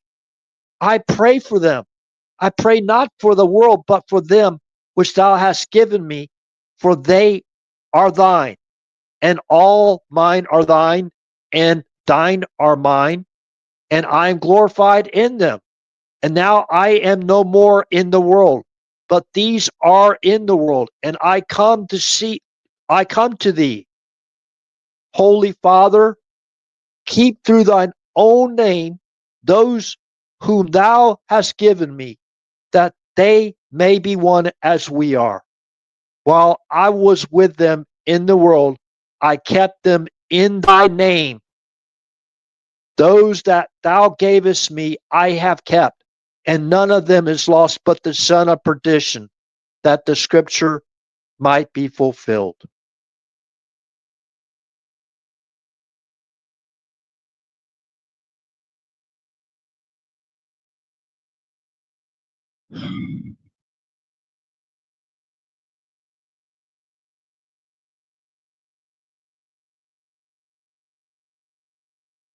And now come I to thee, and these things I speak in the world, that they might have my joy fulfilled in themselves.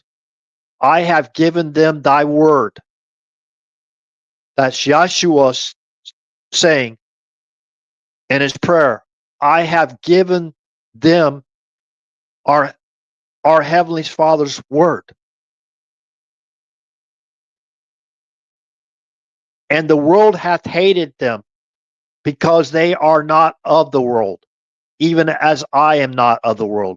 I pray not that thou shouldest take them out of the world, but that thou shouldest keep them from the evil. They are not of the world, even as I am not of the world. Sanctify them through the truth, through thy truth. Thy word is truth. As thou hast sent me into the world, even so have I also sent them into the world. And for their sakes I sanctify myself, that they might also be sanctified through the truth.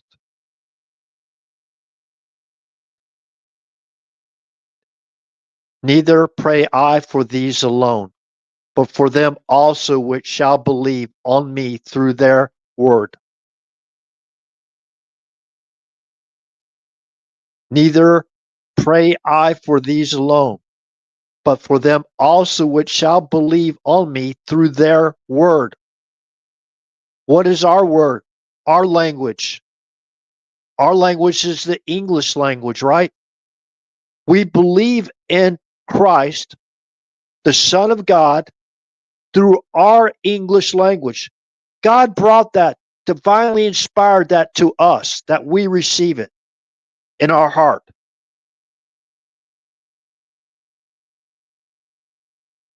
That they all, here goes the gematria. This is where, some of these individuals out there accuse us of numerology. Oh, I can't even have 111. I can't even talk about Acts chapter 1, verse 11. I can't even talk about page 111 in my Bible. I can't talk about page 222 in my Bible. Right? Well, that's numerology. I'm not taking numbers and making my own prophecies that don't come from God. I'm just showing you what woke me up to get on the right track. You might find different ways. I mean, it might be people that you know that God will send into your life and just say one word to help you understand something very difficult to basically conceive.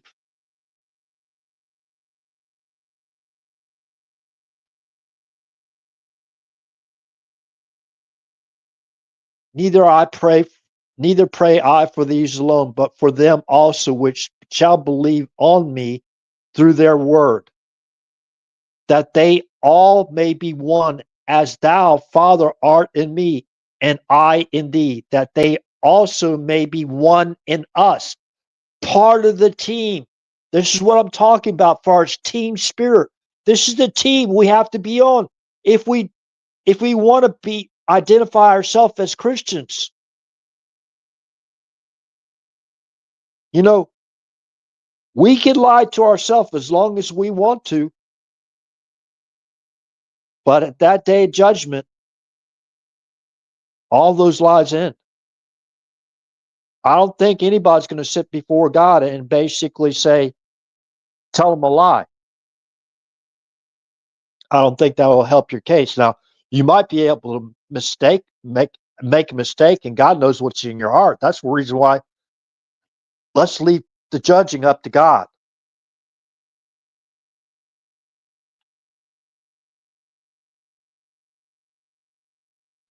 Okay, let me read this again. I'll stop and I'll hold off my commentary till after.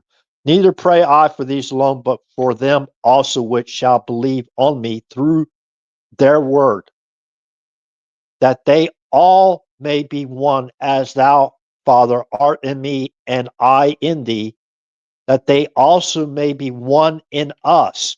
See, we're grafted in, right? We're grafted in to the promise, to that covenant, that perfected covenant. Don't know what the perfected covenant is?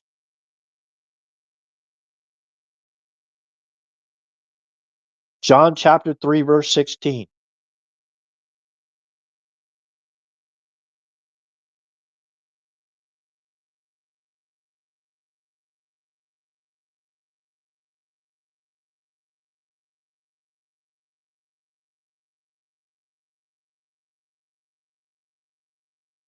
That they all may be one, as thou, Father, art in me, and I in thee, that they also may be one in us, that the world may believe that thou hast sent me. And the glory which thou gavest me, I have given them, that they may be one, even as we are one. I in them, and thou in me, that they may be made perfect in one, and that the world may know that thou hast sent me, and hast loved them as thou hast loved me. Father, I will that they also whom thou hast given me be with me where I am, that they may behold my glory, which thou hast given me, for thou lovest me before the foundation of the world. O righteous Father, the world hath not known thee, but I have known thee, and these have known that thou hast sent me, and I have declared unto them thy name, and will declare it, that the love wherewith thou hast loved me may be in them, and I in them. Okay?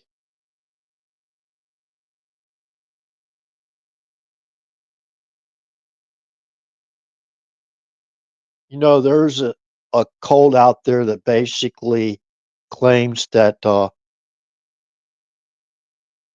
Joshua was, I won't even say it, what they're saying about King James, right?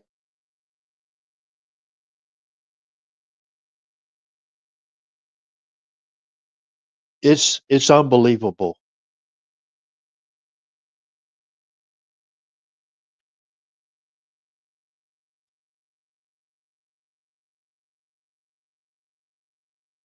Now you see, we can see all the wars that were going on back in those days, and which still exist to this day. You know, so anyways, it's 1:35 a.m. I went way past the time. I hope people are basically understood the message or messages that I put out tonight. Remember, false witnessing or libel, slander, or defamation is, I think it's a civil crime, right? Can be a civil crime, or it could be libel. It could be held liable, which means if you suffer damages based on the attacks because you belong to Make America Great Again or America First Again or whatever, you know, President Trump has already had Melania Trump has had the suit too. And far as I remember, I don't know if any of the cases have been dropped as far as President Trump's lawsuits, but they pretty much have won every single lawsuit. What about us that they're still censoring? What about us?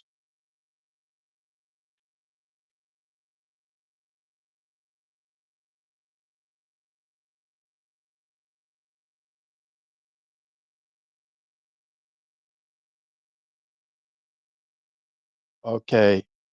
So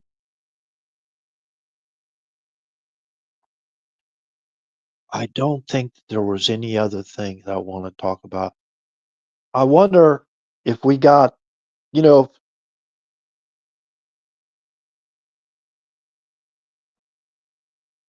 General Milley, remember he was going to basically, he stopped.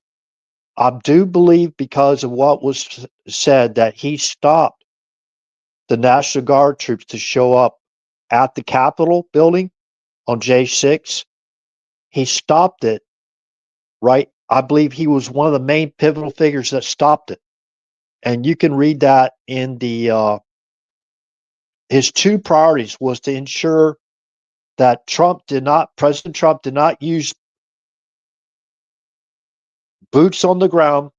He didn't say it exactly that way. He didn't use the military basically as some type of Reichstag moment on the streets to basically whatever. That's part of the propaganda, right? Milley's propaganda. That's part of the propaganda. Remember, Milley was working for somebody else, and it sure wasn't President Trump. From January 3rd on to January 20th, after President Trump left office, 2021. Wait a minute, not 20. First left office in what 17.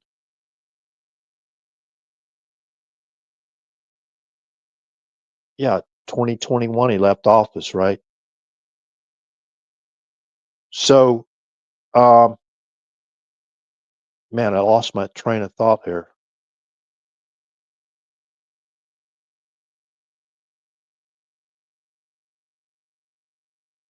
Milley did not speak with President Trump one time. He stopped speaking to President Trump beginning January 3rd, and he never spoke to President Trump again. He may have spoken to him after Trump left office. Trump might have talked to him, or Milley. I don't think Milley talked to him at all because I think his true bosses told him not to talk to him anymore, right?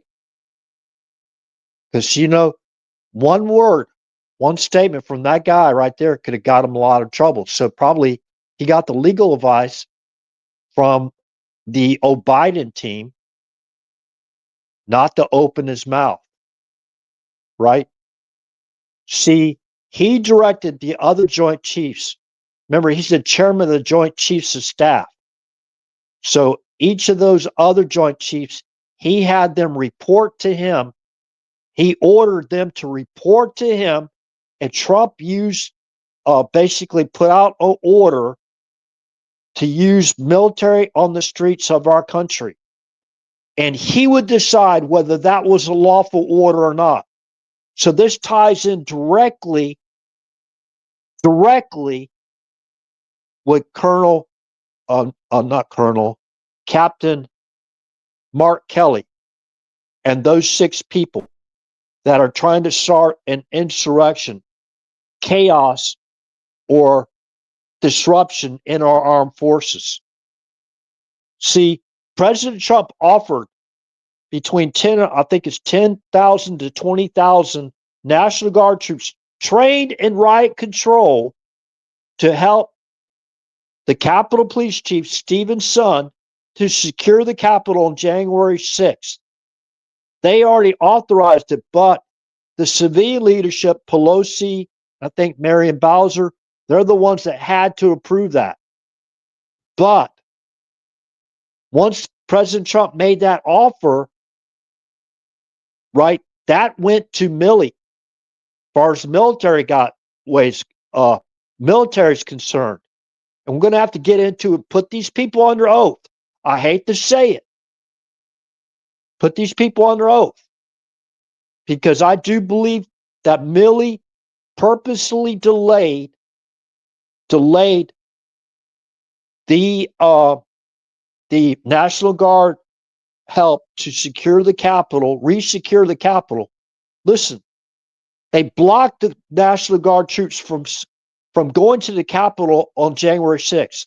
Milley, in my opinion, based on what he said out of his own mouth, and which is in the New Yorker, he's one directly involved in that. So he was working with somebody else and not President Trump.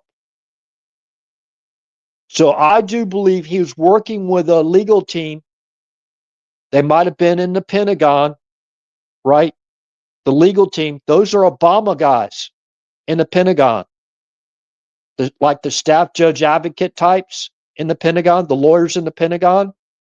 And they probably said, nope, nope, not unless Pelosi or Marion Bowser, the mayor of I keep calling her the Marxist mayor of Moscow, but Marion Bowser, the mayor of D.C. But Trump gave them that permission like 3 or 4 days before January 6th. So they already knew that. The military already knew that to prepare. So Milley had to be directly in that chain because he wasn't working for Trump anymore.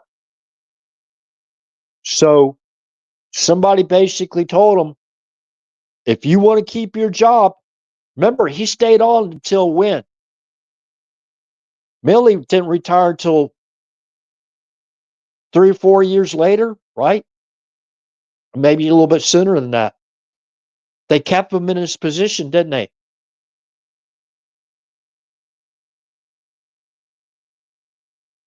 It might have been the whole first term of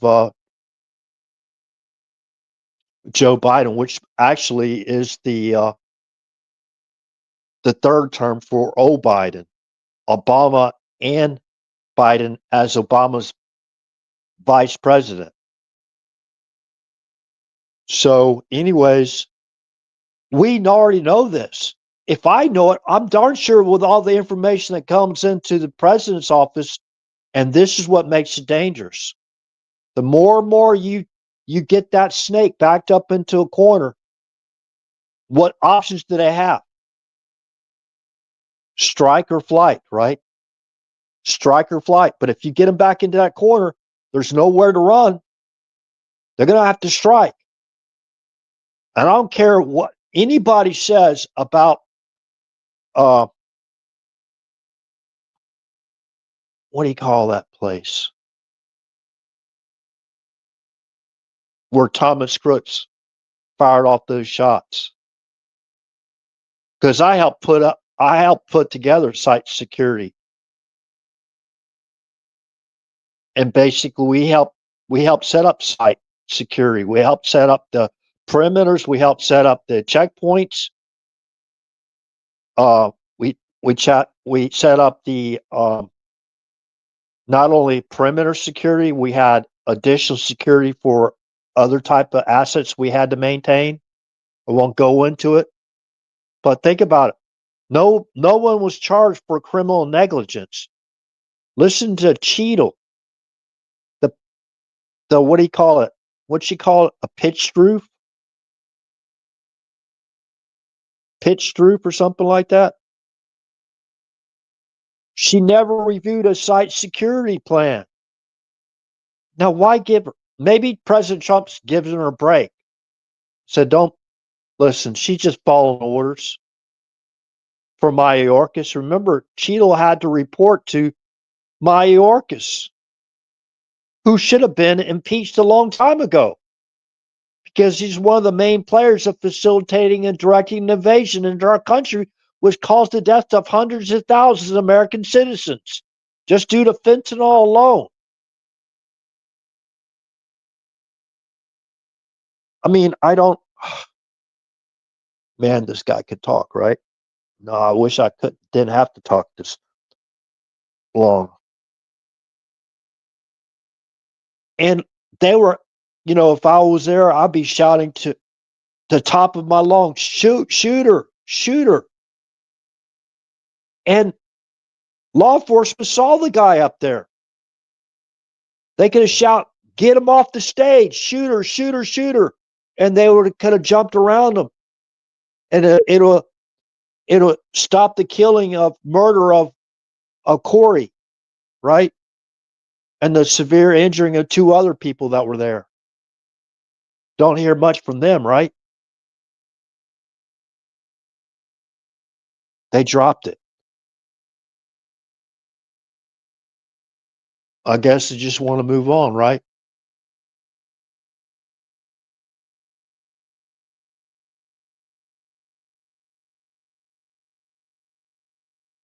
They set up the they set up it was a setup. They put Trump in a kill box, just like they did to John F. Kennedy. And in my opinion, just like they did to Ronald Reagan. The same the same tactics, and always always a lone wolf. I don't care what anybody says. You can call me conspiracy theorist till the cows come home, if that's what you want to do, right? He's putting out that disinformation again. It's Russian disinformation. That's how stupid these people are. I got nothing to do with anybody that's Russian. I don't know of anybody that's Russian. Never met, as far as I know, anybody a Russian except for right side Los Alamos. Yeah, right outside a hotel. A lot of Russian people there working there, huh? Seemed like a lot of sharing of some secrets around the first couple terms of Barack Obama. And they even tapped into the submarine cables from Venezuela, huh? They know everything. Same people that were in there, like that leaked the Stuxnet uh, cyber weapon. Same people. Obama basically pardoned him on January 17th of 2017. Right before Trump got in office, he pardoned General Cartwright.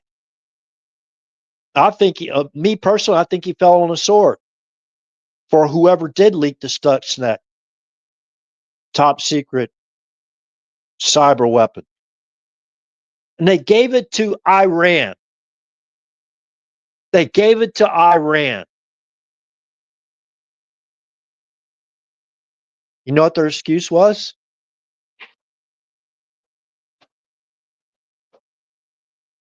Because it could cause a meltdown like Chernobyl. That's one of those guys. Basically, he gave me that message, and I know exactly who he works for. Well, I'm pretty sure I know who he works for. Oh, we couldn't let. So you give it to Iran, so they could do it, right?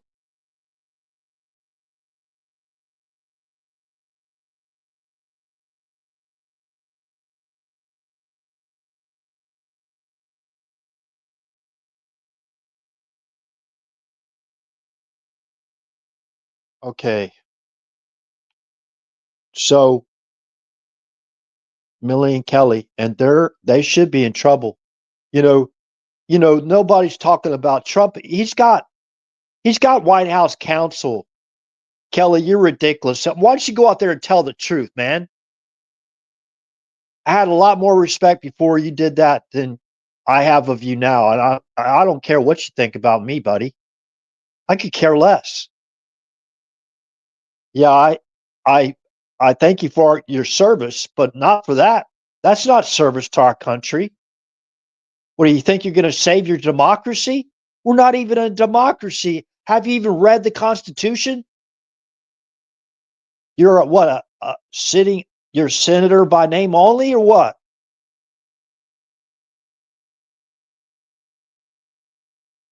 You know what the insurrection was? The lies was J6. So you could certify a fraudulent election. You used electronic ballot too, didn't you? Didn't you? Well, where are you running? What are you from? From Arizona? I don't know. Where's Kelly from? Mark Kelly. Senator of what? Arizona? Remember the problems there with Kerry Lake? Remember all that? Remember all those ballots that went to the shredders? Those pieces of papers? Now go back and read about the electronic ballot that I've been talking about like for years now. The electronic ballot. How they could print out ballots online.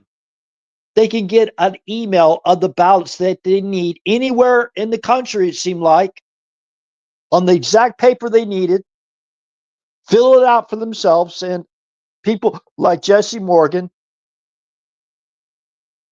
a contractor for the United States Postal Service, would pick them up at the APOs and deliver those pristine ballots where they needed them to go and inject them. Remember that postal supervisor there said, "No, we can't take it yet.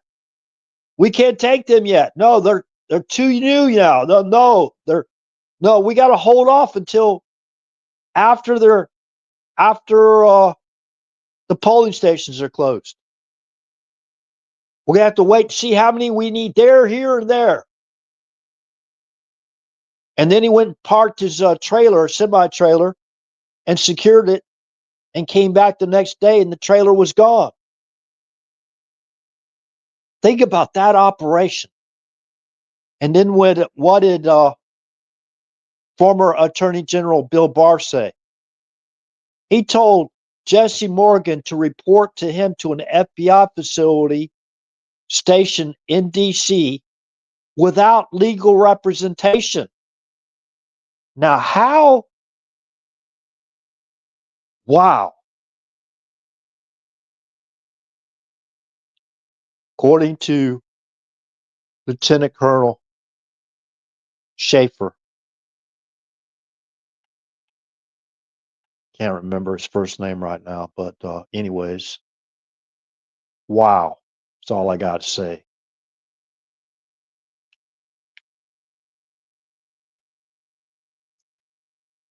Uh, yeah, I mean,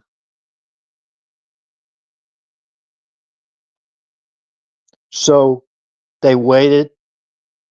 They waited until the Capitol building on January 6th was evacuated. The separate House and Senate chambers were fully evacuated. They provided them the subversion letter that the deep state helped Raffensperger write up. I've talked about that many times. You can find that information. As a person I used to think, I'm not going to thank her anymore until she comes out and basically, I don't care. She can do it or she don't have to. That's her opinion. Her whatever. Nobody's going to force her to do anything. She's going to say whatever she wants to say, and she has the right to do it.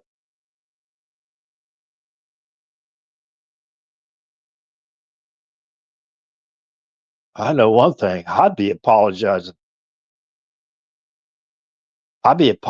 to God. I wouldn't be apologizing to a guy like RH.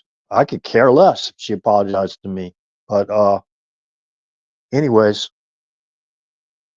kind of funny how I caught that though. Kind of funny.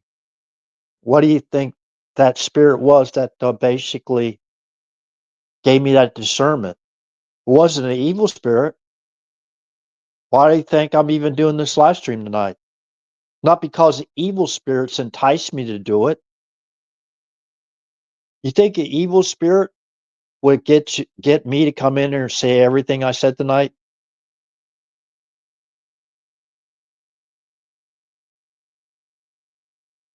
I don't know.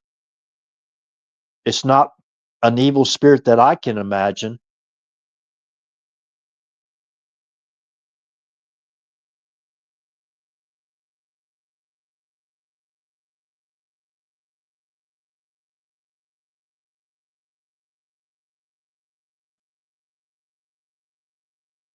Oh, I just told him not to use that one. He's that book there, and I just told him not to use it. Well, which one do you prefer? Yeah, I had a person interrupt a Bible study, come in, and she was gonna tell me the way it was, and basically, there was some rumor going around that I was a certain denomination. I won't bring it up because I follow what God blessed and sanctified for us in Genesis, the book of Genesis. How he blessed and sanctified the seventh day and made that commandment that he gave to Moses, remember? That day, the seventh day, not the Sol Invictus day. That edict was put out there 321 AD. So they got mad, right? They were going to show that guy those teaching Bible studies the way it is. She showed up with a Bible with a black covering on it, right? I go, what kind of Bible do you have? No kind of Bible she told me she had? Not mentioning any names. The King Charles Bible. I said, what? What kind of Bible is that? Then she went off and she got mad and she left, right? I think there was two Calvinists there. They didn't like what I was having to teach either. But anyways, one was almost kind of like, literally kind of like in a way threatened me. I was like, wow, I can't even teach directly out of the Bible, right? Oh, here's what I would rather you teach, right? Uh, I don't go that route. I teach most of the time what God spiritually draws me to teach. So people can believe that or they don't have to believe that. That's up to them, whatever. So, anyways, ah, oh, that R H, he's full of himself. Yeah, some times I probably am.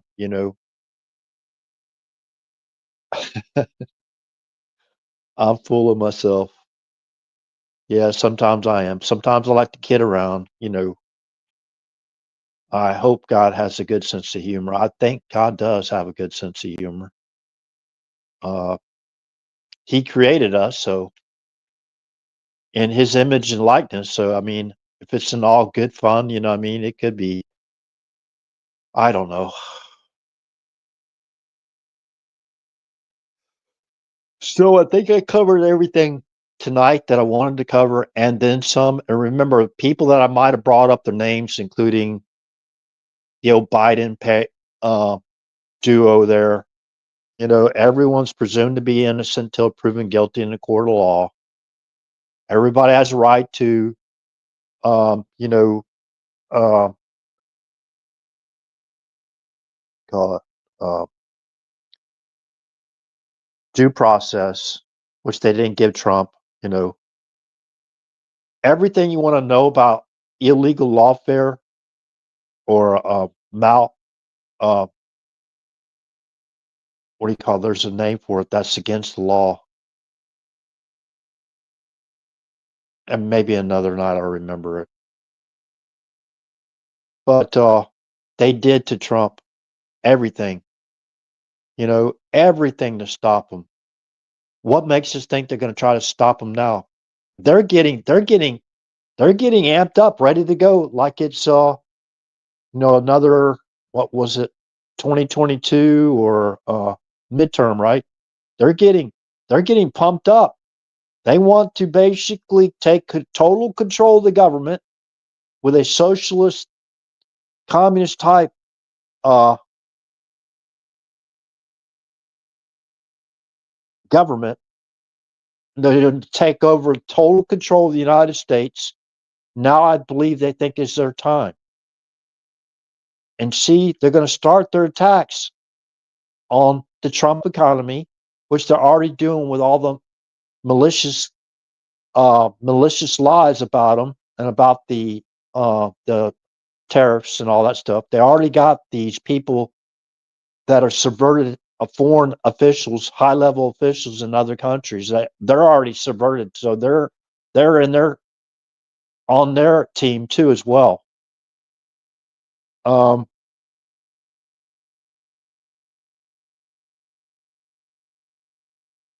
remember the promise.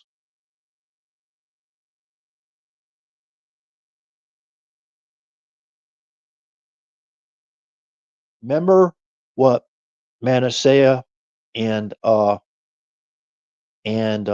Ephraim, what they were first doing, what their, let's call it, charter was, what their mission was. And look where they settled. One settled on the east side of the Jordan, one settled, I think Ephraim settled on both sides, east side of the Jordan, west side of the Jordan, and Manasseh, I think, was in the highlands, right? Manasseh was in the highlands. And look again to their migration and why we have the English language and why we have our Holy Bible in the English language where we can all understand it. I mean, that's a miracle in and of itself, don't y'all think?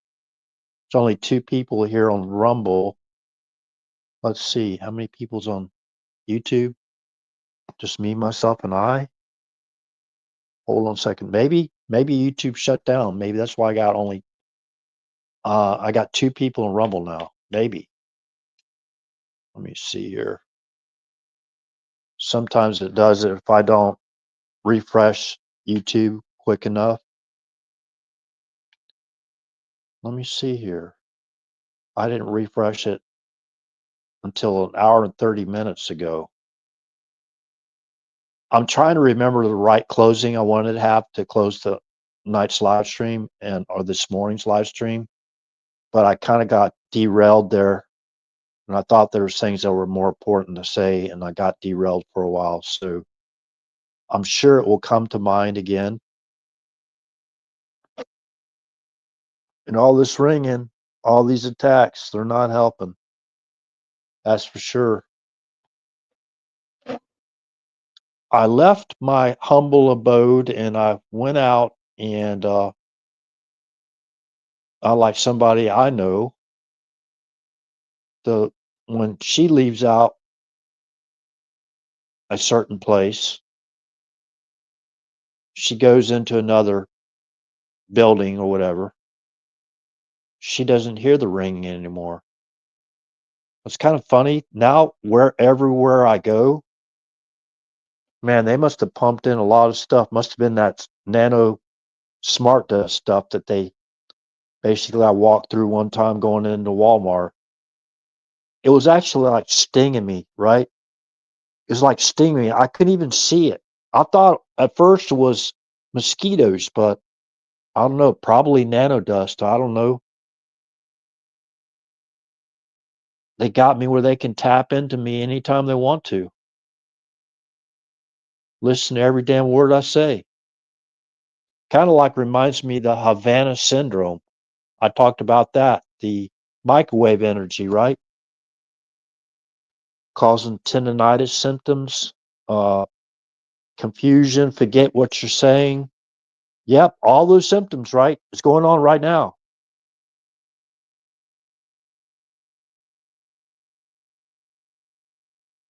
And boy, both sides are working on this. There's people on both sides that vehemently hate the president of the United States. They vehemently hate him.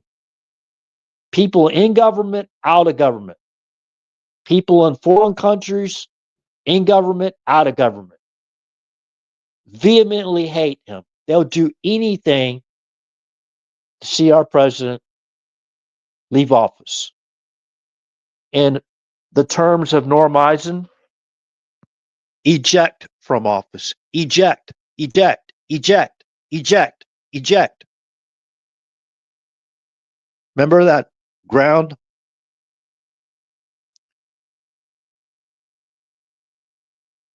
avoidance system, the avionics ground avoidance system? When you get too close, eject, eject, eject, eject. You better be. That's what Norm Eisen thinks he's going to do to the president of the United States. They're gonna eject him. He's pretty confident they're going to eject him from office. He used those terms, not me. He used to be White House counsel for Obama, right? Somebody please fact check me on that if I'm wrong. Norm Eisen, former White House counsel for Obama, probably Biden, the the the duo there. Okay. I can't believe that I haven't the people that are here on YouTube, let's see. They've been here pretty much all night. What is there, 3 or 4? No, we're 7 now, down to 6, right? 6 people? Was 7.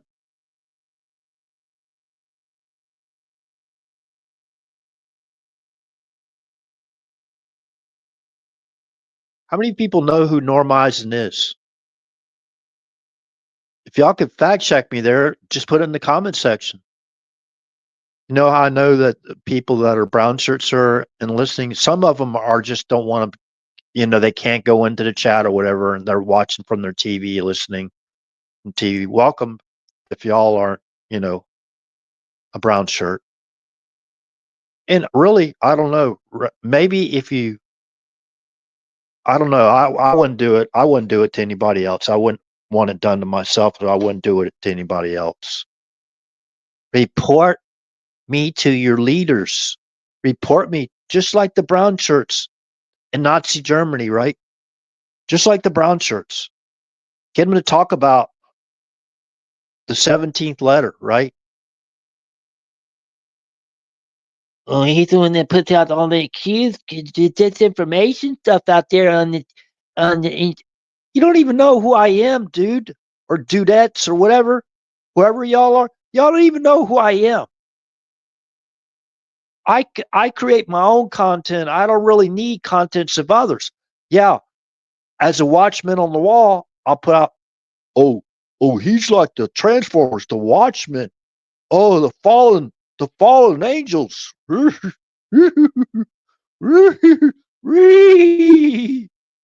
Hee-haw. You're both, right? How do you do the elephant, right? It sounded more like a giraffe or something I just did. I'm trying to mimic I can't do the rhino because I don't know what a rhino does. So, anyways, yeah.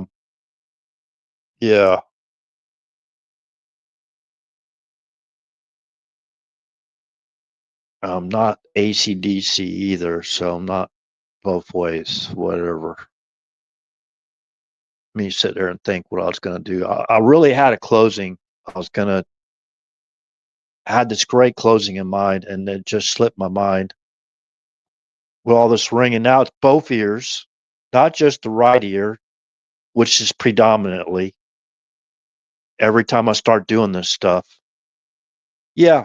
So I believe I walked in this smart dust right outside Walmart, and it felt like little pinpricks all over. I remember it on my right arm. So nanotechnology, huh? Well, maybe they're using RH as a guinea pig on one of their experimental technologies, whatever, right? It sure didn't inform me they're going to do it first, right? Did they? But remember, they highly compartmentalize this stuff. They don't like what I have to say. They vehemently hate Christians. So imagine what they would be capable of doing. They don't have any set of morals. They believe they can set their own morals as they go along, right? They don't have any laws. They don't abide by any laws. And a lot of times they're able to operate without abiding by any laws. And they have cover. At least that's what they believe, and I believe a lot of them do. They're highly protected. I know after all the stuff I've researched, and there's like you got Joel Gilbert out there, you got all these great people, right? Remember, dreams of my father, from my father, of my father, whatever. He wrote the book about it. Remember Frank Marshall Davis Jr.? The eyes have it, right? Somebody told me the eyes have it on one of my other social media platforms. I put a picture of Obama next to Frank Marshall Davis Jr., right? Actually, I call Obama, I was calling Obama Frank Marshall Davis Jr. I was calling Frank Marshall Davis Frank Marshall Davis, right? That's kind of like a joke. Frank Marshall Davis Sobarka Sotoro Obama the Third. What is that guy's even real name? You know, all we got is what they gave us, is what they fed us, right? That's all we got. You know, Obama was a intel construct. Without the intel community, Obama would have never become the president to begin with. Remember who was involved with securing the U.S. State Department, Obama's official records? John Brennan. Oh, well, they were just curious. They went in there and reviewed John McCain's records too, and Hillary Clinton's. Oh, really? And who was caught spying on the Senate? Because they wanted to see how much information they had as far as that would basically incriminate himself as far as advanced interrogation procedures. He hacked into the Senate's computers to see what they had, got caught, then lied to Congress, and then he apologized to Congress and got a free pass.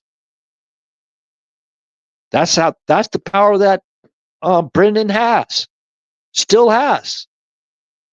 He's jet setting back and forth to London, right? Trump ordered that his security clearance be taken away, and they claimed that there was administrative errors made by the Trump administration. They couldn't take his security clearance away. And even if they did, what they did was they compartmentalized it where he can go to London, whatever, and work out of there on foreign soil. One such place probably went to work was Menwith Hill. Menwith, compound word, Hill. RAF.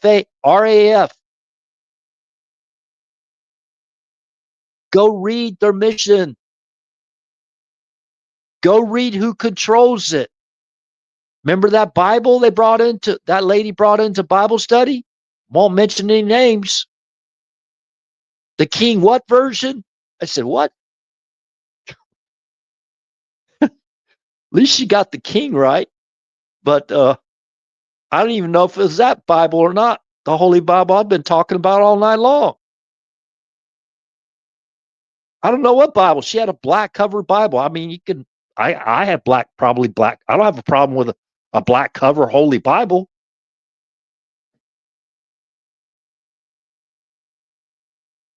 I prefer the maroonish looking color myself. So, yeah, it went in there, purged Obama's records. But they made a mistake. Who purged it? Tori Berge. She worked for Brennan. Brennan was assigned to the security company or the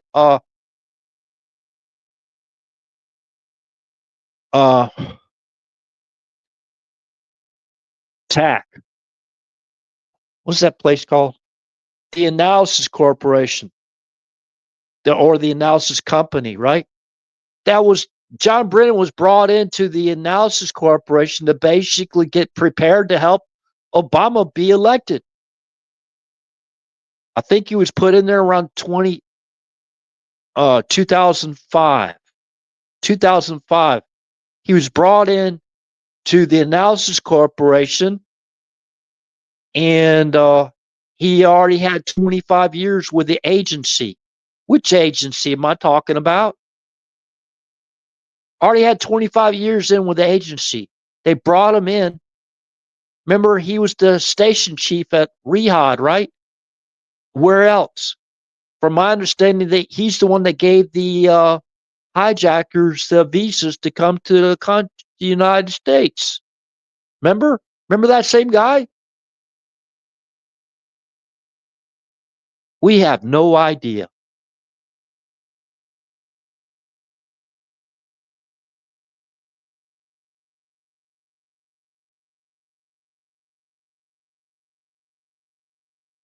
Well, who helped Obama get in office? Who preceded Obama in that line of the intel? Who preceded Obama? Who was it that, who was the father or the man that preceded Obama? What was his title? Speaking about the agency, right?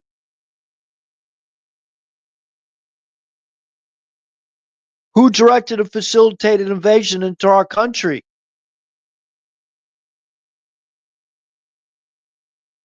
Who's their target? I've already read y'all to what the target, who their target is. Democrats need to sharpen their attacks on the Trump economy. Who do you think is their targets? The New World Order corporations or international companies working inside the United States and outside the United States? You think they're working? You think they're working for Trump or against Trump? Have we not been hearing the mainstream media for the last, what? How many years? Let's go all the way back to September 11, 2001. Can probably go all the way back to November 22nd of 1963 as well.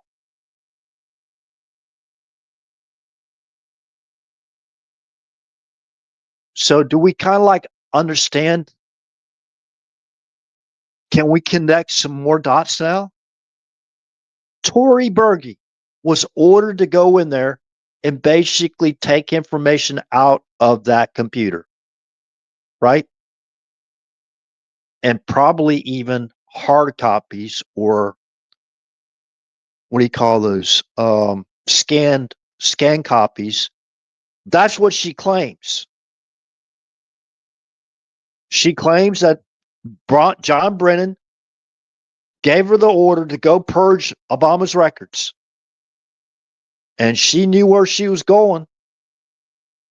Now, if I was ordered to do that, is that an unlawful order, Mark Kelly? Was that an unlawful order? General Milley, sir? I'm sitting at attention, by the way. And I have the utmost respect for his service to our country.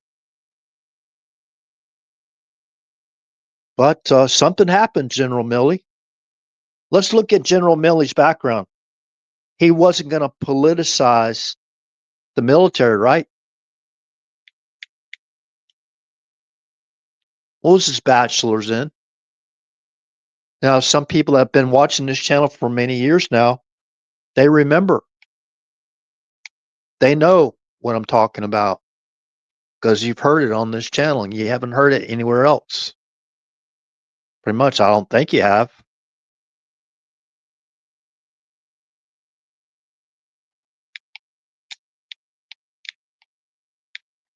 He had a bachelor's in political science. I'm just fact checking myself now. A bachelor's degree in political science. That's General Milley, the politician. He became a politician. That's how he got to his 4-star. He became a politician. Many of us know that served in served in armed forces. We know that's what you basically, politics has a whole lot to do with you getting moving up or down, whatever.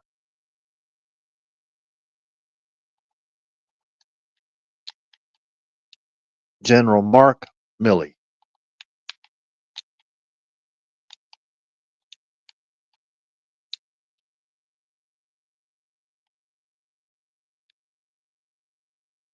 General Mark Milley arrested?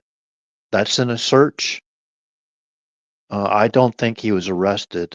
I could be wrong though.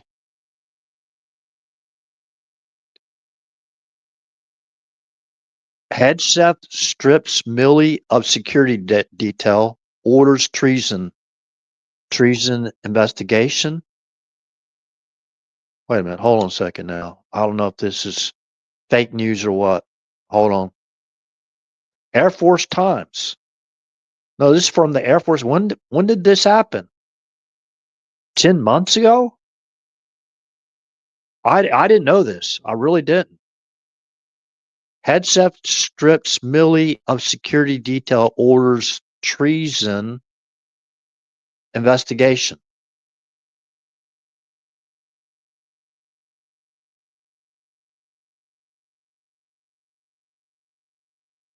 New Defense Secretary Pete Hegseth on Tuesday stripped former Joint Chiefs Chairman General Mark Milley of his security detail and ordered the acting inspector general to investigate whether the former Army leader could face criminal charges or a retroactive demotion for treasonous behavior. Okay. So that's why they're going after Hegseth, right? He's doing what any other good former military man and SecDef would do. A good SecDef now, a really good SecDef. I don't really have any problems with SecDef. The current SecDef now, I don't. I maybe some things about using the I forgot what they call that secure communication thing, whatever. If he even said any of those things, this is the thing. They lie. They lie. They falsely accuse us of everything they're doing. So right now, they have already issued. What do we think that drone targeting deal was with Obama and John Brennan? What do we think that drone targeting was done? You know that they killed 2 American citizens while giving them due process and law rights. Whether we think Anwar Al-Awlaki was a terrorist or not, he was an American citizen. They killed him in a drone strike in Yemen. Also, okay, so you think, okay, well, he probably was a terrorist. He probably deserved to die, right? What about his son? They killed his son in another drone strike, right? Some type of, I thought it was a barbecue he's at. He was like only 16 years old. They targeted that, okay, well, he was just there amongst the crowd, right? So they targeted and killed him. What about the assault operation on Lavoy Finnegan? What about that assault operation? How they set up Finnegan, right? They wouldn't let him go to the press conference that he's heading towards. And they said it was a routine stop, right? Do you normally shoot at the vehicle's occupants in a routine stop? Oh, those were just rubber bullets, right? They heard the rounds being fired off, and the guy, one of the Bundys, I think Ryan Bundy, was sitting up in the front passenger seat, and he moved his arm in the car because he didn't want to be shot in the arm. Then he later, I don't know, he motioned to them so they don't shoot him and kill him, right? He got out of the truck. So I guess he's working with him, right? So I believe that Comey, that was an assault operation ran by Comey, and it was run out of the White House Situation Room. And I think Obama authorized to bring in Lavoy Finnegan, dead or alive. You got to watch the actual video.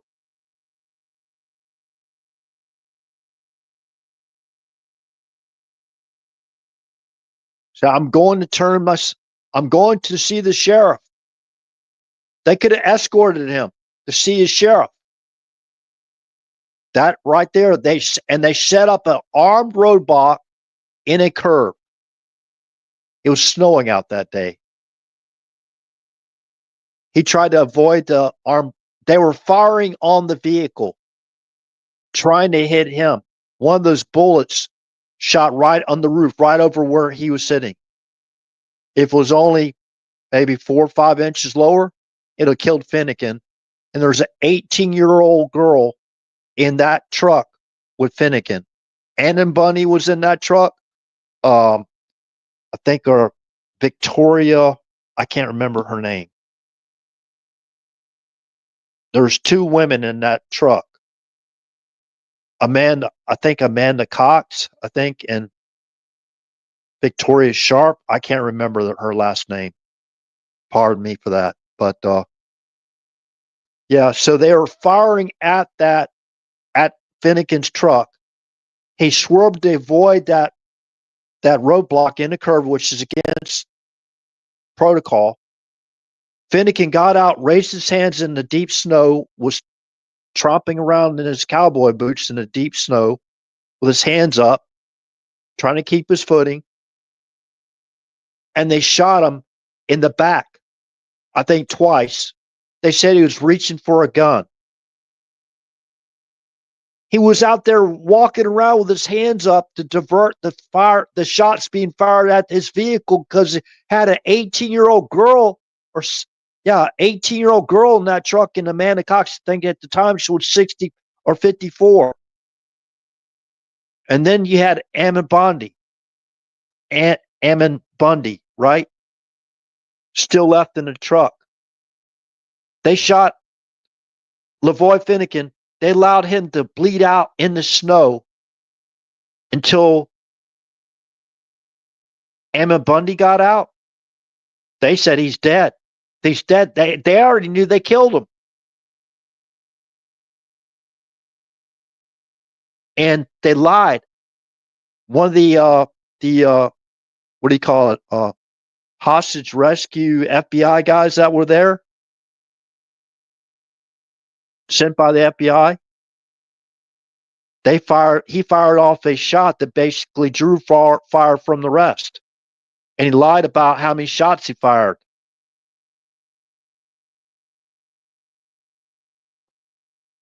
Golly, what a and we don't even really know.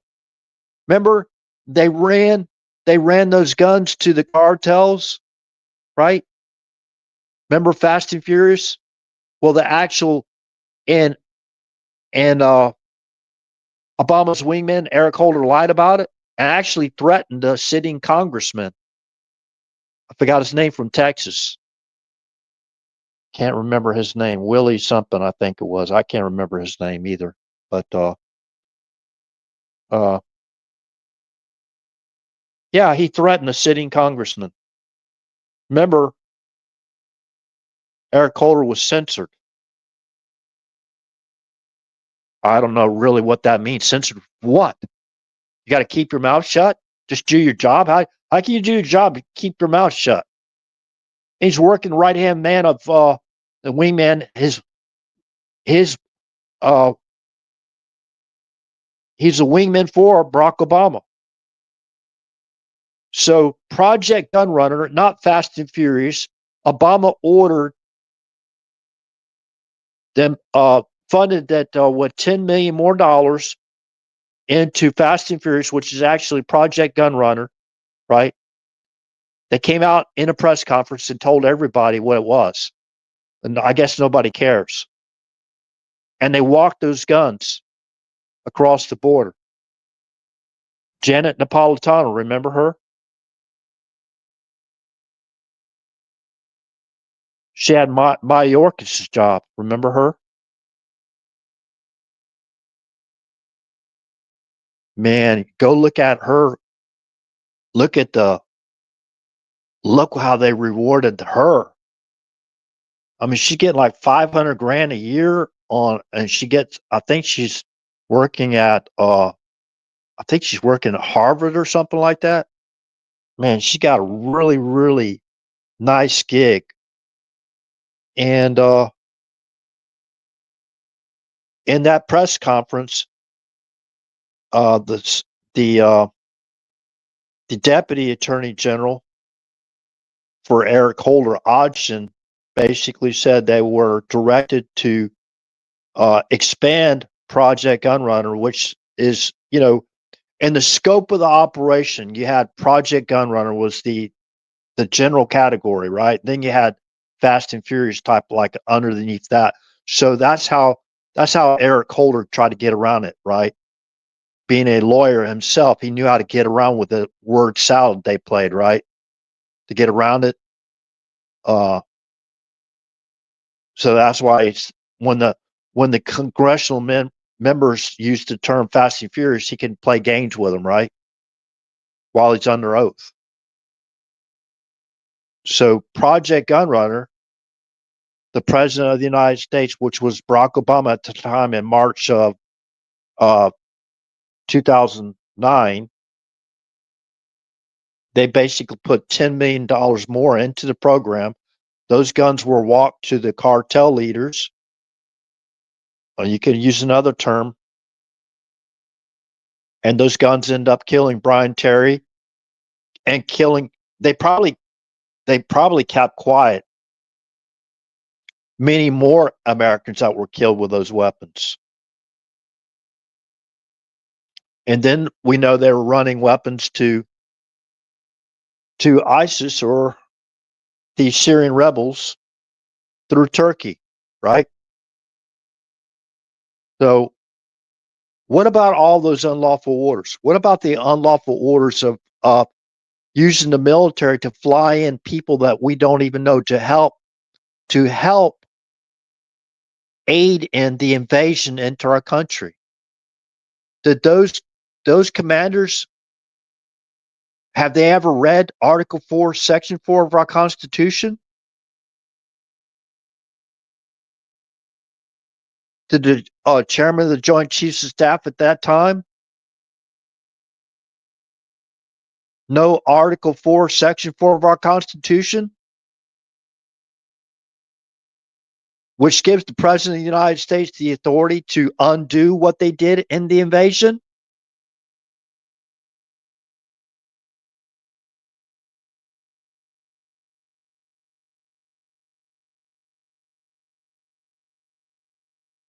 They facilitated not only an invasion without properly vetting millions of people, they also facilitated and directed a terrorist and military insurgency into our country.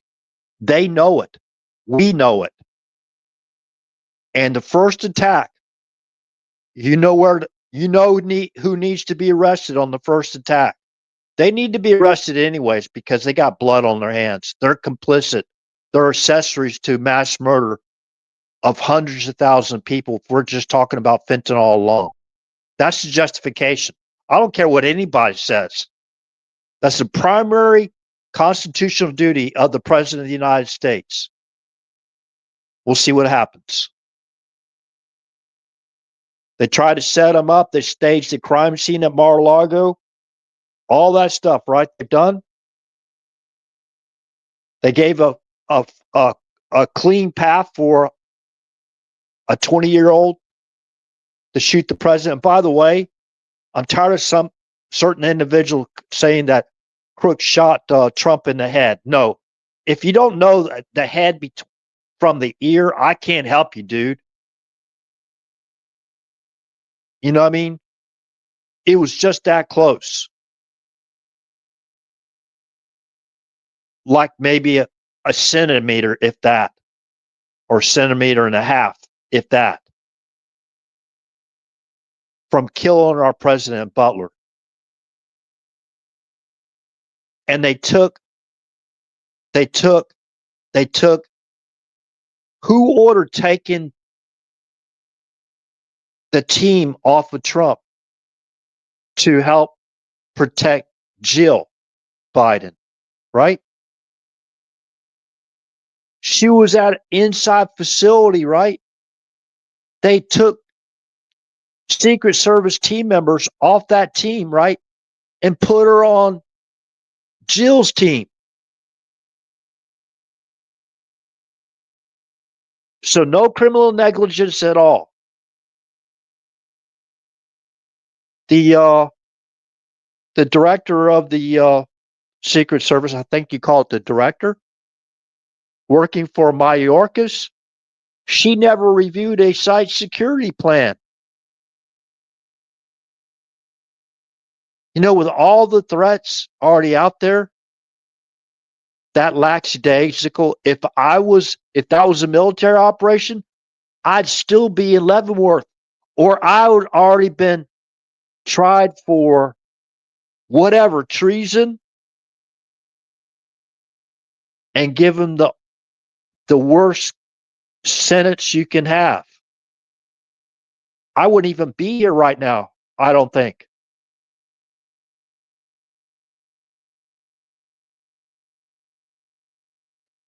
Could you imagine the perimeter, right? The perimeter. We send rovers out for perimeters. See, this is why I know maybe Cash, maybe you need to hear some people that have actually done this and deployed armories out to sites sites where we conducted combat training exercises. Maybe you need to get a person like that and the security officer.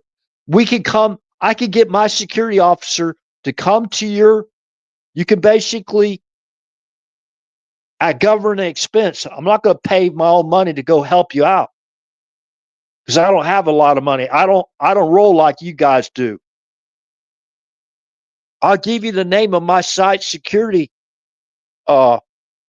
officer, my supervisor, and I'm sure he would gladly volunteer to go over there and talk to you, tell you what happened, because it doesn't seem like anybody learned from it yet.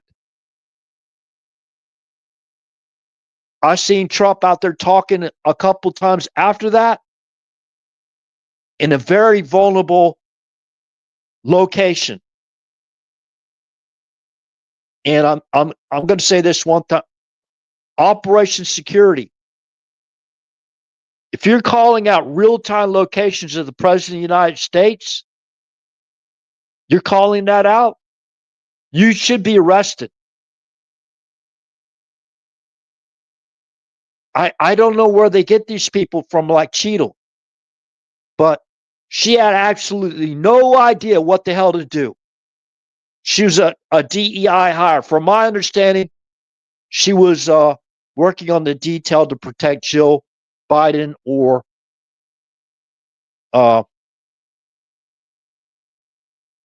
Joe Biden.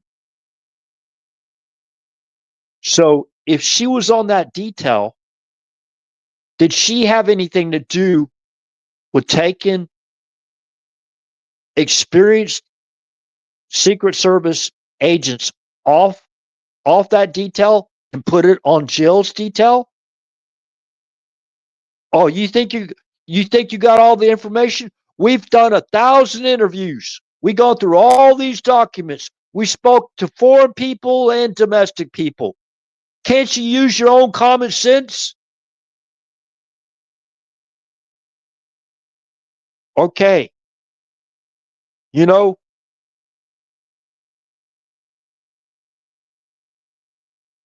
every second these people are out there walking as free men and women on our streets in our country, or flying back and forth or coming across that border back and forth, every second matters.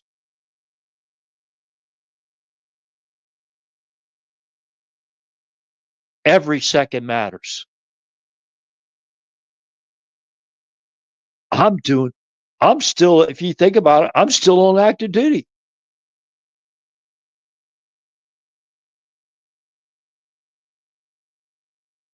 Man, we got to our government has to rethink their consultants, whatever. Yeah, you got like Prince and all those guys out there. Use them, pay them, pay them what they deserve, what they earn. Pay them. It's not working. The guy got off what? How many shots? Crooks got off how many shots? The guy should not have been up there to begin with. It was a sloped roof.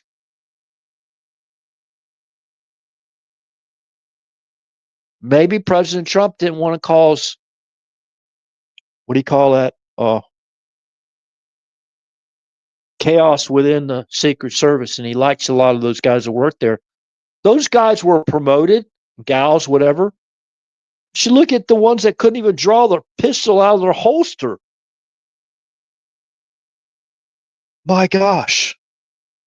What kind of training did that person get? That was probably a desk jockey, right? That Cheeto put on that detail. It's unbelievable. They didn't act like they didn't even knew what they do. And just like Melania Trump said, our first lady said, why did they let my husband get up on that stage? Why? Yeah, that's the question. Why? With no bulletproof glass, nothing in front of him, nothing, right? We were talking about that forever. After all those threats. Well, they got family law to tend to also, RH, and they don't have all the time like you do, RH. I wish I was still working. Give me a job.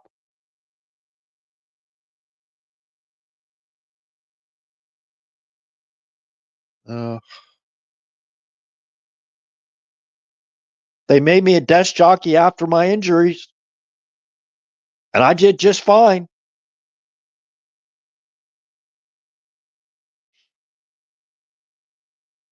Golly. I mean, I see the exact same, the intel, they used the exact same operation that tactics that they used on John F. Kennedy. Well, actually, in my opinion, remember they almost murdered Ronald Reagan. Oh, that was a lone wolf too. Now they're all lone wolves. Lee Harvey Oswald, that even a ISIS operative in the Manila, Philippines, had a picture of on a social media site that speaks an ISIS guy that speaks writes Oxford English, by the way. Yeah, isn't that kind of curious? Nobody even thought about that. It just went by your okay. What a coincidence, right? I'm gonna go out there, I'm gonna take one for the team, lads, and have a picture of Lee Harvey Oswald. I'm gonna be a lone wolf. I'm gonna save the world from this guy, right? Well, who brought in the ISIS cells to begin with? Barry to overthrow Duarte. Oh, he was violating human rights abuses, right? He wasn't allowing them to bring fentanyl into their country. He was working with Trump, and Trump, you're going to pay. We're gonna leak your classified phone call with Duarte. Those people weren't held accountable with that either. Zero accountability.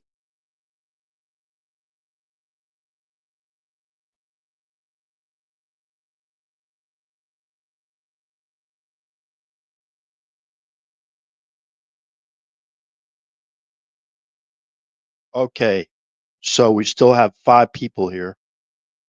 I really can't think of anything else to talk about. Nice fireside chat, and yeah. Well, come have a fireside chat with me, and how much can you donate? Come on now, geez. You see how I'm doing a live stream? I'm using a smart last dumb phone that's like 5 years old, right? I'm speaking through a $30 headset with a mic on it. And I tell you what, the audio is probably just as good as most professional live streams that you hear out there, right? So they take all this information. Wow. It's just like cheating on your final exam, right? Well, let's go get the information from RH. Just use his information, right? Well, you get promoted. I hope you all get promoted. And the trolls that are the brown shirts that are in here, hee-haw, just keep on being a hee-haw, hee-haw. Okay. So with that said, in God we trust.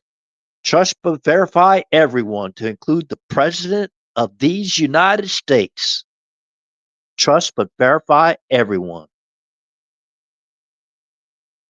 You could maybe trust RH, but you better verify. I'm please asking you to verify everything I say. Right? If I make a mistake, put it in the comment section so that will still be there after I end the live stream. So good morning, good day, good evening, wherever you're from. This concludes the live stream. And I hope to God that we start seeing things happening. Those that are sitting still on the sidelines, trying to figure out whether you're going to jump to the right or to the left, you better think hard. You better think fast, because once there's a certain amount, yeah, I heard this from somebody else, and I'll just use that. And thank you, Monkey, for bringing up Intifada. Intifada, a communist socialist organization that they go out there and they fund to basically formulate color revolutions, who they brought into the United States of America. And they brought in J6. J6. Great tactics. Okay, when you guys go on and you do that assault operation on Mar-a-Lago, I want you to wear unidentifiable clothes. I want you to wear a golf shirt. Get one just like Donald Trump's, or a polo shirt with a collared polo shirt. And I want you to disguise who you belong with, and I want you to hide your weapons. That's standard operating procedures, right? Who says? Who says? Cash. Where's the money, brother? Where's the money?